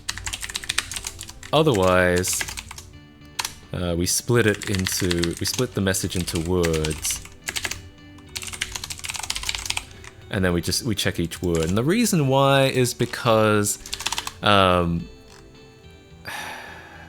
otherwise, hi, for instance, is gonna match words like shit, right? Because it's got hi in it. So by splitting it up into words, we get a slightly better match rating. We'll match a word like hi, but we won't necessarily match shit. Is the idea, at least. Word in words. If word dot to lowercase equals greeting is true break. Is that right? Does that look terrible? Split needs an argument to split by space. Oh, what language doesn't? I think it's Python that if you don't provide an argument, it will just split on any white space. Is that right?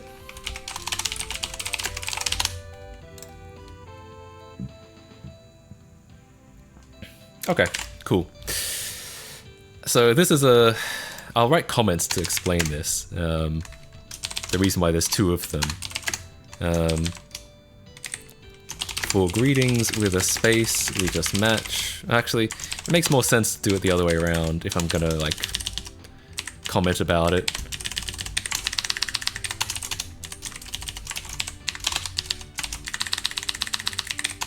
match word by word, so words like hi, don't falsely positive with, provide a false positive with words like shit. For you need to use for const of. Oh, what language am I thinking of where it's in? Wait, I was able to do in here though.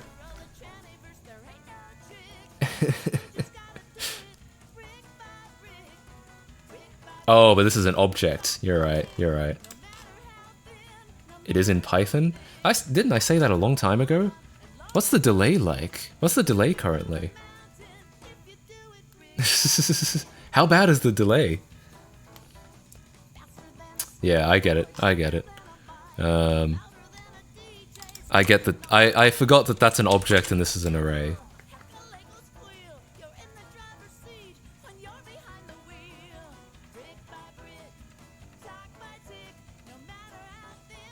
Eight seconds? Okay, it's not so bad. I thought it was longer than that. Alright. For greetings with spaces, we just match normally because it's unlikely those greetings would be part of another word anyway. Actually, it's because it's easier and it's unlikely that those okay. But the main point, the main reason is because it's easier. I don't have to do like check the one word and then check the next word. If is greeting. Okay. So I had this cheeky thing where if you're a Twitch sub, it'll respond back, and then if you're not a Twitch sub, it'll say I only say hello to subscribers. I think the tags array will tell me if it's a if they're a sub or not, but I don't know. Let's actually see what's in the tags array. I have to comment all this out. Just in case there's anything. They shouldn't be, right? No, they shouldn't be. I think it's fine. I'm gonna log the tags. I just want to see what's in there. I think it'll contain like if they're a subscriber or not. Heck. Yes. So it'll say subscriber : false. Cool. So that's easy. If tags.subscriber, then say I think he's kind of cute. Oh, sure, his head may not be screwed on right, but still, he feels kind of cute. Yes, Ellie. what did it say? It says, hey, at that person, hey, at tags.username, else it's I only say hello to subscribers.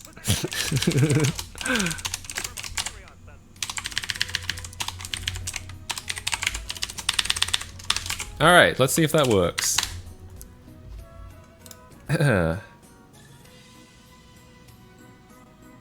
My school is getting rid of some 2013 MacBook Airs. I was wondering if you'd want some. Holy shit! I mean, yes? I wouldn't say no. Oh, you have to at the bot while you're saying hello. So you have to be like, hello. There we go. I only say hi to subscribers. Oof! Imagine getting called out like that. Nice. It seems like it's working. Alright, based. Else. If. So, the next thing I had it do was if... okay.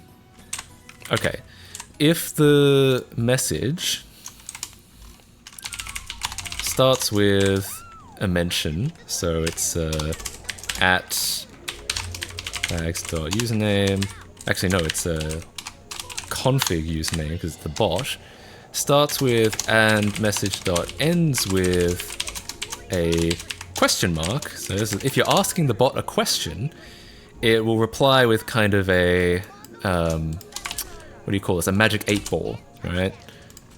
Const, this is going to be,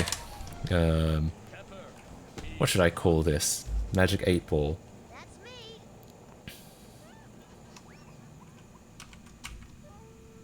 You're not even a subscriber? Oof! But he's a mod. He gets out of it. No, that's funny though. The bot should at you back. Oh, does it not?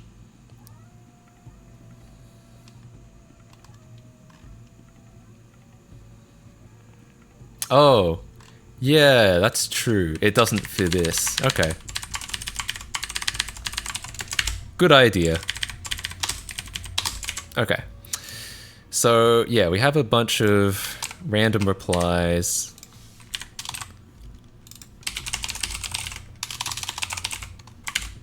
I don't know what you'd call these, like what the responses. I guess I'll call them 8-ball responses. And then, yeah, and then have it say this. Which will be 8-ball responses, math.random times 8-ball dot length, and then I guess I should floor it, right? That's how random works in JavaScript, isn't it? Okay. Oops. No, that's something is wrong. Yeah, I'll do it in a separate one because that's going to be a lot easier to read.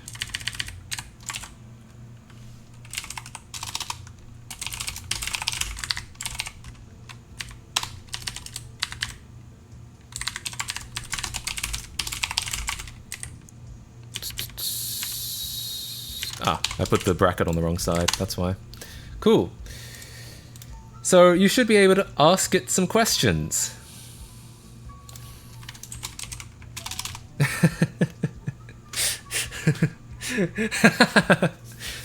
Yes, definitely. I mean, I can't argue with Windows 2000, bot. Unless you're on Discord for more details about the Mac, sure, go for it. You might have to. I don't know if my DMs are open, but you can mention something in like off topic, and I'll like get back to you for sure. Why? Without a doubt. No, that was to the previous one. Will you crash Matt's computer? Without a doubt. Why? Reply hazy. Try again. Do you like potatoes? Oh yeah, you have to have a question mark on the end. Is Matt Casey a criminal? Signs point to yes. It's true. I have. You wouldn't think so by looking at me, but I have downloaded an MP3 before. I know. I'm not proud of it. I was 9.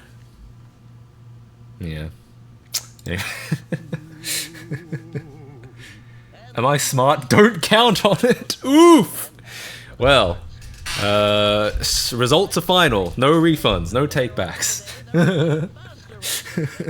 Would you download a car? Don't count on it. You wouldn't download a car. And by you, I mean Windows 2000 bot. Has Matt downloaded a car? Outlook not so good. Oh no, that's for something else. Should I go? Alright. So that's working. Brilliant. Excellent. I love my life. All of this can be deleted now. Alright, so what were the other commands? We had, we had custom commands at some point. Oh yeah, and also had just like a help thing. Help and commands would do the same thing. That's easy. I'll start knocking these off as we go. Do I get from the tags, do I get if you're a moderator or not? Yes, I do. Oh, that's so cool. Because a lot of these commands were mod only. In fact, most of them, it seems. What did command info do? Command info. Is Matt good at coding? Ask again later. Damn. I guess it's trying to figure that out. It'll let us know. Did I not? Where? What is command info? Like it's got a. Oh wait, here it is. Oh, I see. Yeah, that was only something really for the chat server. It would say like what version it was running, whether it was in slow mode, whether it was in follow mode, all that shit. So we don't really need command info. I did have a timer, which I thought was interesting. I thought that would be interesting functionality. Command timer. Some people were aware of this functionality. Basically, it would let you start, stop, and check a timer. So like if I was like, I'm gonna do this in 10 seconds, someone could start a timer, and when it ended, it would be like, no, you didn't, you did it and it took 2 minutes or some shit like that. Okay. Is Windows ME Windows 98 3rd edition? Yes. It just says yes. Alright, so I also have to go take a piss soon. Args equals message dot splits into spaces if, and they all are 3 args long. So if args dot length equals 3, and then else it just shows like some usage shit. Yeah.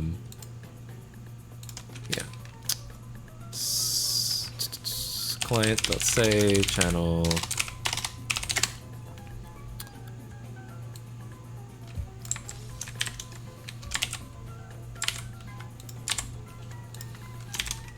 Okay. And I'll have that mention them again. When I wrote my bot, it always like added them, like almost always at least. I'm having to do it manually, which is fine. I mean, it's not really a problem.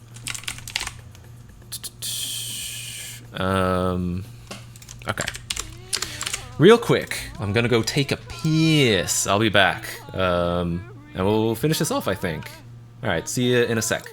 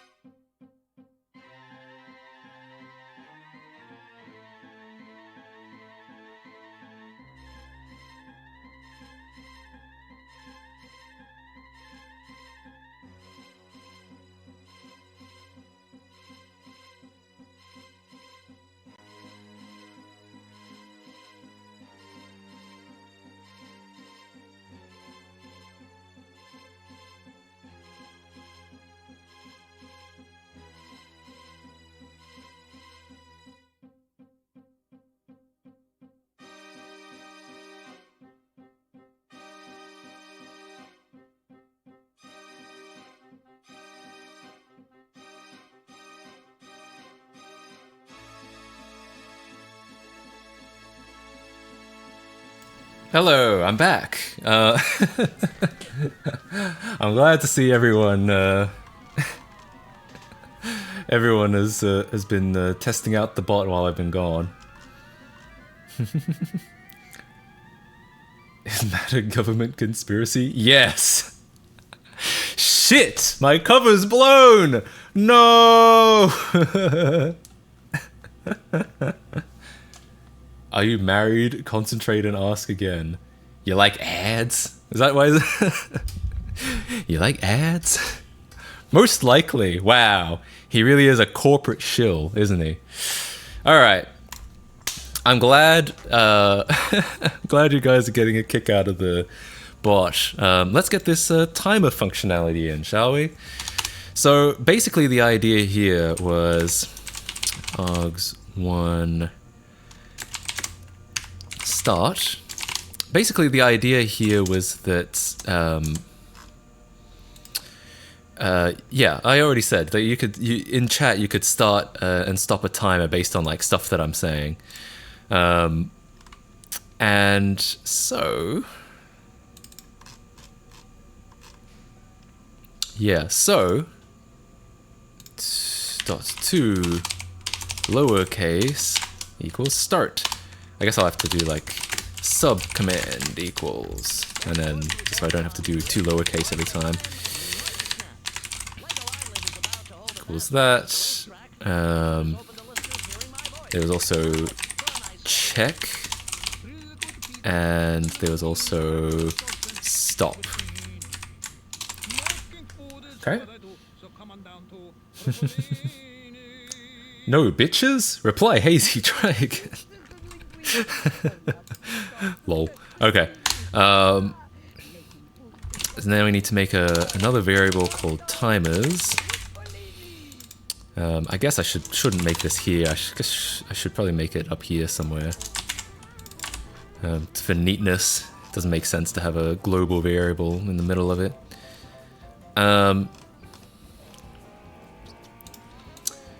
So if can I do like a includes? Hang on, JavaScript array includes. I can. Brilliant. Timer name equals args2.2 lowercase. Hang on, timer name uncorrected equals args2. So the reason I'm doing that is just like a minor UI thing. We'll have them all case insensitive internally, but we'll always reply back with the same case that they gave us, just to be nice.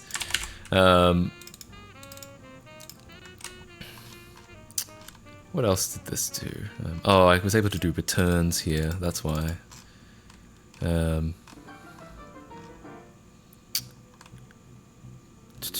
Okay, so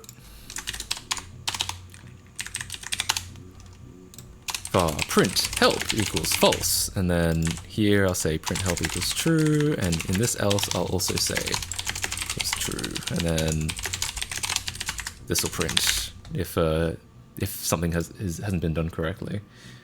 Thoughts on the Microsoft equivalent of Gmail? Yes, definitely. Yeah, it doesn't work so well for like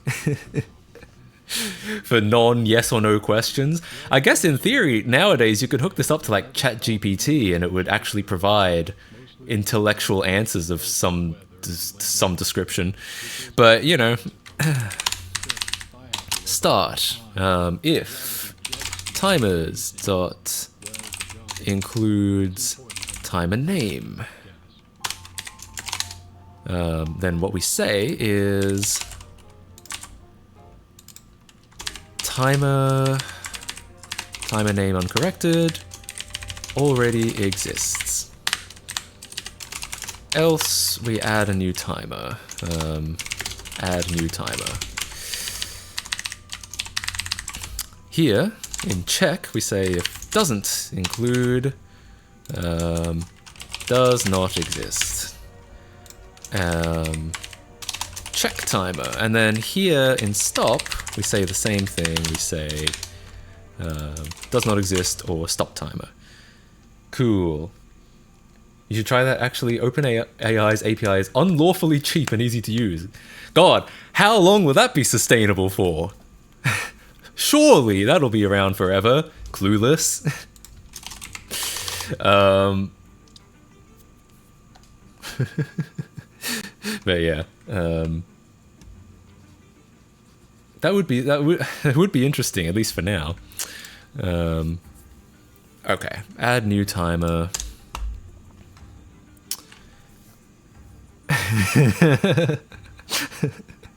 True. Okay. So timer name. I think this will work. Equals date.now. And that way it's got the name and it's got the current timestamp. Here we check it. We say that minus that, and we'll go elapsed equals now minus the date we stored, and then we reply that back. We say, or we'll say timer that created, and then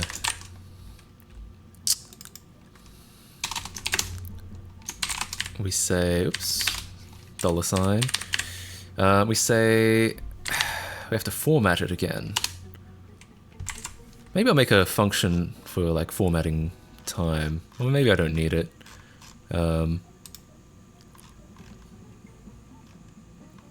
Help? Better not tell you now. That's an interesting way to break it, that it's like an exclamation point and then help question mark. It doesn't register it as a command, so it registers it as a mention. It's my lunch. If I ever used the API for something, I know I would put it on like a Heroku instance and forget about it until I receive a bill in the mail for 9,000 and screech. Oof. Sounds about right. Damn. Yeah, I mean, I'd be interested, especially because with JavaScript, it's probably easier to hook into the OpenAI API than it was with C++. C++ is not really like, it doesn't hook into the web as that easily, really. All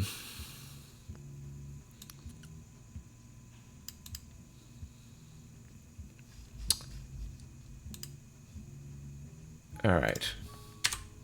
Bot has a 1% chance to respond with help with "Don't be silly."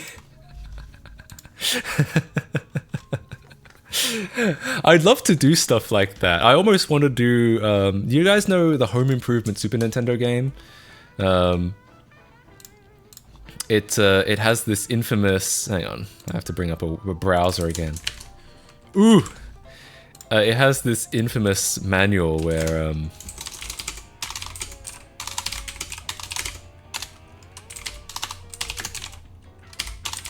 hang on, I'll bring it up.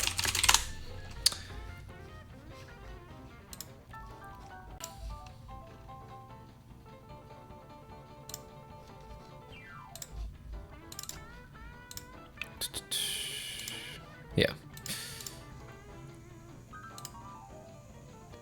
Do you think the bot would be able to do knock-knock jokes? Yeah, probably.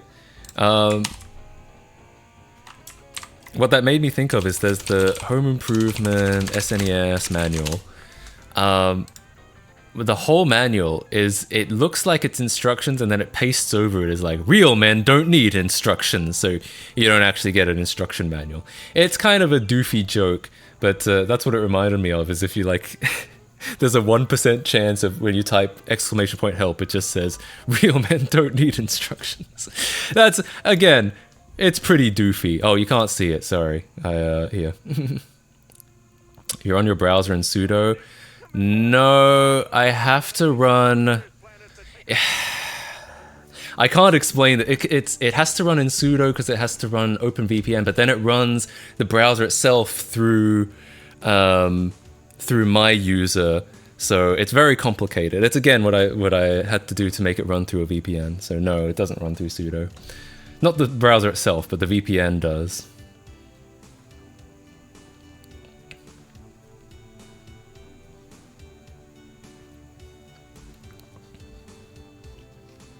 But anyway,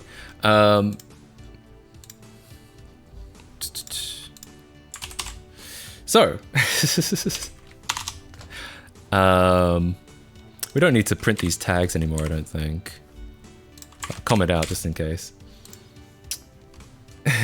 Now I got the home improvement guy. Huh? Stuck in my head. Hell yeah. Will I get a refund for my 10,000 channel points? Better not tell you now. I think we know what that means. I think that's pretty straightforward.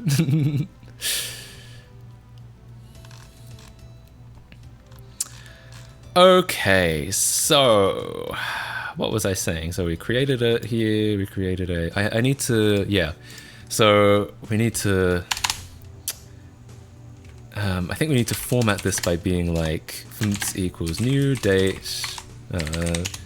I'll say new date that, and then font equals elapsed dot get hours. Oh no, I'll do it like a little bit nicer than that. I'll do that backtick. Oh, but I need to left pad these. That's so annoying. Hours, get minutes, and then get seconds. But I need to left pad them. I guess I can just write something really quick here. Function left pad v. If v is less than 10, return 0 plus v, else return v. I guess toString. That's probably the simplest way to do it.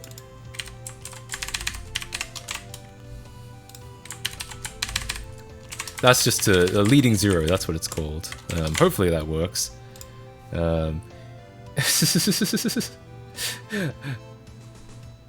Is JavaScript the worst language ever? Outlook good!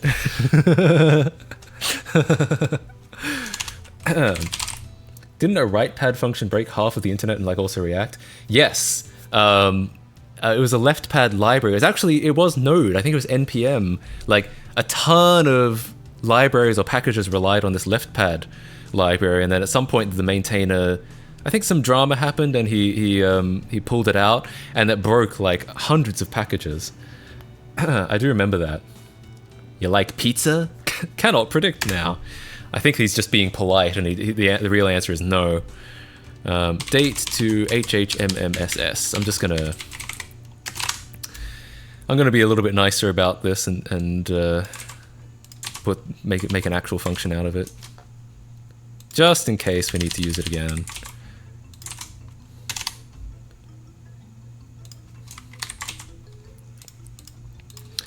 HH equals MM and SS. Should I have center seconds in there, like it's a speed running tool? Is that going too far with it? Or milliseconds? I could even have milliseconds in there, my god. Is that worth it?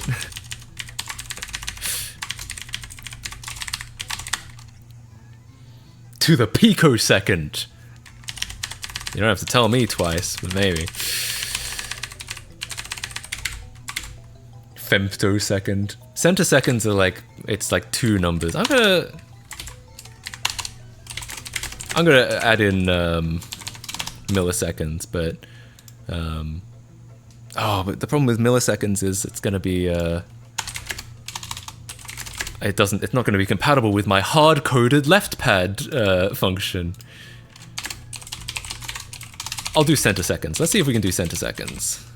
Get milliseconds. Is it millis? What is it? It's yeah, it is. It's get millis. Get Millie Bobby Brown. And then because I don't care about the divide that by 100 to get centiseconds from milliseconds. I think that'll be good. Can I have VIP? Signs point to yes. Hey, he doesn't speak for me. Who does he think he is? Maybe I should VIP you just for that.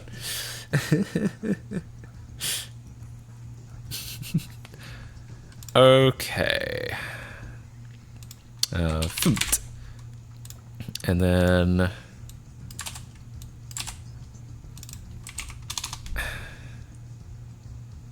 stopped at, and then we need to get this again. That's excellent. I'm glad I turned that into a function. All right, we're going to talk about C++. Man, it's beautifully disgusting. You can make a line like no discard, const expr, inline, virtual operator, auto, const, no except, override, final, type, and have it be a valid method declaration. You're not wrong. I mean, C++ is by far what I'm most familiar with, but it is an absolute goddamn mess. I cannot deny. I absolutely. I cannot argue with that at all. Okay, let's see if this works. Let's see if the timer functionality actually works. Exclamation point. Timer. Start. Big Bird.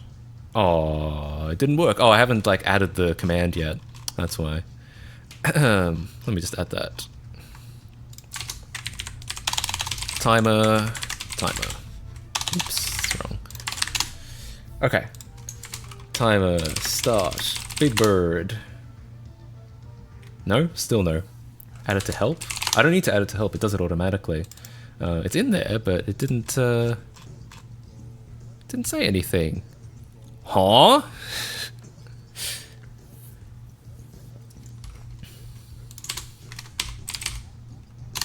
Timer, oh it does, it replies with the help.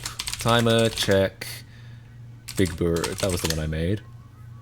Huh, it doesn't, these aren't happening. Client.say.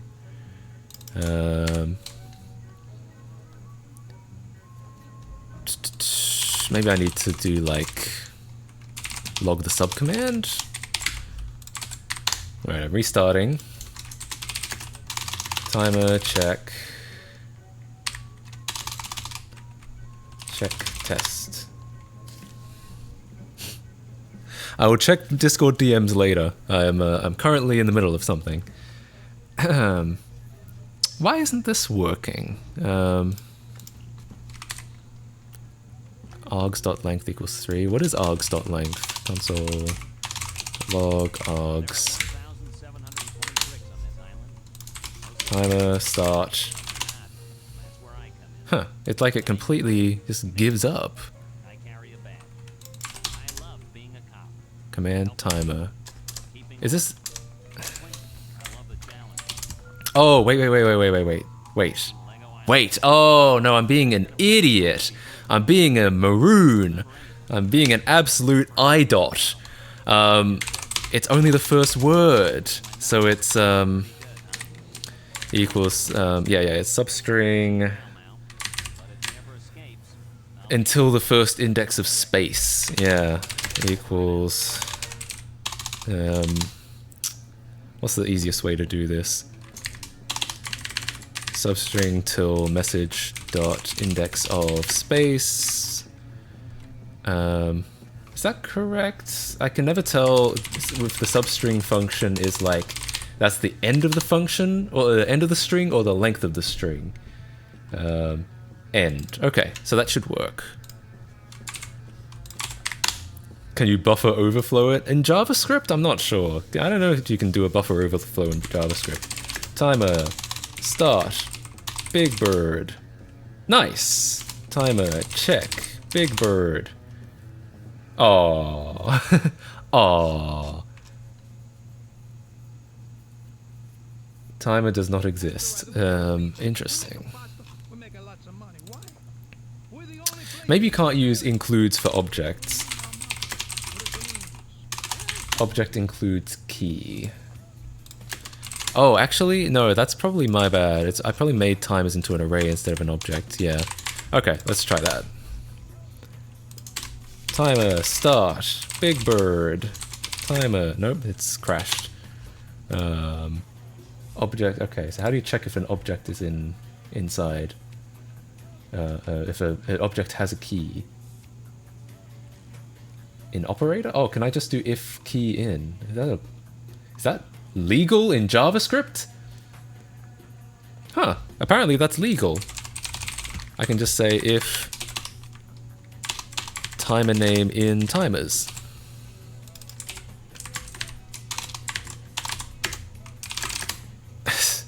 How do I do that if not in? I can also do has own property, right?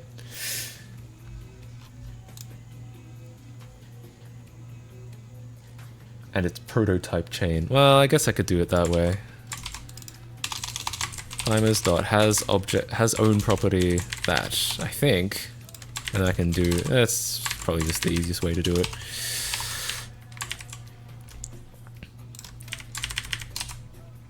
Okay. Let's see if that works. Negate the whole thing, maybe? Maybe. That might just, that might only negate timer name, though. Timer, start, Big Bird. What? Huh? Did I misspell it? No? Weird. Okay. Timer, check. Big Bird. Oh, you could negate the whole thing in brackets. That's not a bad idea.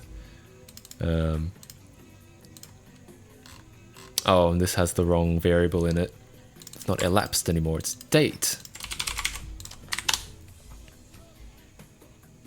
This file is getting pretty big. I hate it. Do I have to? Yeah, I'll do it eventually. I did want to. Oh, get millis is not a function apparently. Get, what is it then? I swear to God it said, oh no, it is actually get milliseconds. I swear to God I found a source that said get millis would work, but apparently not. Yeah, that might have worked, the exclamation point and then the brackets. Cool. Except it's completely wrong, actually. At least it's... Yeah, what probably has happened is it's probably doing some like time zone shit, which it shouldn't be. Of course I could do this manually, right? So if it's a... yeah, that's actually probably, that might even be easier. I'm gonna do it manually. So rather than using JavaScript's functions, date functions, I'm just gonna be like...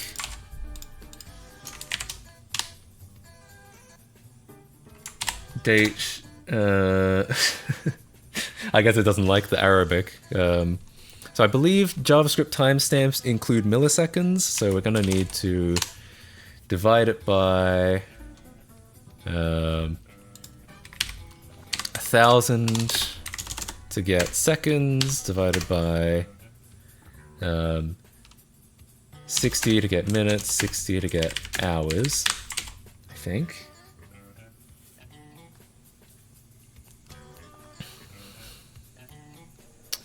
And then this is going to be date divided by 1,000 by 60. So we get the minutes, and then we subtract the hours. I think this will work.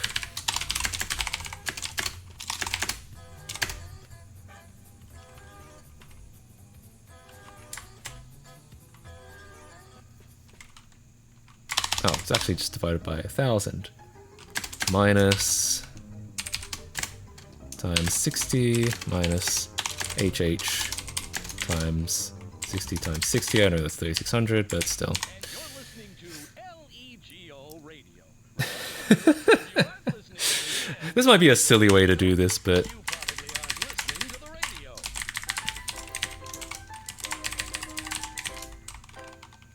For edge cases like Arabic, have the bot actually respond in Arabic. I wonder if I should like have it, if it detects Arabic in the command, it'll just respond back in some like, just say Arabic back to you and not actually do the command at all. Using libraries at all? Nope. I don't know anything about Node.js. I've written plenty of website JavaScript, like computer, like web page JavaScript, but I've never written anything in Node before. Oh yeah, the longest Unicode character. Yeah. I'll just look it up. JavaScript, milliseconds to... I feel like it might just be easier to... hours, minutes, seconds. I feel like it might be easier to do it manually, but we'll see. Oh yeah, the first response is to just do it manually.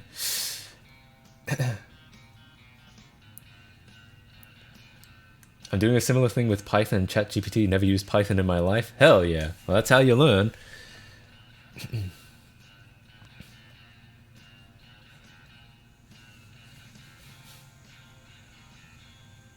Oh yeah, I'm doing it backwards, I think. So what I would actually want to do is say milliseconds is date modulo 1000. Seconds equals, oh, and then don't really need to do a floor.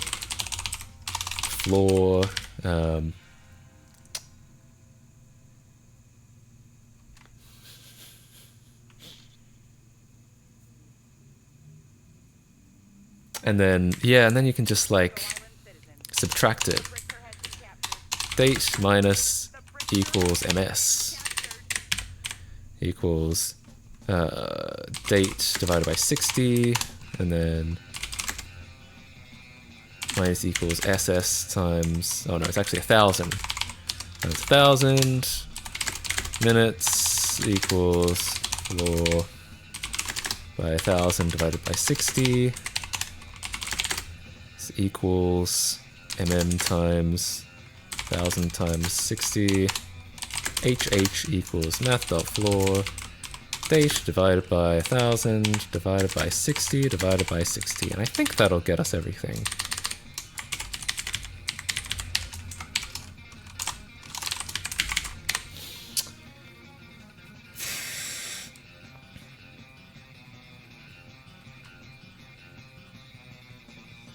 Are you bored? Oh, the bot is bored of my coding nonsense. I mean, fair enough. I'm surprised that anyone's watching this at all. But hey, if people actually like coding streams, there's a lot of coding I'd like to do. We can do some Lego Island decomp on stream. What happens if you leave a timer running? It should run forever. How are you determining how to respond to messages? Hard-coded? Yeah, kind of. I mean, I guess if I wanted to make this expandable to everyone's circumstance, I would add some like internationalization into it, but I feel like the use cases for this are not going to be that widespread. Alright. So, timer, start, Big Bird, timer, check, Big Bird.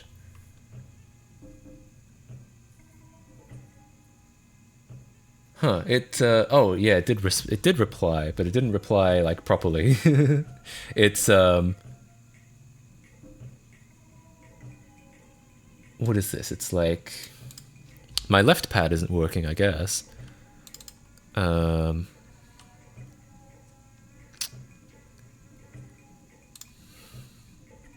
I didn't actually use left pad at all, that's why. Okay. Left pad. Left pad. Left pad.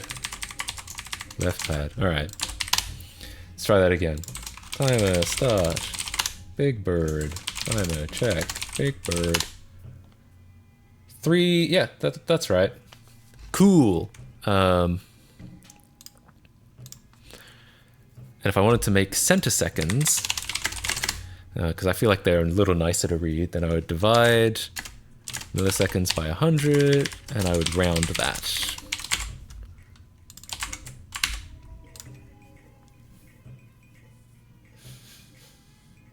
Huh. Oh, it's stop, it's not end. Hey Matt, you're an enjoyer of consoles. What's your opinion on the Gran Turismo movie? Big fan of the games. The movie, I guess it's based on a real story. I have the feeling it's probably not going to be the kind of movie I'd like. I'm not super into sports movies at the best of times, but it seems like it's probably going to be perfectly fine. The fact that it's based on a real story is probably means it's not going to be like ridiculous. It's not going to be like you can go pretty campy with the whole like video games but real life premise, but since this was like a real thing ostensibly, it's probably going to be alright. of last week on Lego Island. The friends of Lego Island Timer list? That's not a bad idea. I never thought to do that. None of my previous iterations of this bot had a timer list. List equals array. We'll do the same thing again that we did with command help, where I just push them and then join them at the end.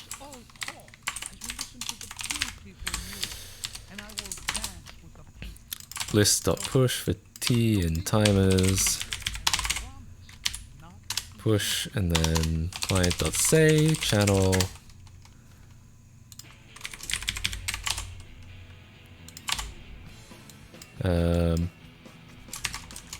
Available timers. List.join. Okay. Unfortunately, the timers are not persistent, so now all of the timers are gone. You have to make some new ones. How much RAM do you have? No particular reason for asking this. The fact that you said that makes me think that there is a particular reason for asking this. Are you trying to flood my memory with JavaScript?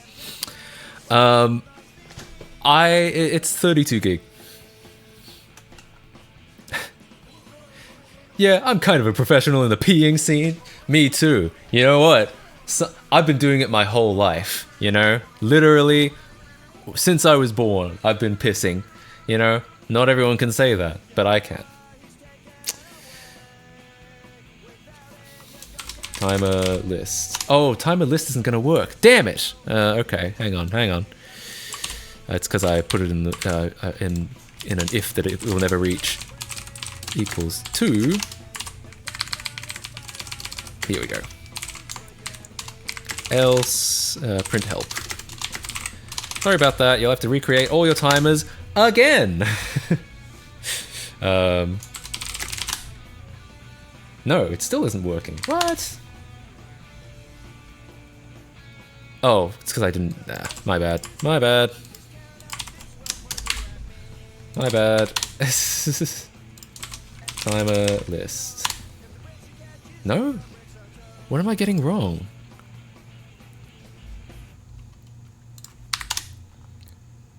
Oh. No, it's working. It just fucking didn't want to work the first time.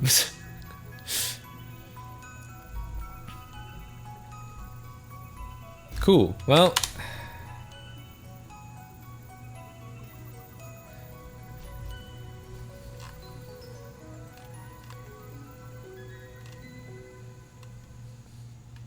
Wait, I missed this. The Gran Turismo movie looks generic as hell. I'm so sorry. They based it too much off the true story, if you know what I mean, Lamau.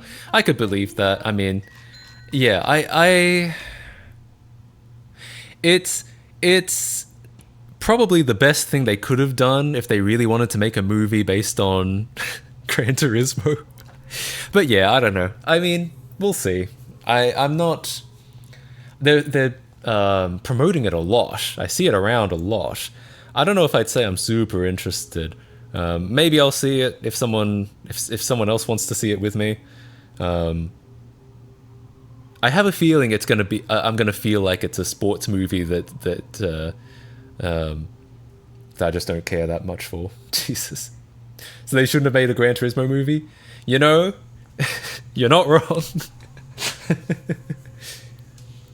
Using a terminal to read the chat. No, I mean I'm right because I'm writing a chat bot. The chat messages are showing up because I'm just because I'm like writing a chat bot, and this is the terminal. Yeah, no, I'm not intentionally reading. If I had, I think it's because of the debug. If I had debug off, then no, it wouldn't show up. Do you think? You guys tell me. I know that everyone's having a lot of fun with the chat. The one thing that annoys me is that the promo stuff contains a crash based off a real life incident that killed a marshal. Oof, damn. Yeah, I mean, it's Hollywood. 86 seconds. How the hell is it saying 86 seconds? Damn it. Alright, something's clearly wrong. Oh, I didn't modulo these. That's why. My bad. All right, you'll have to create your timers again. Forgot to put the modulos on these. That's why. My bad. Matt KC can't we? Okay. That might actually be good. I won't lie. That might be good.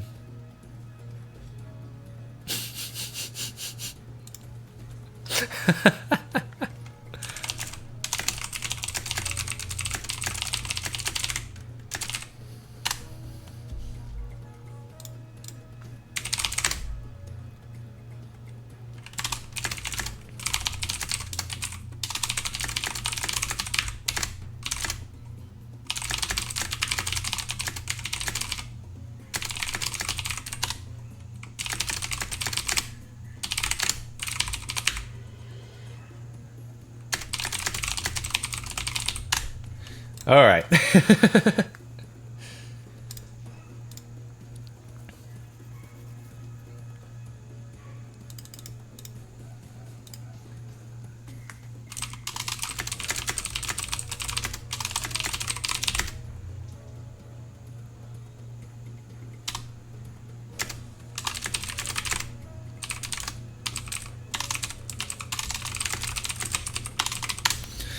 Cool. So let's see. Okay. Here's what I was going to say. Do you think, I know everyone's having a lot of fun with the Unicode, but do you think it's worth it to actually limit the timer names to only being like Latin characters, alphanumeric characters? Because I feel like maybe that's a smart thing to do. What? No? Just because it gets a little bit spammy, right? I mean, I guess in regular usage it won't be quite like this because we're kind of testing it now. A character limit would be better instead, I guess. UTF-8 is a lot easier. What I mean is just like, not Latin as in Latin encoding. I mean just like restricting it to like, because like if you have... We have a timer list. No, actually right now it's fine. But before there was stuff like I just wonder if it says something like this, if that kind of defeats the whole point of having a timer list. Like you can't even really pick this apart. Like which ones are timers and which ones aren't, right?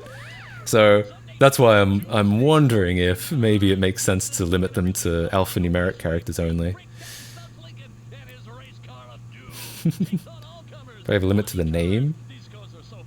What kind of limit? You mean the length? I mean, that's what this isn't regular use. I know, it's just that it could be quite exploitable, is my concern. But the time looks good. 1 minute 48, that seems right? Yeah, I know, that's what I said. Like, this is more, we're using it more, we're like testing it and we're like stretching it now, we're pushing it as far as it can go. I'm just saying, like, in general, it could. Limit to the number of characters, but it isn't like, some of this is, I feel like the length isn't even really the issue necessarily. Add spaces so it's worse. Matt doesn't trust, no, it's not that I don't trust you, it's that I don't trust like a bunch of random people coming in, right? Timer start Kappa. Okay, you're right. Kappa is funny, but that is alphanumeric because that's a Twitch emote. Right now, I guess I could do.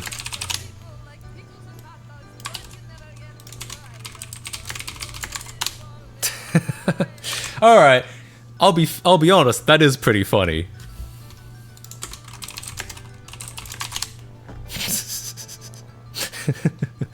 I guess I could make it like an 8 character limit, right?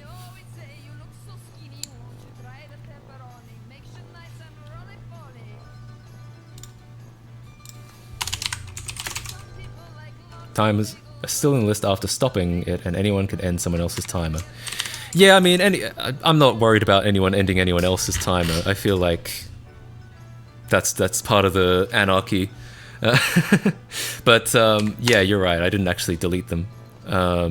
How do you delete stuff? Do you just set it to null or delete key from JavaScript object?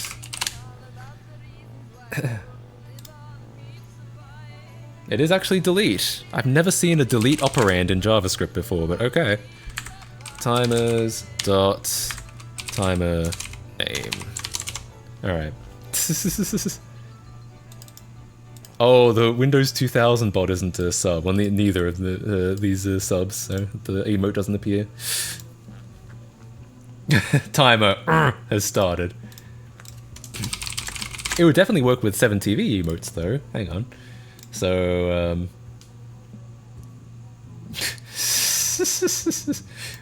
timer start. Nut! Alright, that's pretty funny.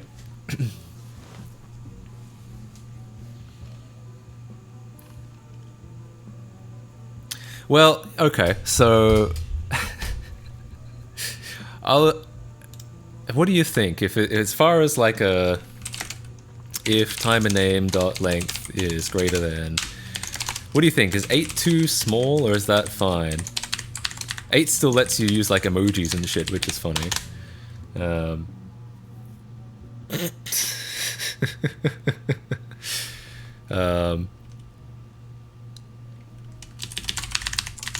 Oh, I should make it a const. Max timer name length equals 8. Nice cock. How long is nice cock? It needs to be, yeah, it's 8.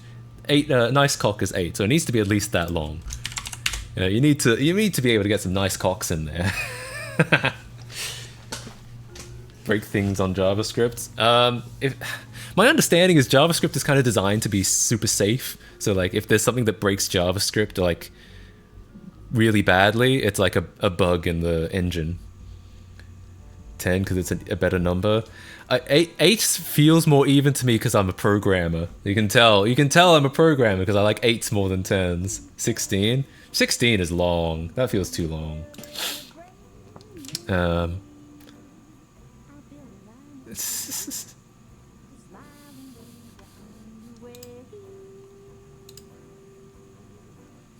Shame you aren't using libraries. You can do some really cool stuff with tokenization and semantic comparison. I've been muching around with it, and it's really cool. I don't know what any of that means, but I'd say I'm sure it is. Time to do research on things that make the JavaScript engine break. Good luck! They're meant to reset all timers? No. You just have to. I would just have to restart the bot, I think. 8 because of binary. 8 isn't binary. 8 is well, just computer shit. Alright, well, I feel like 8 is probably alright. Timer names can be no longer than max timer length characters. Alright, I'm gonna reset all your timers will disappear. Sorry. You'll have to recreate them, but now they should delete properly, and there should be a limit on the name length. No more time. I've cancelled time. We're out of time. In the words of James Rolfe, we just ran out of time. It just turned 5:40. Timer start list. That's that's gonna confuse some people. Oh, is it still in there? Did it not delete it? Timer stop list. Timer list. It's still in there. Huh. Okay. Hang on. Timer start E. Timer stop E. And then timer list. It's still in there. So, okay. So this delete doesn't actually work at all. Oh, probably because... It's probably because it thinks this is actually the name of the property, right? What if I, like, do this? Is this permissible? Oh, yeah. Yeah, that's permissible. Okay. That should work. It should now delete the timers. Yeah, you we got it at the same time, I think. IOI. Put a JavaScript command as the timer. It shouldn't work. It should just store it as a string, unless the JavaScript itself is like... unless there's a glitch in JavaScript itself, it should just treat it as a string at all times. Tokenization converts chunks of text into numbers. It's then run through a basic AI that assigns a 700, 1500 dimension vector to a sentence. You could then do a vector comparison to compare how similar the sentences are based on subject. Is that just like AI reading the sentence? I mean, we can do like fancy stuff with it later on. We can glom more onto it as we go, but this is currently I'm just trying to port over the functionality I already had in my C++ version of the bot. We're getting pretty close, actually. The only stuff left really is the custom command and these things are like things that interacted with the overlay, so you could like moderators could like skip text-to-speech stuff and shit like that. Timer I just added. Follow mode I think is a chat server thing. That doesn't really have any relevance. So the rest, oh, that's another overlay thing, alert. And moderators could trigger a message in the corner. Then the command stuff, yeah, that's pretty straightforward.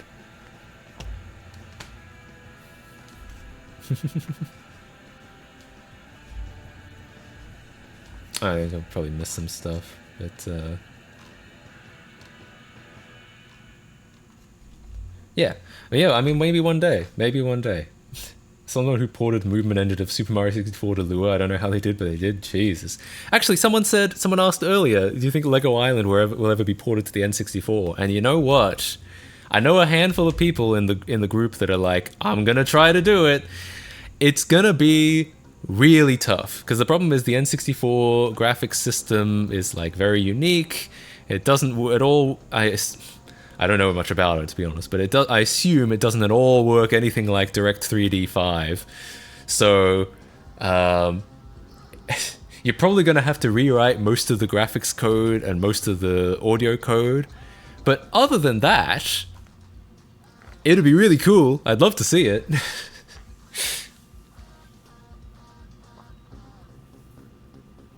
Interesting. Bot breaks when your name has a space. I'd say that's not necessarily a break. I think that's normal. I feel like that's permissible to not allow a space. Like maybe we should tell them that it shouldn't have a space, but I feel like it's fine to not have a space or to not allow spaces. 8 is way too short. For what? What are you trying to put in? 16, I feel like if it bumps to 16, it's not going to be any longer than that. libsm64 that loads in a Super Mario 64 ROM and lets you simulate Mario's movement in other applications. That's funny. I have seen like people put Mario 64 into like Sonic Generations and shit like that.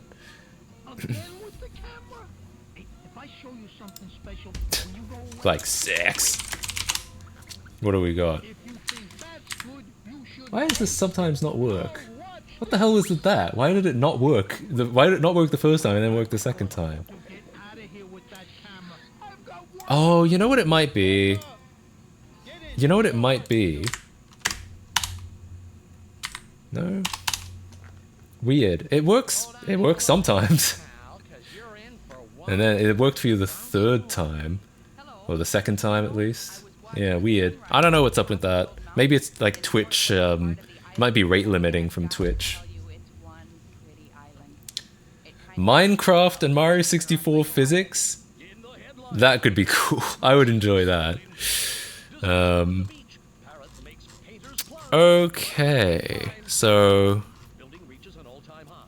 yeah, I guess I'll do the command stuff, and then like that's it for as far as bot functionality.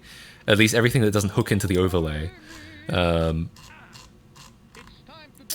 Function add command add com.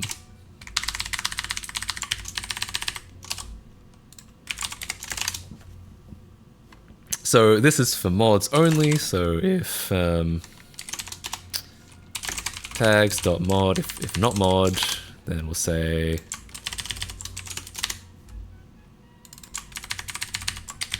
only moderators can do that. I'll do the same thing for edit, com, and del com. Anything you want in Matt KC cart? No, surprise me. You know, as a matter of fact, a better way to do this would be... I guess it doesn't really matter. It's fine. Okay. So.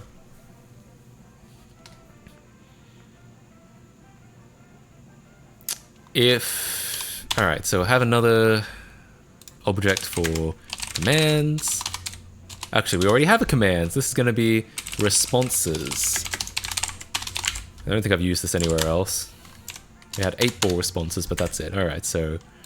this is for commands that can be edited at runtime. So like if you want to add... So if like we want to add something to like to explain something, and so these are, the bot doesn't do anything special. The bot just replies to the user with some text of some kind. So what we'll want to do is we'll want to say, we'll want to split into args again.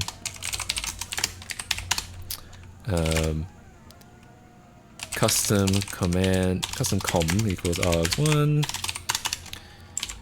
if custom com is dot length equals 0, we'll return obviously, and cannot be empty. Well, I guess it...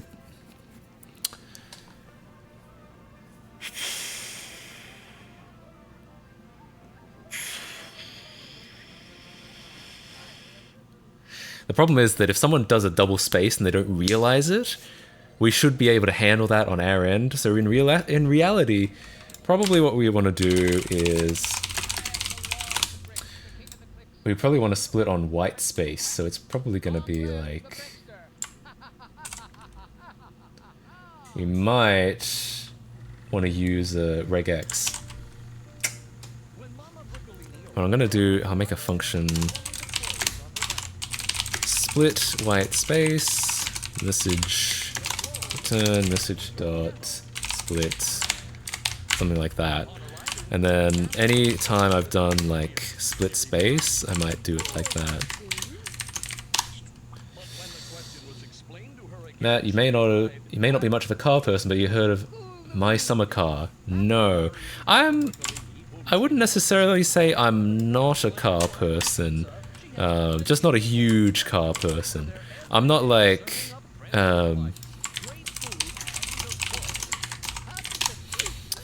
yeah, I'm not a fanatic as far as I don't have a like Testarossa on a poster on the wall, and I don't aspire to have like a GTR or anything like that. But I know what all of this stuff is, right? So that's how I would describe it.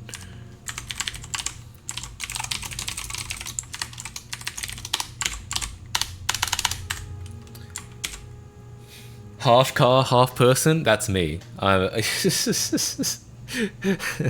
Lightning. The fact that Lightning McQueen was right after that, I just thought to myself that I just started thinking about cussy memes. So let's not get into it. She split my message till I function. It is pretty hot, I won't lie. Okay, so this should be a little bit nicer. Currently, the problem is if we would, I think this would even happen right now. So if I was like timer start, and then I put another space in. No, it wouldn't. No, it wouldn't do it at the end. It would only do it in the middle. So, yeah, yeah. This is a uniquely exploitable function. That's what makes this kind of helpful. Okay.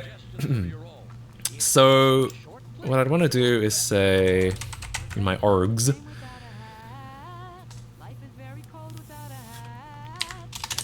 Custom com equals args1, so that should work pretty reliably. And then anything that comes after that should become the command. So...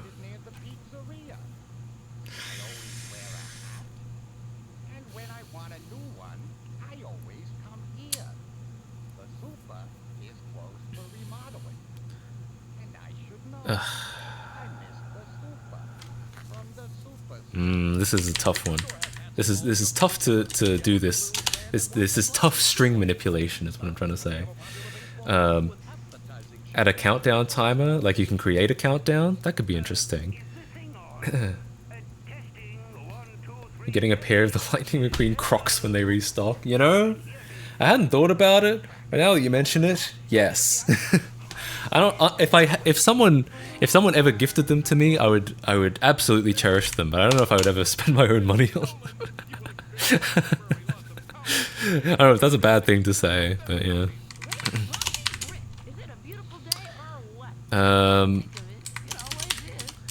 If args less than, the length is less than 2, we need to print some help. We will. Nope. It's client.say usage. Arg0. Adcom command text and then return. Oh, I almost had a big exploit in here. I didn't return after this. Holy. Alright, well now we're returning.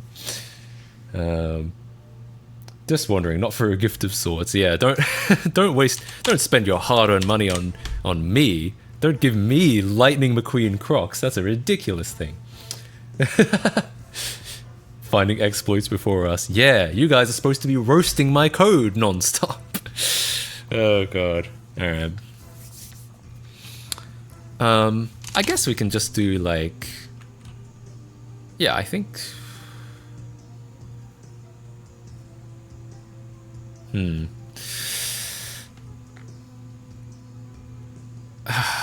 Oh, this makes things so hard.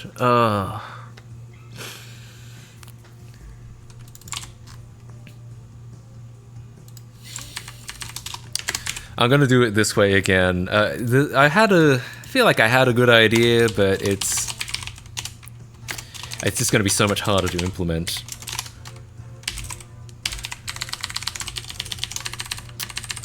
Usage. No, it's custom command cannot be empty. It's a little less user friendly, but it's just gonna be so much easier to code.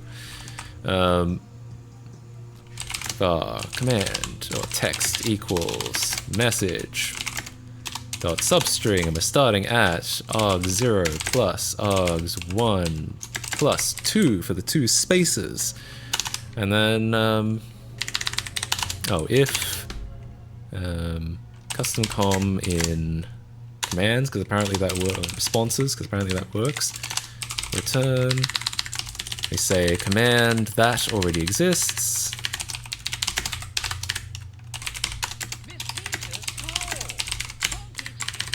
Oh, we have to make it lowercase.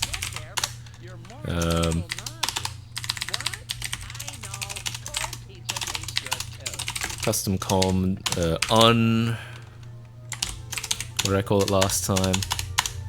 I called it uncorrected.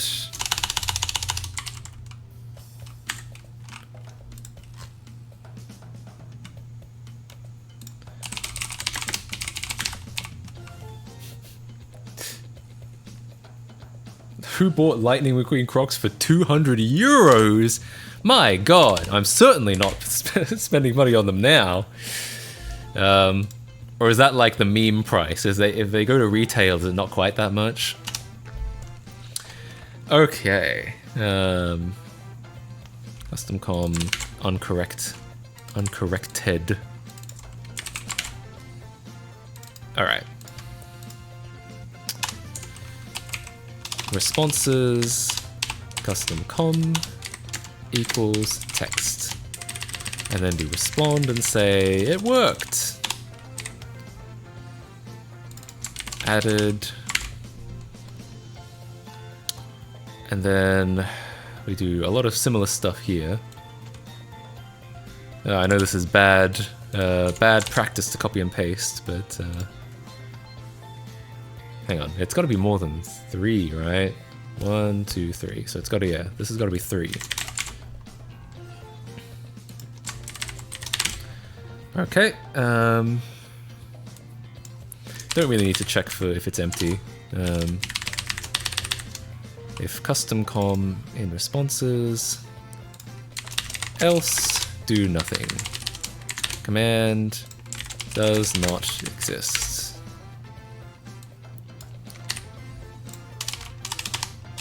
Delete responses, custom com. So we only use this in strings. Deleted. That was stock X. The actual ones are $59.99 USD. I guess that's about the right price for like custom or fancy shoes, right?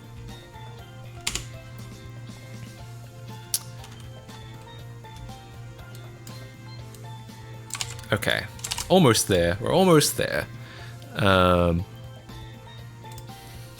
New text.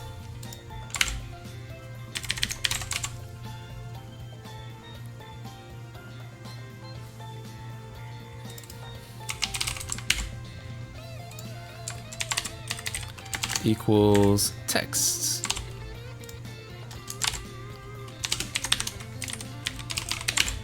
I think that'll work.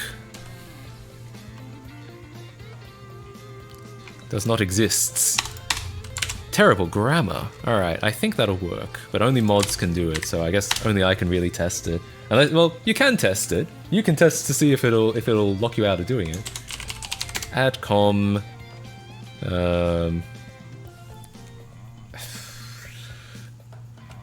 Test. Yay, you tested me. Oh, I didn't add them to the fucking database thing. Alright. Add com. Add com. Edit com. Edit com. Del com. Del com. Alright, let's try that again.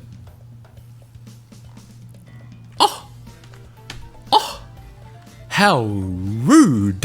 In my own chat, you would demean me?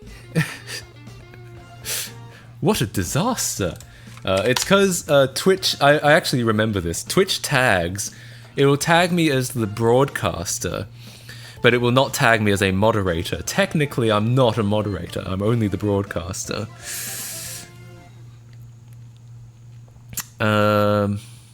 Yeah, broadcaster here, but it looks like it doesn't parse it out, so I guess I have to do it manually.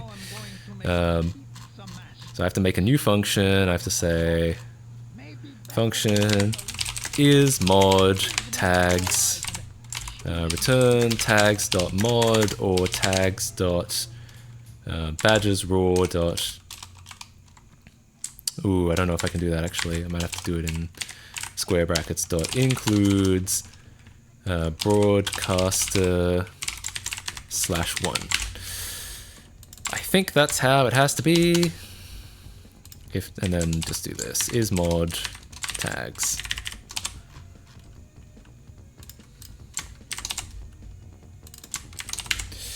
What an L. Twitch removes Unicode right to left? That's interesting. I guess they were just like, fuck it, we don't want to deal with it. Oh, split white text not defined. Oh, I spelled that wrong, that's why. It's split white space. Okay. Okay, should be working now. Add com. Test. Yay, you tested me. Alright, test. Oh, it doesn't actually add the commands yet though. I have to figure that out. Delcom test. Deleted. If I do it again, does not exist. Add it again. Add it again. Already exists. Edit com test. Oof! And if I delcom test, if I edit it again. Oh, it crashed.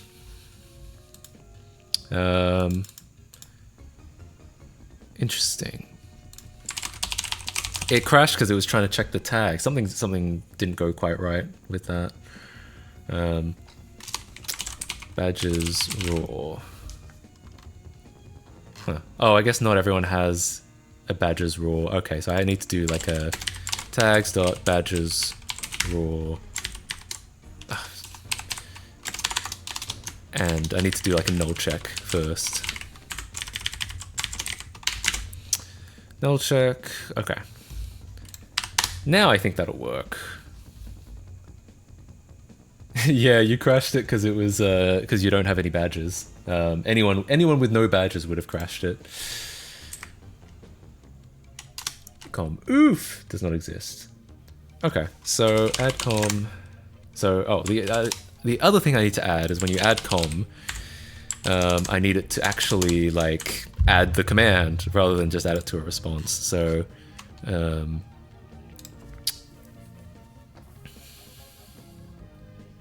I guess because it's JavaScript, we can actually do this very easily. We can just say commands. No, I'll do it the smarter way. Function command simple response. I'll have all these again. Message.substring one message.index of. Maybe actually no. Maybe it was better the other way. It's a little bit.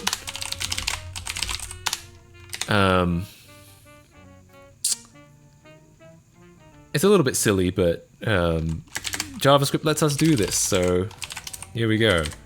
Return client.say channel. We just kind of sneak it in here. This might be.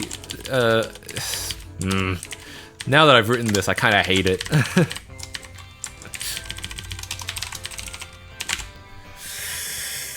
Are we really gonna be that goofy with the code? Nah, I can't do it. I can't do it.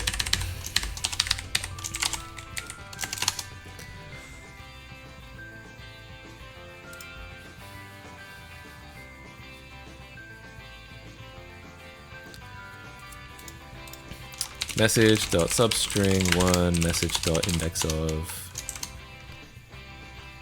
space. What happens if in JavaScript if the substring end is -1? Does that do anything?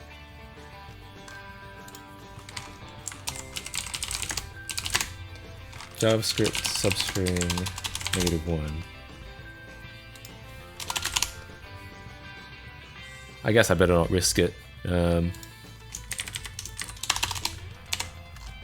.2 lowercase var simple equals send equals that, and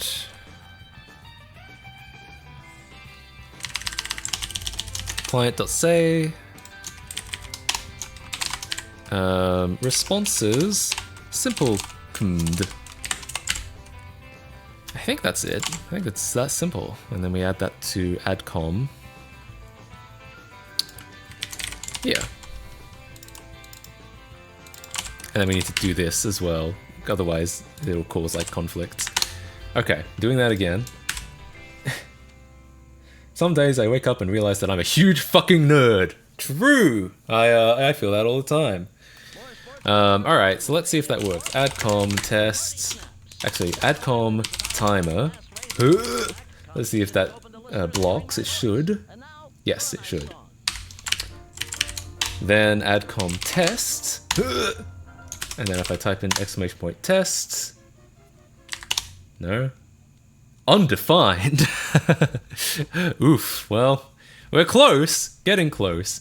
Oh, hell yeah. This is the riveting shit I watch for. Welcome to the stream, SamBam20. We're almost done with rewriting my chatbot in JavaScript. It used to be in C++ because I am a maniac. But now it is in JavaScript, and yes, it is much easier to write it this way. Sorry, I had to reset it again, so sorry about your timers. Exclamation point test. Undefined.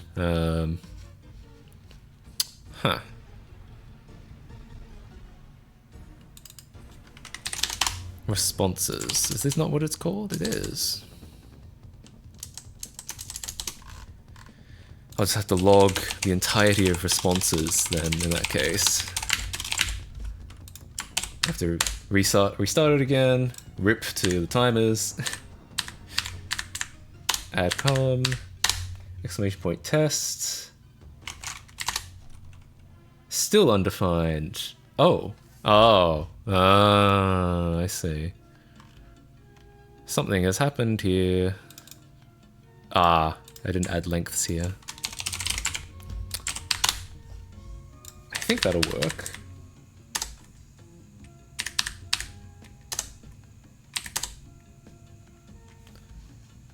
Test. It should work. That looks correct. I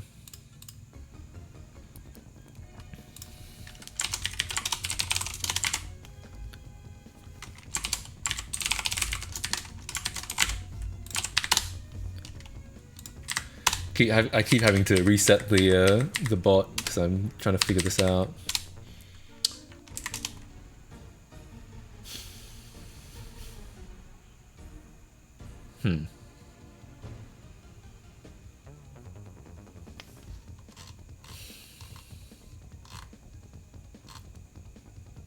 How is this possible? It says it's got test is the key and H is the value, and then test is the right value, and then it's like undefined.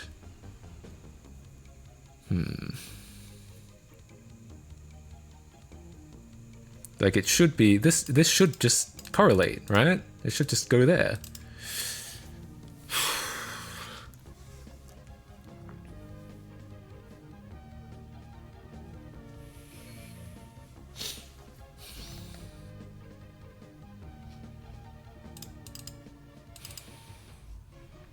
How is it possible for this to be undefined?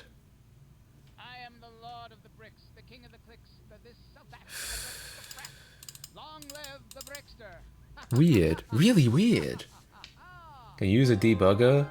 I don't know if a debugger would help me at this point. It's or yes, it's just like why it's just trying to figure out why this array lookup isn't working, like, or object lookup. It's clearly the same key, and there's a value here, but it doesn't get it when you do this.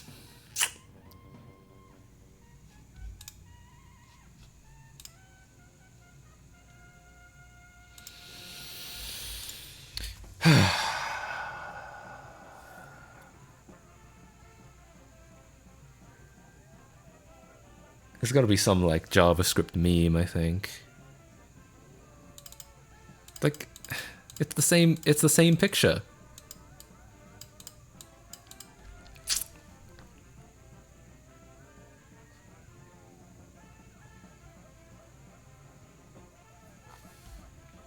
Is there a space? Well, there's not a space here. There could be a space here, but I don't see it. Hang on. Let's be a little bit more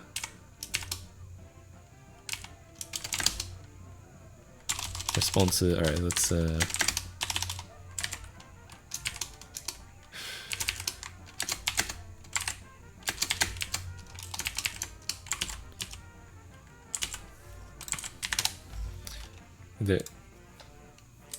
There is a strip or trim, one of those, but I feel like I'm not sure that's it, because like I can't see the. Oh yeah, okay, yeah, you're right. There is some shit at the end.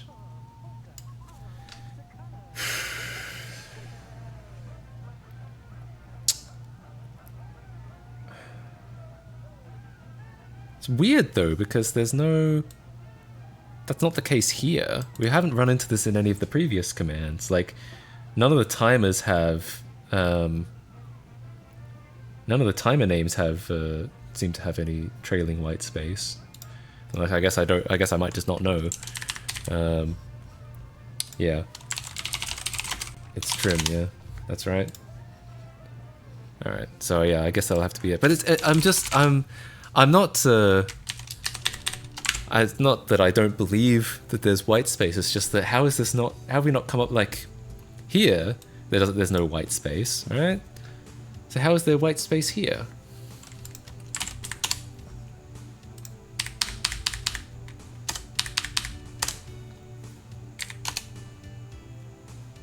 And still not working.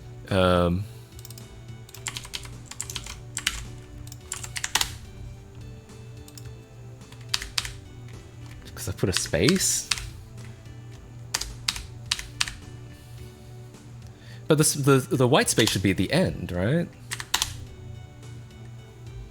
Oh, no, it's still there. Even with the dot trim, that shit is still there. What is that? What is this? Where is this coming from? Alright, hang on. Let's print the whole message, alright? And let's print it with these quotes around it.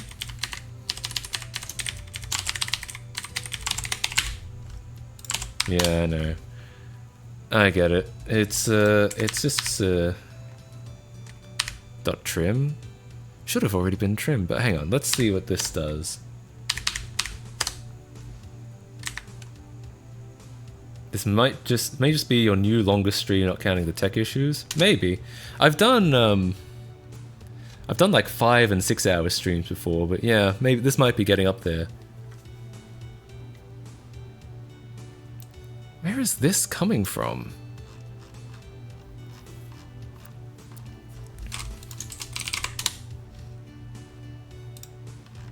What is this? It is easier to stream when you're not like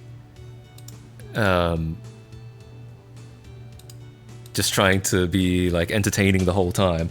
I mean, I'm still trying to talk and shit, but now we're doing a project. I'm kind of like, I'm not just trying to not just trying to entertain at the moment. Yeah, I guess so. I guess I will have to do that. Hang on, let me, I'm gonna print the message. I'm gonna print all messages.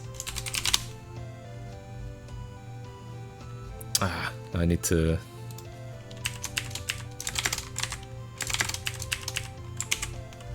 This is peak content. Is it really? Do you really like this?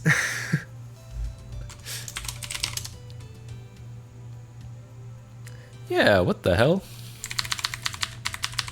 Hang on, so add the command.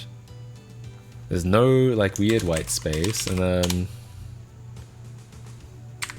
why am I still in just chatting? Is there a category for programming?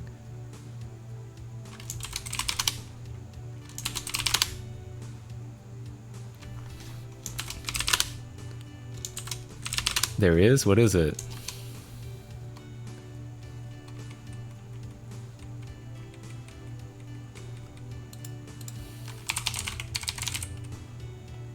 Basic programming. Well, I'm not programming in BASIC, though this might be pretty basic. Oh, software dev. Software and game development. Yeah, I guess so. Alright, fair enough. I was looking for like coding or code or programming. I wasn't looking for software and game development.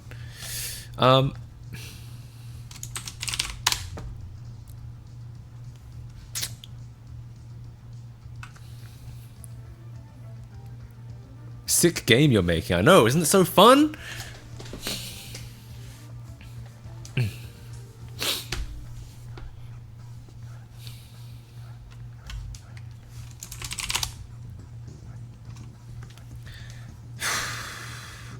So I'll type in !test and it'll have no white space after it, and it won't work. And then I type it in again, and it suddenly has white space after it, and it suddenly works, but then it doesn't match up because it's got white space after it. This is some unadulterated JavaScript shit. I have to say, this is some JavaScript shit. Alright. Well, yeah, I guess we'll figure out what the hell this is.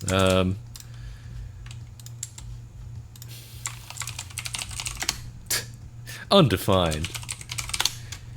Yeah, alright. What have we got?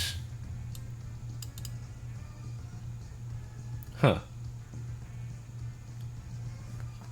So the two characters are, this is actually a space, like just a regular ass space, but then this is E0000, or also known as not a character. What the hell is this? Why would I ever be getting this? JavaScript E0000, invalid character. I'm getting like invalid character on it. Yeah, I'm getting this E0000, invalid character. What the fuck? So where is the problem? It's not even a character. I guess it doesn't get trimmed off, but like, all right, you know what? Maybe we can like hack this and be like, here, let's say message equals message dot replace.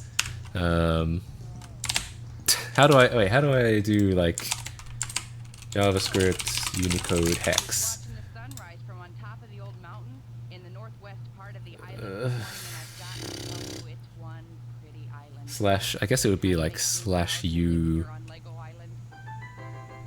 I don't know if this is gonna work.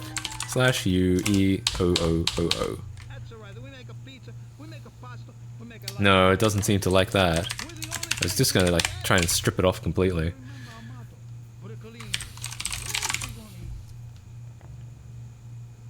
This maybe? Jesus, what is that?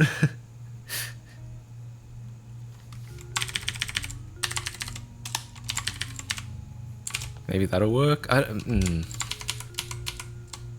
This might work. It might just be my color coding shit on the code editor. Welcome to the stream, Tinkle's Magic Words. Let's see if that did anything. I've run out of chat history.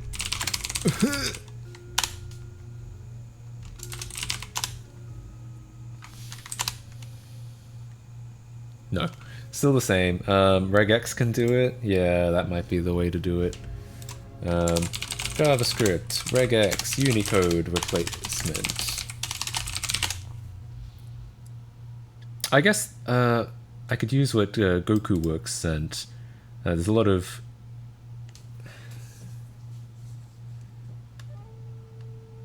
though I kind of want to just stick to the character, the garbage character we're dealing with right now, whatever this is. But is that gonna work? A lot of extra, yeah, that's the only concern. Is that gonna work? Copy the character from terminal? I could, but then that kind of relies on like the file being saved in Unicode correctly, and it just feels a bit like hacky, you know? I know this is already pretty hacky. We're having some like Unicode shit apparently.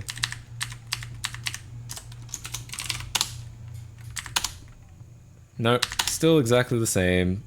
So for some reason, I'll type in the command and it'll be the right command, but it won't work for some reason. And then I'll type in the command again, and it'll have this extra garbage white space after it. And then it'll go through, but it won't actually match up. And so it'll say undefined.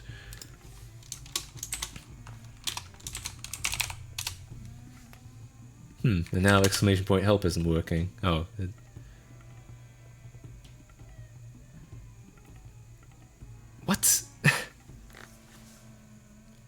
What? What is this? What? Real good pizzas and linguine, a lot of sauce and fettuccine. Making food. This is gotta be some JavaScript meme, like IRC magic. I don't know about that because it matches up with these strings fine. It's only the strings that go through the terminal that get like fucked up.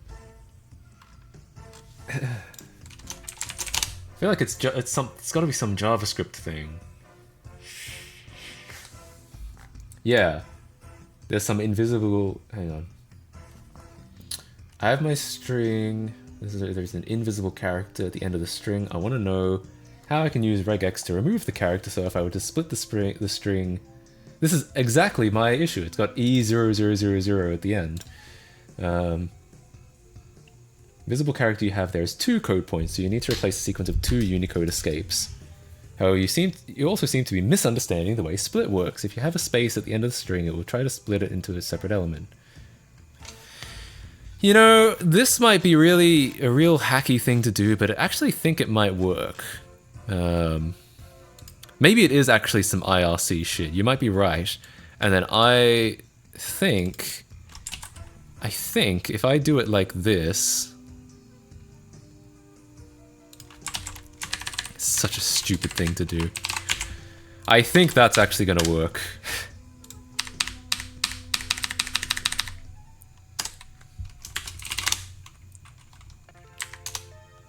Yeah, okay. So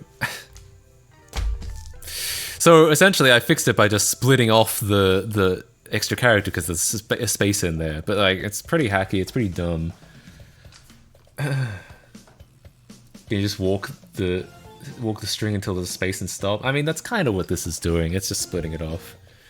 And then sometimes it still doesn't work, so try it again. Try doing exclamation point test again. Sometimes it'll work. So why does it not work if there's not like that in there, right? Keep trying it until you get these extra like garbage characters at the end. Interesting. Alright, so let's see, why does it only work if you get the garbage characters? Let's get that figured out. Oh, right. Okay. End equals that, if end equals -1, end equals message dot length. There, that's my bad. Okay.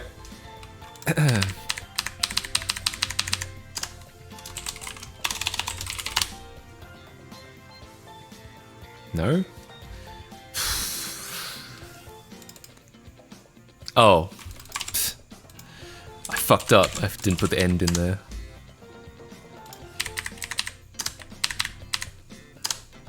Yeah, now it should work pretty reliably. Okay, cool. More or less figured that out. Alright, it's silly, it's dumb, but it works. So now if I was like, let's say, this is usually what I use this for. If I was like, hey, I have a sub-only Discord. Amazing. I'm gonna send an invite. If you type exclamation point Discord into the chat, you can get it too. Hang on, I have to get an invite.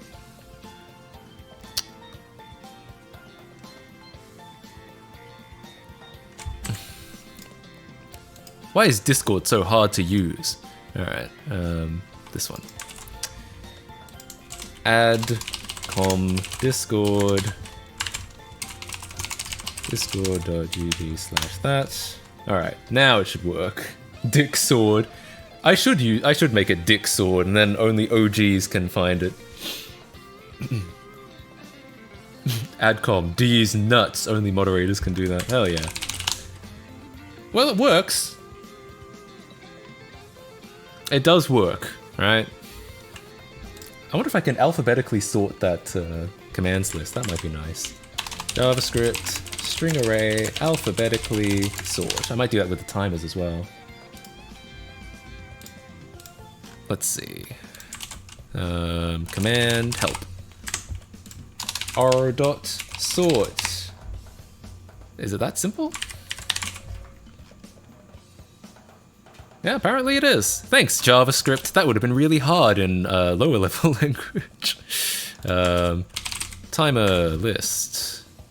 I'll do it here as well. List.sort. Alright, I've reset it. Yeah, you'll have to re-add any timers you added. I'm amazed it's that simple. I got distracted from bot things. That is totally fine. We're actually pretty much done now. Thank you, Java, for your script. Would you believe me if I said JavaScript has almost nothing to do with Java? Anyway.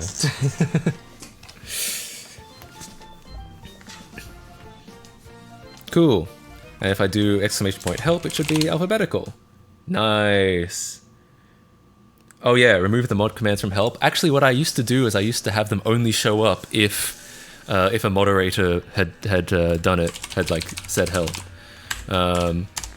Oh, but I can't do that easily. I have to add like authorization for each one of these, which I could do, but it's just annoying. What happened to the 8-ball? Is it the 8-ball? Did the 8-ball break? Hello? Did any mentions break as well? I think all mentions broke. Damn. Alright, hang on.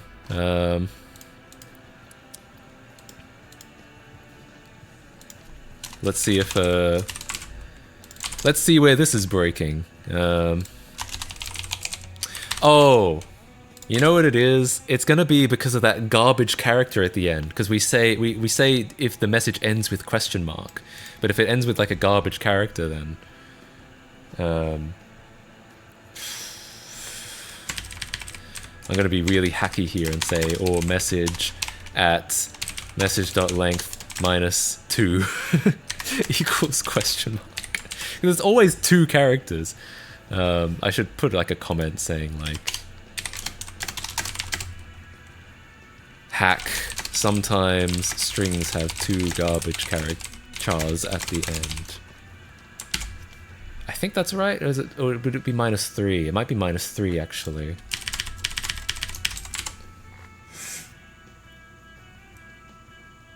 Garbage character, you're a garbage character, I know. It worked before without issues? I know! Yes? No. Maybe I jumped the gun a little bit. All mentions are broken. That's so weird. Hang on. Or did I not hang on. Mention? Somewhat syntactically similar. That's true. They're both like C syntax based, aren't they? Though. Greeting, and then 8-ball. Restart it.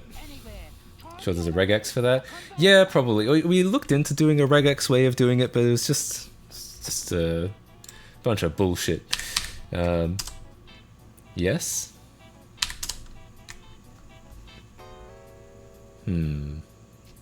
We don't even seem to be getting here, so.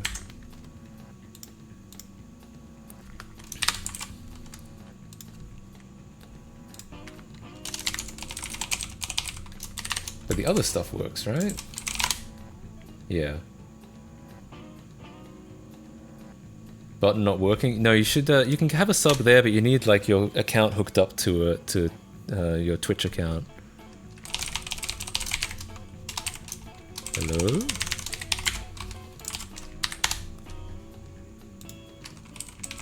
Yee. That didn't do anything. Yee.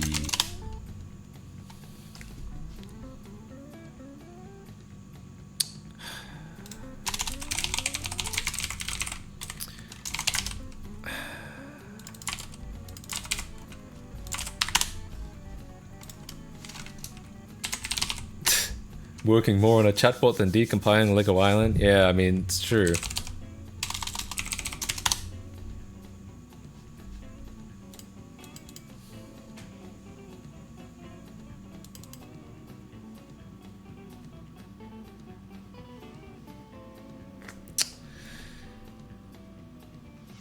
Oh, this replace I wrote is broken. That doesn't work at all.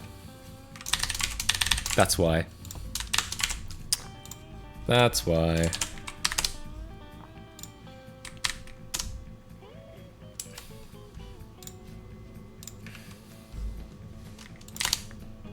Okay. Should work now, at least as well as it used to.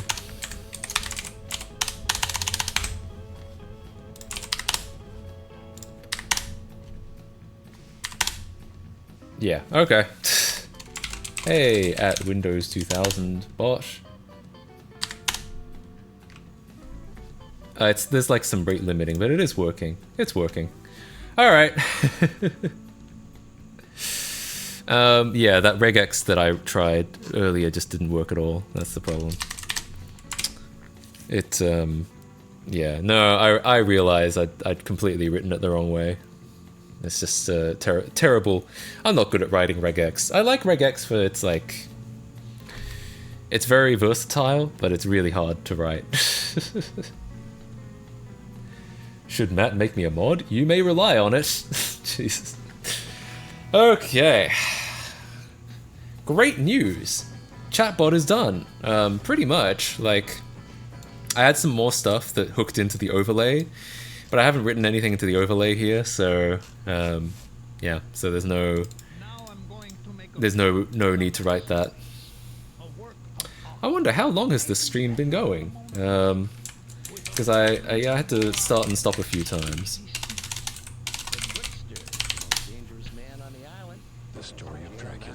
Ugh, I'm getting an ad. I better be getting paid to look at my own ads. So this session is 2.5 hours. I'm gonna count it up. So started with 8 minutes. It's almost nothing. That was when OBS crashed the first time. Plus 2 hours. I'll round that up to say it's exactly 2 hours. Plus another hour and a half of doing just random shit. Plus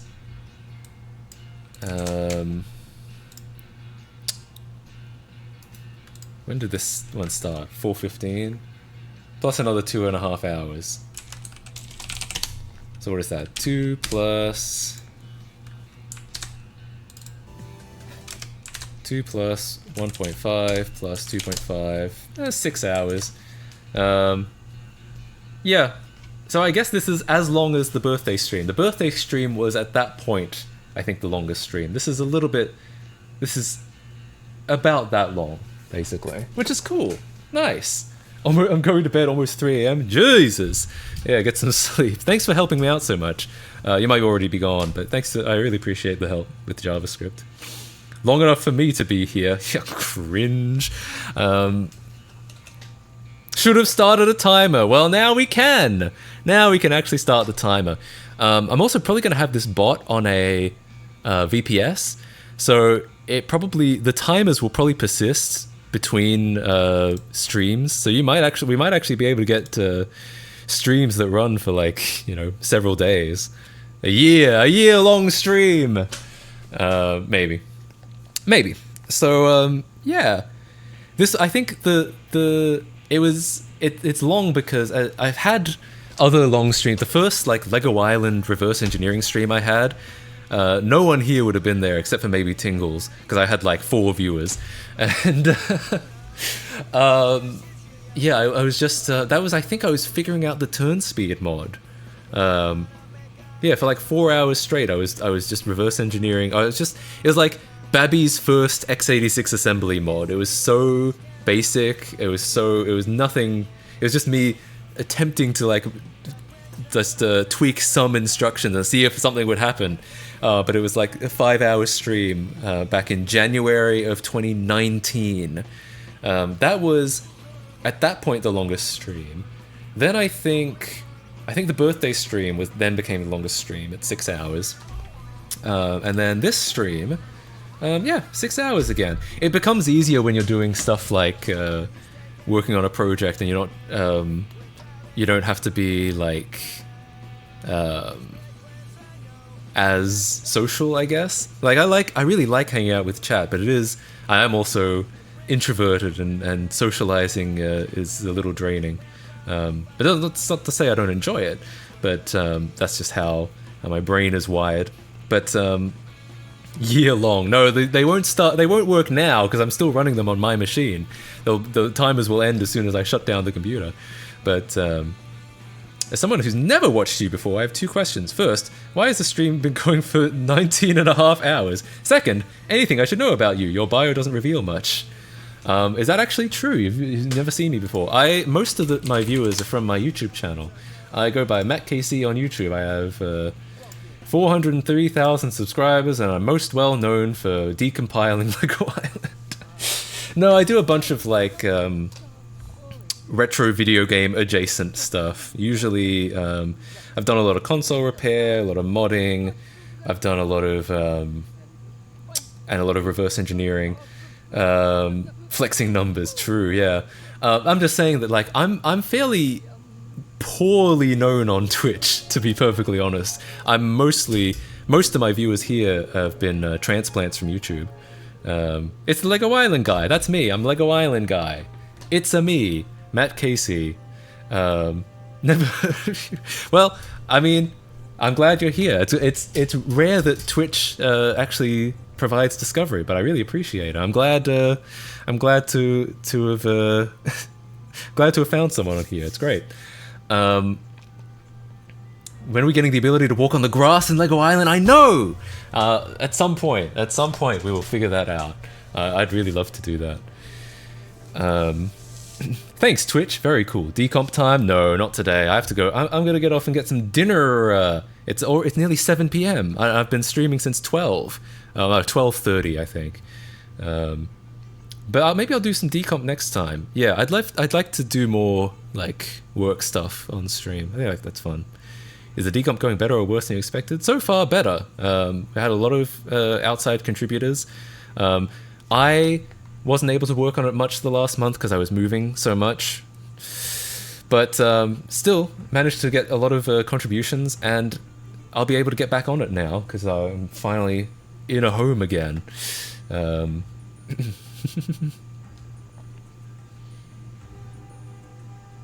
Grass doesn't even have collision behind the wall. Wild.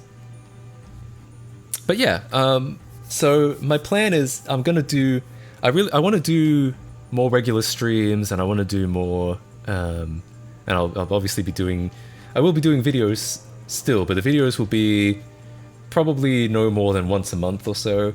But that being said, clips from the stream should be going out pretty regularly. And my hope with that is to start getting like 1 out a day.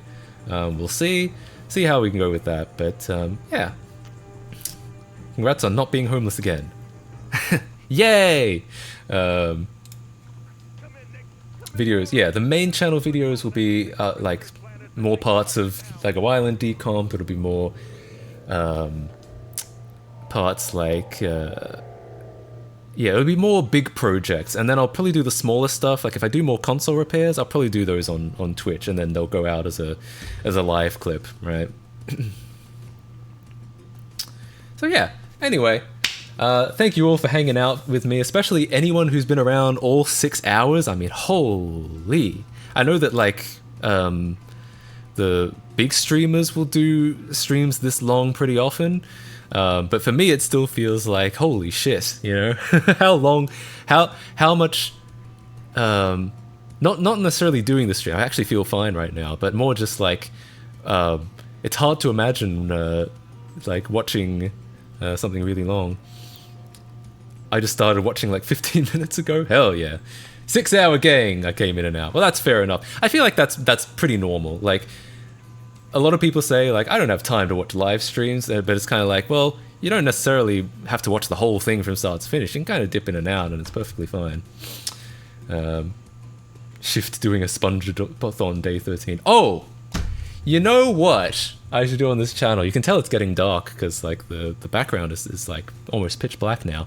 You know it's a really good idea. On my channel, for years, I used to do Shrek-tember. I did it in 2016 and 2017, where I played just nothing but Shrek games. I thought it would be fun to actually do that live, a real live Shrek-tember, where I just play Shrek games live on stream. That won't be the only thing we do. We'll do like other stuff, but yeah, I'm thinking bringing back Shrek-tember, but doing it live. Maybe I'll even do like a subathon. I'll be like, if you want me to keep playing Shrek extra large on the GameCube, you know, sub. So, yeah, that could be fun. And that's next month, so it's well timed. Usually I come up with these ideas and it's like, oh, I could have done that like 2 months ago, but I can't do it now. Might actually be able to do it this time, so yeah. Anyways, really appreciate everyone hanging out, especially if you were here for all 6 hours. Holy shit. Yeah, I hope to do more stuff like this. More hanging out, more projects and whatnot. Let's see if is any of my friends going live currently. Oh, I do have a friend live. I have a friend, Fluffy Crazy Strings Live, long time friend of the Twitch channel. Let's go raid him. Why not? That sounds like fun. You can have a friend? I mean, I guess so. I guess I can have one friend. Alright, well, yeah. Thanks everyone for hanging out. I'll see you guys next time. Yeah, bye-bye.